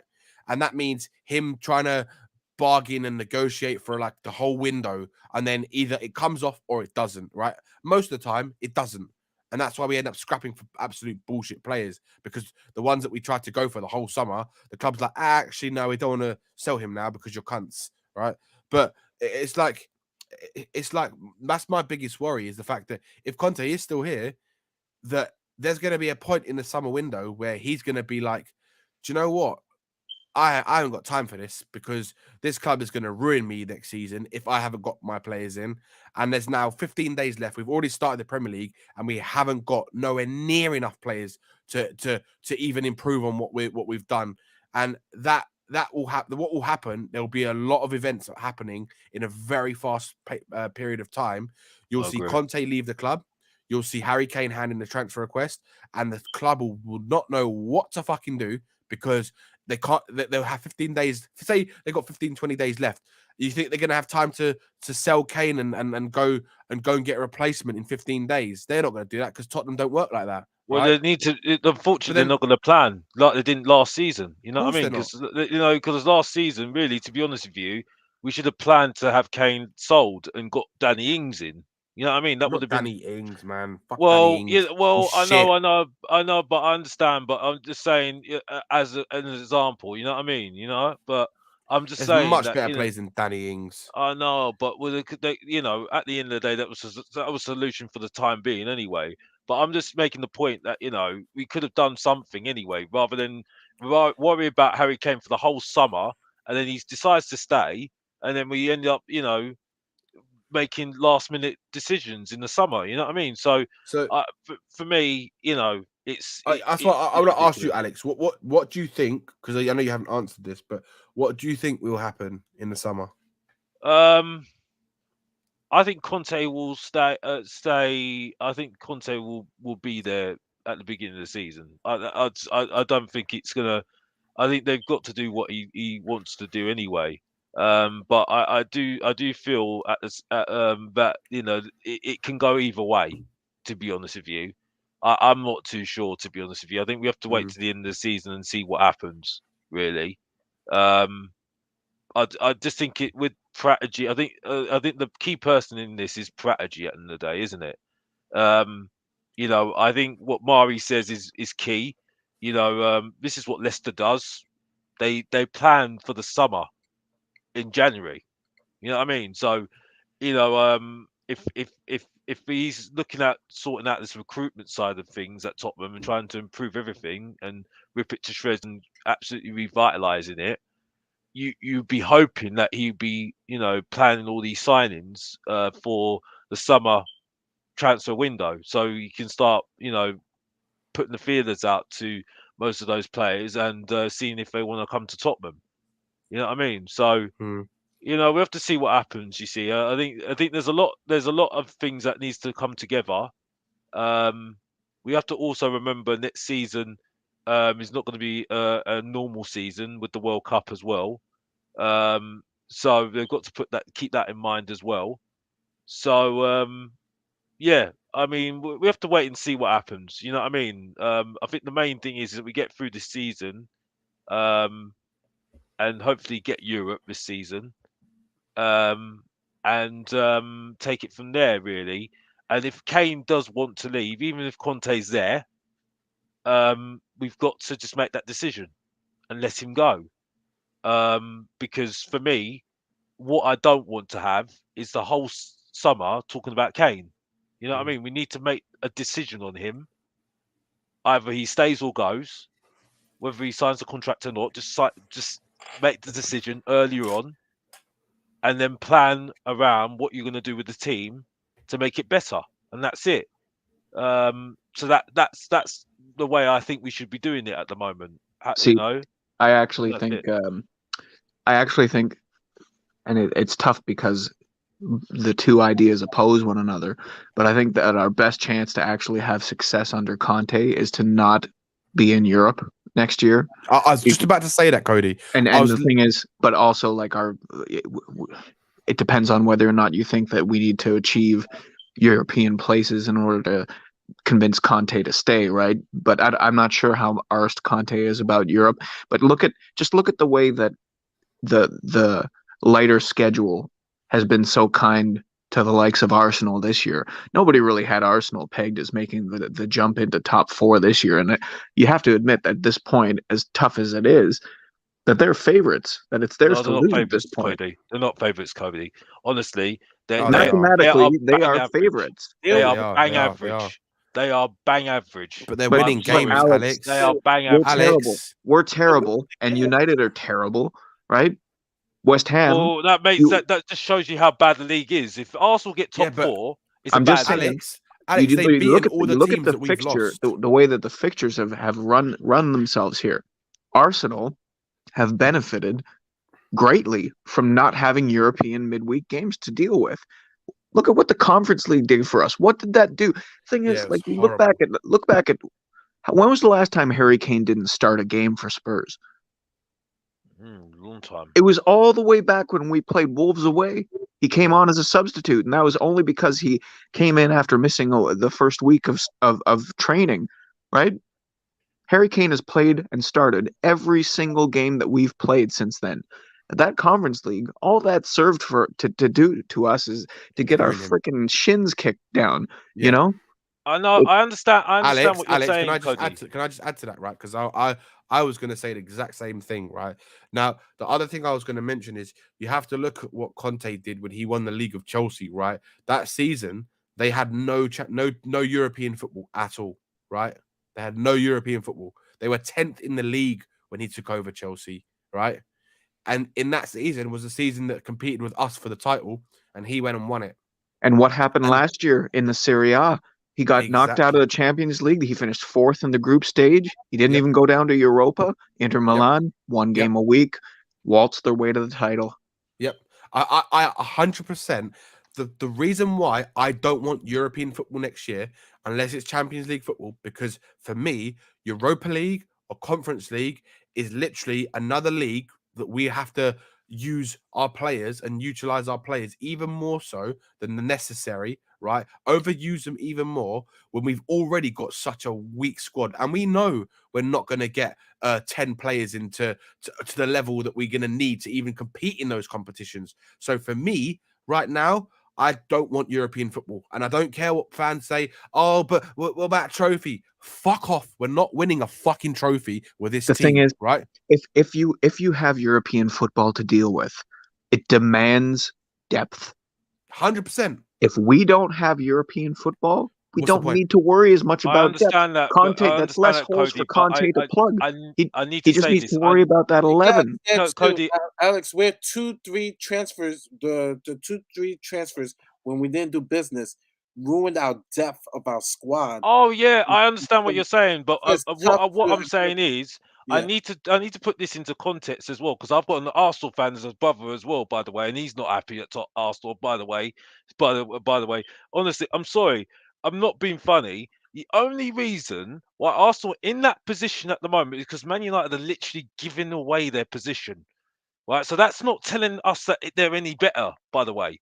You know what I mean? Alex, so they're going to be absolutely embarrassing last season. Alex, they're the best out of a bad bunch. Well, that's not saying a lot then, bruv. That's not saying a lot then, bruv. That's saying that that's not saying a lot. Tottenham and Man United are more shitter than Arsenal right now. We are. I think the league shows that, Alex, that where the league table is right now, the league shows that Tottenham and Man United are a lot shitter than Arsenal. I understand what you're saying. The league table doesn't lie. No, it doesn't lie. But I still feel, okay, that Manchester United will still get 4th. With the squad that they've got, they will get 4th. I don't know where this hype about Arsenal is all about. Arsenal grinding results out, man. Oh, they're grinding results out. Why? Because they're lucky, bro. Right. But the point is, you can make the argument that United will finish 4th. That's what I said at the end of the transfer window in the summertime. So I don't dispute that they should. When you look at on paper what they have at their disposal, right? But the point is that Arsenal have benefited from not being in Europe. That's the whole point. I think this is an easy. Okay, this is the way I'll put it down to you. Then, are they going to get 70 points or more? No, Arsenal are not going to get 70 points or more. We're talking about what we need for next year, though, Alex. I know, yeah, for next year, yeah. I'm telling you now, but people are worried about Arsenal at the moment, yeah, for getting Champions League this season, yeah. Okay, for me at the moment, like I said to you before, the average to get top 4 is 69 points. Arsenal are not going to get 69 points. They are not getting 69 points. That's fine. But you have to admit that them not having to deal with European competition this year has aided them in their chase for European football.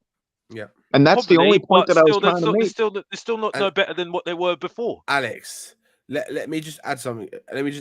Right? Let me ask you this question, right? Would you prefer, right, Tottenham to finish 7th, 8th, or in Europa League position, right, this season? Pardon? Would you prefer to finish with no European football, Conference League football, or Europa League football, based on the fact that we are not going to have enough depth next season, because we know for a fact that wherever we finish, we're not going to attract the player of quality we need. Well, we might be able to attract some good players, but unless you're in the Champions League, you're not going to attract the top players. So would you not prefer to finish 8th with no European football, because you can pretty much attract the same level of football you can from a Europa League, Conference League, and if you finish 8th, to be honest, because all it is a matter of paying the money for the player. And if you've got Conte there, right? I prefer. I've said already. I think at best we're going to finish 6th, and I'd rather get Europa League football for next season. I wouldn't, because I think that gives us a chance of winning that. We're not gonna see this is your problem, Alex. We're not winning that. I want to say to you, right? Forget winning trophies at Tottenham right now, because with this current team, unless you make 7 or 8 top signings, like very good signings, with the addition of keeping Kane and Son and Conte, you're not winning anything, right? I disagree with that. You're not winning anything. I disagree. You're not winning anything. I disagree with that. Well, then you're delusional. No, I'm not delusional. I disagree with that. No, I disagree with that. I disagree with that, and I'll tell you why. No, I'll tell you why. I say we are good enough for the Europa League, because looking at the teams at the Europa League stage, I think we've got some good players. No, I haven't finished. Let me finish my point. Let me land. What I'm saying to you is, okay, I think it's good enough, and I'm talking sense, because I've said we're not nowhere near Champions League. We get embarrassed, like Arsenal going to get if they get in Champions League next year. So what I'm saying to you is, we are good enough to do Europa League. Okay, I think that's good enough for Tottenham at the moment, because that will lead us somewhere, I think. Okay, in terms of I think it's important for Tottenham to get Europe, definitely, yes. Europa Conference League, no, I'd rather not. To be honest with you, I'd rather not, because after that embarrassment this year, I think we should have done something this year with that cup this year, and we didn't do it. So I think no Europa Conference League, Europa League. I think it's very important still. You know what I mean? I think it's important that we have European football let me tell you, look, you're not understanding, right? We got embarrassed in the Conference League, right? Because of our lack of squad depth, and the players that we have as our fringe players couldn't put in a performance against farmers, basically, right? Literally semi-professional footballers, right? We played the lowest ranked team in the Conference League and lost, right? Thing is, here's what I'll say. Okay, whether we make Europa or not, right? If we finish 6th or 9th, we are only going to be able to do so much business in the summertime, right? We're not going to be able to fix both the starting 11 and the squad. No. We're going to have to make a choice between one or the other. And if we have any sense about us, and Conte stays and Kane and Son stay, we're going to deal with the starting 11.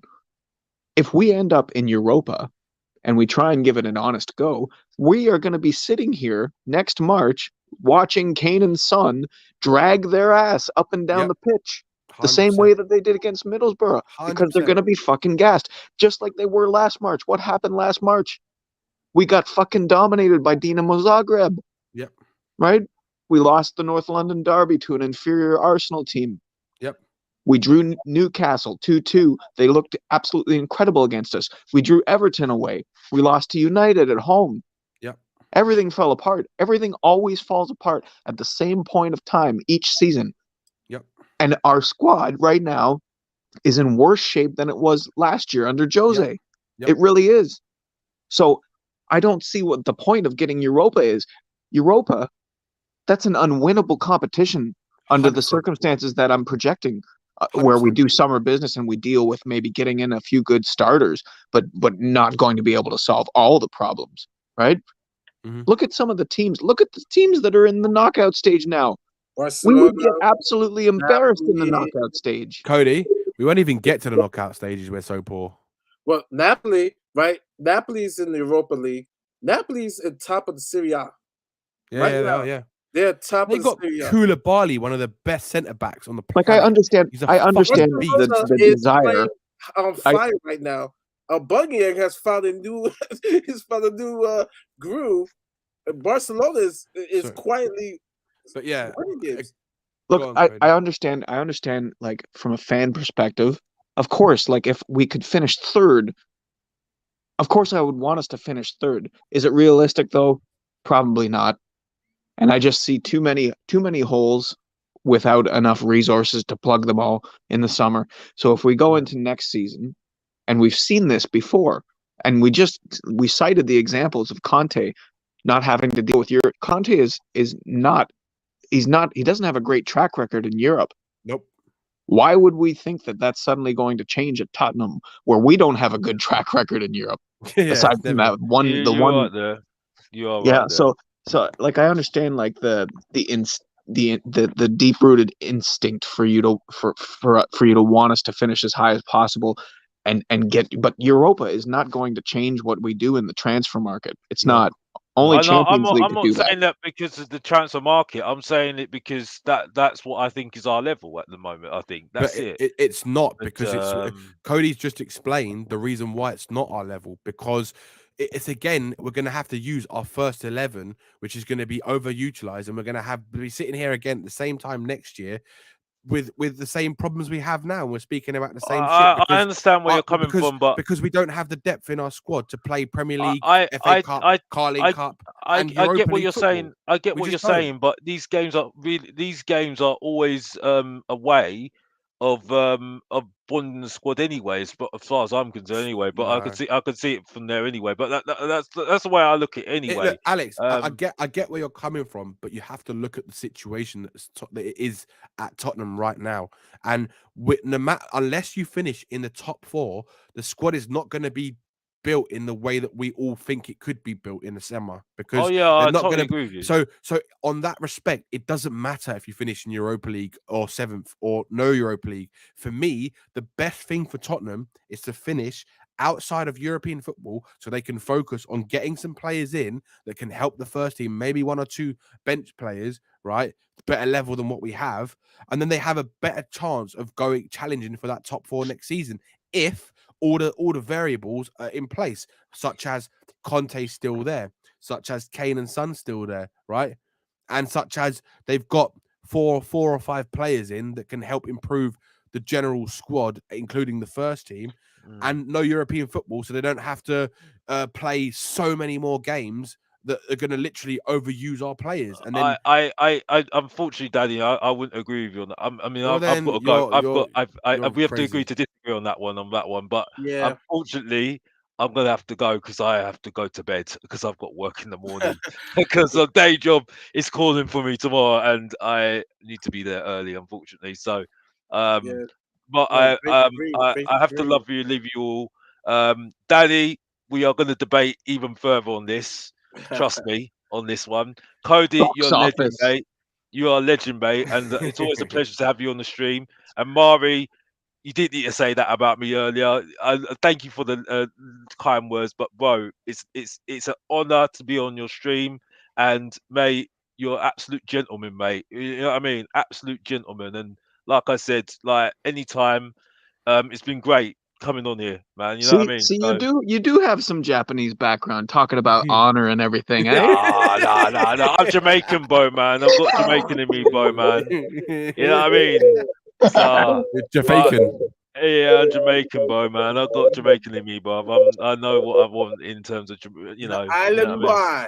He's an exactly, island boy. exactly.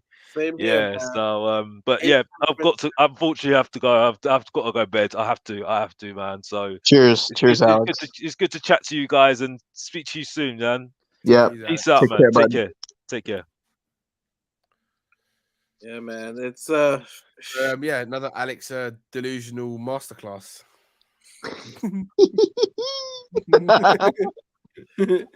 I mean, I know I love Alex, but I mean, if he can't see that, then he needs to stop smoking on that ganja. I'm telling you.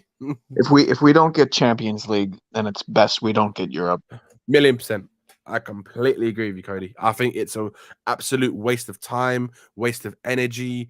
The players, they don't even really want to be in that competition. To be honest with you, they'll just use it as another place to piss us off even more. And yeah, I just think it'd just be a complete waste of time. Yeah, I totally agree. And it's like I said, this summer is. I said this is going to be probably the most important summer in 25 years of this club, because it's either we're going to take steps of advancement or it's going to come crashing down. And because we all know that once he leaves, Kane's gone. Yep. He's gone. There's no ifs about it. Then if Sonny has any ambition, he'll start thinking like, you know what? I only got a few years at this level. I need to win trophies. It's going to be a damper. It definitely is. You know what? I do think that it's a little bit unfair to question Son's ambition because it's just such a different culture that he grows up in and comes from. It's all about respect and honor and putting the club above yourself when it comes to football. It's not like in the States or in the UK where basically you just fuck off a club if they're not going to do enough to meet your own personal ambition. So I think Sonny does have ambition to win trophies. It's just his loyalty it's a different balance for him. And I mean, I just don't think it's fair to question his ambition to win just because he hasn't left Tottenham. Yeah, I just feel, man, even with Jan and Toby leaving, you just wish that they had a chance to hold a trophy with us, even if it's the Carabao Cup. That would have been nice, like, all right, we had trophy glory. I mean, that's what I want to see with Kane, man, and Sonny. Like, hold that trophy, even Lloris, and it's just. You know what? I think I'm not going to say that we would have won the Carabao Cup final last year if we hadn't sacked Jose, but time will not be kind to Daniel Levy. That's going to end up being probably the worst decision that history remembers, because as time transpires, all the little fucking shitty ways that Levy would have justified getting rid of Jose, those reasonings will all fade away, and all that will be left in the record books is the fact that he took a serial winner with an excellent record against Pep Guardiola and fucking sacked him for no reason 6 days before a cup final with no fucking dignity whatsoever. I was just beginning to watch the streams, and I almost busted a blood vessel in my head when that happened. Cause I was like, okay, if you can get rid of him, all right, wait till then. I was like, you brought him to it. Like, it's still mind-boggling. That's why I can't. But Murray, that was honestly my personal opinion. Personal opinion. That was 10 times worse than what he did to Martin Yule. Yeah, I agree, 100%. And I'm like, how do people defend that guy after that, like that was mind-boggling. And then after that, Mari, over 60 days Mari, like if it's mind-boggling.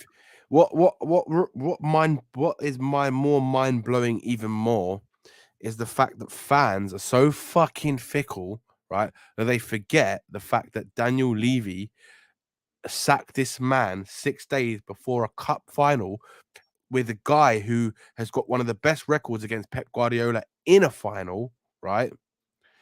And the fact that he didn't give him the chance to play in it, that he got that team to the final, right? Tells you more about Daniel Levy than it does about anything else, is the fact that he doesn't care about winning trophies for this club. Because he did that, my opinion, is based on what the clauses he had in his contract were if he were to win that. And that's why he sacked him, I think, personally. Yeah, I think it came down to that, and also the fact that there was disagreement on how to approach the league game leading up to it, right? Levy wanted him to go full strength against Saints. Jose wanted to rest key players so they were fresh for the final. Levy tried to micromanage him. Jose told him to go fuck himself, and he got himself sacked. Yeah. Yeah, just a fucking. I mean, it makes sacking Pochettino look like not even that bad of a decision, and that was a bad decision, you know. Yeah. But that's Daniel Levy. He's made constant bad decisions all through his tenure at Spurs. Yep. But oddly enough, every time that he's made a decision like that, there's been a large subsection of fans that have supported it, and that's what the murmurs about Conte starting now just send shivers up my spine, because it's just fucking history repeating itself over and over again. This club is just something else, man. I don't know if it's the same for people who are like born and bred Tottenham fans who have parents who support Spurs who grew up in North London. I don't know if there's a different way of looking at it. Of course, I'm never going to look at the club the same way that they do. I don't know if it makes it more difficult to be critical or self-deprecating or honest, but it is something else watching this fan base do what it does. Yeah, I completely agree, Cody. I think this is one of the worst. I think it's just one of the worst fan bases, if I'm honest, other than Chelsea and West Ham, because they're just scumbags. But I think they're just one of the worst fan base because of their what's the word? Their attachment to mediocrity, right? It's just unbelievable. I mean, it's like they're so thick that they can't see what hits them right in the face and what we actually have. And then before it's too late, they go on this, like you said, this cycle of rinse and repeat, right? They blame the manager. They go, oh, the manager's fault. And then Levy's like, oh, look, the manager's been blamed now. It's not me again. I can just sack him. I'll just sack him. And the same thing happens. And then they start moaning again about the manager search and all this kind of shit transfer. We're going to have another manager come in. They're going to have to assess Harry Winks again and Ben Davies again. And we're going to go through the same cycle. We're going to have to wait another year before they realize they're not good enough for Spurs, or if they're going to speak out, like say Antonio Conte speaks out, which they probably won't because they're not going to be an elite manager like him. And then before they have the chance to get rid of them players, they're going to sack him because he's done a bad job with the same players. They're going to get another manager in, and the cycle's going to repeat itself again.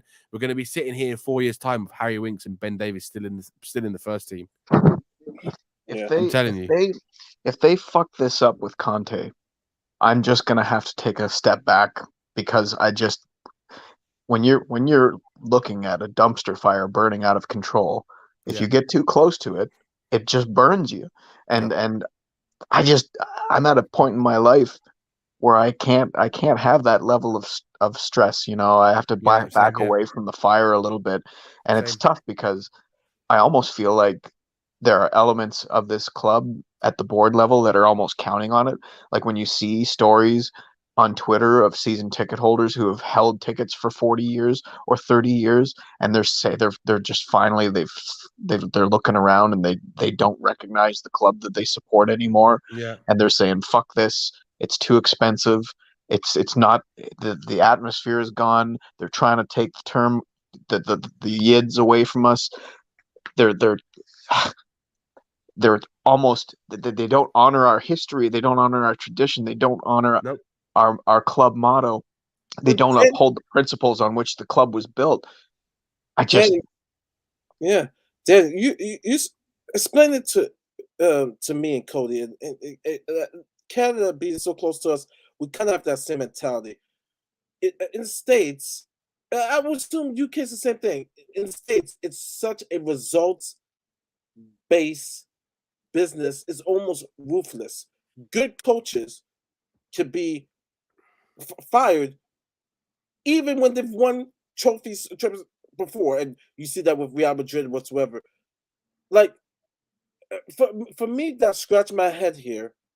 That if you take the same resume of Enoch and you brought that to the States, whatever sport, especially because if you're the only club in town, I know it's unique in Europe. You know, London has 10 teams and whatsoever.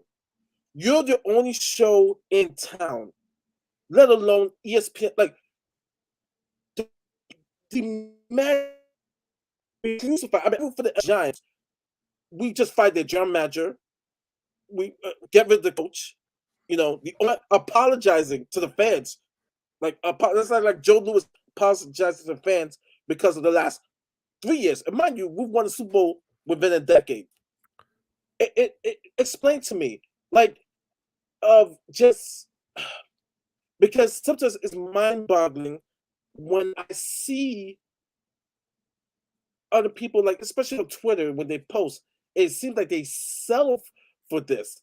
And it's like, and if you question it, it's like you are ridiculous. Oh no, I'm not gonna put New York Jets. I'm a New York Giants fan. That's a little brother. It's mind-boggling. I'm gonna use the word again because it's just like, you know, and I'm not gonna say nothing about protests or whatsoever, but it's just like putting heat on the guy. Like even my Knicks, who basketball team, I love the Knicks. Charles Dolan's the worst owner. He stepped down. Like, he's still the owner, but he separated himself from all basketball operations. And that's why the Knicks are now respectable the last 2 years. Because the fans put that pressure.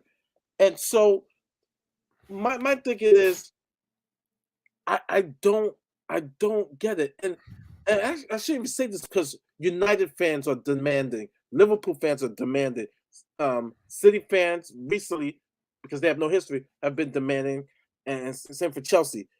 It's like, why do we settle for mediocrity? Why do we have this weak mindedness to not be outraged that we had 16 coaches out of 21 years and we only have one trophy? It just comes down to the mentality of the owners, to be honest with you, Mari. It's just they don't like Cody said. Fans, but the fans, like it all stems from the owner. It all stems from the owner. The mentality is seeped through from the owner, right? Because so many of these fans really do believe in the way Levy controls his club, because they and he's what he's done is, Levy, he's such a genius because he's got every Spurs fan right where he wants them, right? He knows exactly what he's doing, right? And like Cody has said this before, he's milking every single Spurs fan dry, right? And he will not change a goddamn thing because he's still going to make money regardless if it's a legacy fan, if it's a fan, so legacy fan of being a fan of the club for 40, 50 years, or whether it's one of the 100,000, 120,000 on the waiting list who's a new fan or a newer generation, or just a fan who's only been a fan for a few years. And that is he's trying to, like Cody said, he's trying to remove the culture and the history of Tottenham and turn it into something to make more money. Why do you think he's trying to remove the Y word? There's only one reason he's trying to remove the Y word, because it's bad for publicity. It's bad for sponsorships. It's bad for people who want to put their branding on the stadium. Because if an American company goes and puts their branding on that stadium, right, and then that stadium's on TV, and all they can hear on TV is the thing I love most is being a Yid or Yid Army, right? Do you think American companies gonna like that? If because they would probably go back to saying that's a racial word, but not knowing the history behind the reason why Spurs fans use that word. It's also a way to try and divide the fans, because divided we fall, man. Exactly. It is. Just look at the timing of how all the shit comes out, right? Every time there's something to do with the Y word, it's always after a rough run of games and everything, and it just gets people talking about something other than the football, right? Yep. Just gets them fighting amongst each other instead of uniting against the owners. Yep. Every time those embers look like they might just flare up a little bit, there's a wrench that gets thrown in, right? And he's brilliant at it. He really is. He is. Yep. Tottenham Hotspur are an exercise in mind control, if you're really serious about it, about analyzing what they do and how they do it.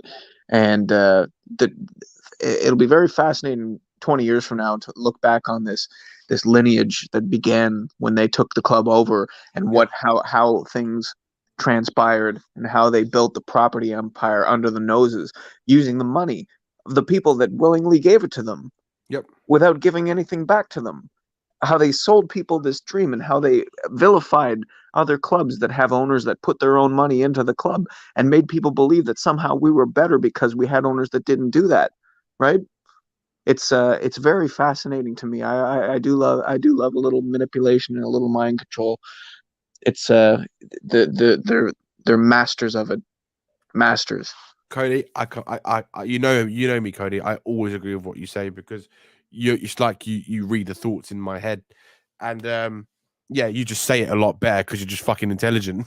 but I mean, Cody's not wrong. That's exactly what they're doing. It's literally mind control. Daniel Levy is sitting there laughing at every single Spurs fan, because he knows that regardless of what happens, he's still going to make the same amount of money.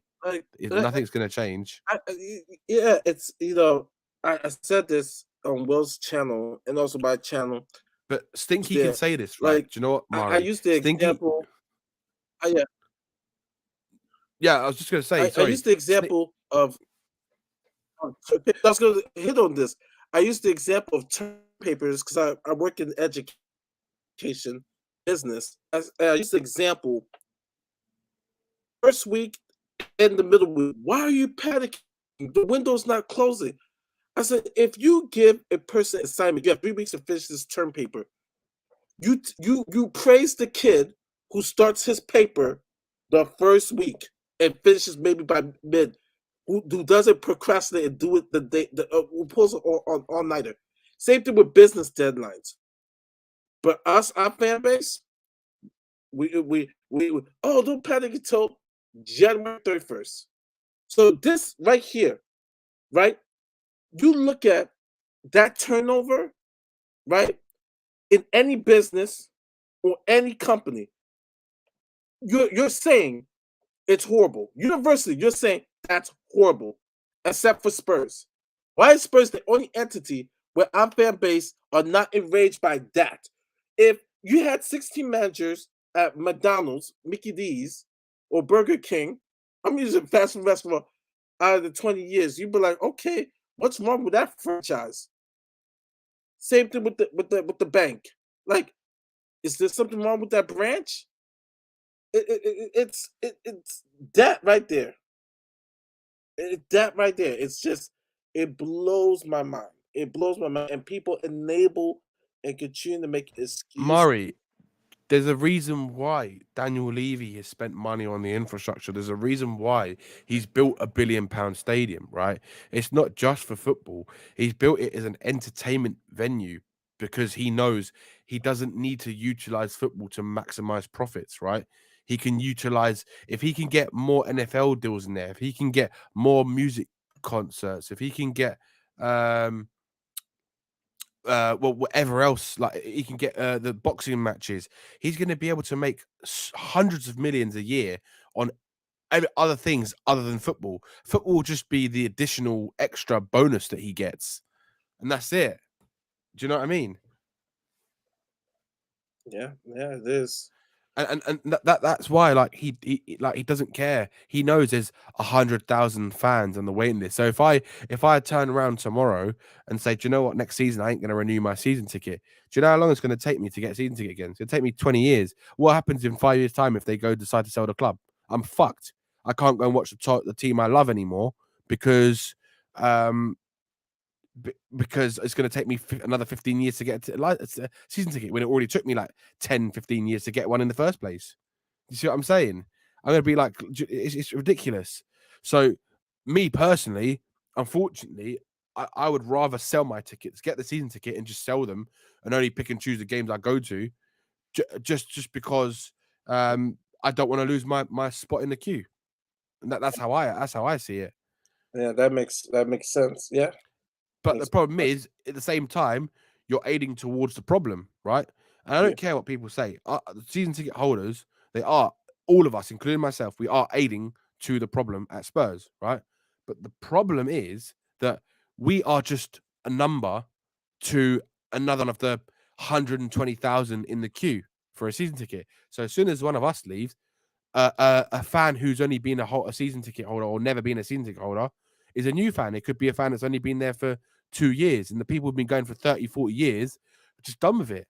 And like Cody said, and that's the sad thing because they're too expensive and they're making it so expensive that the average person can't afford a season ticket anymore.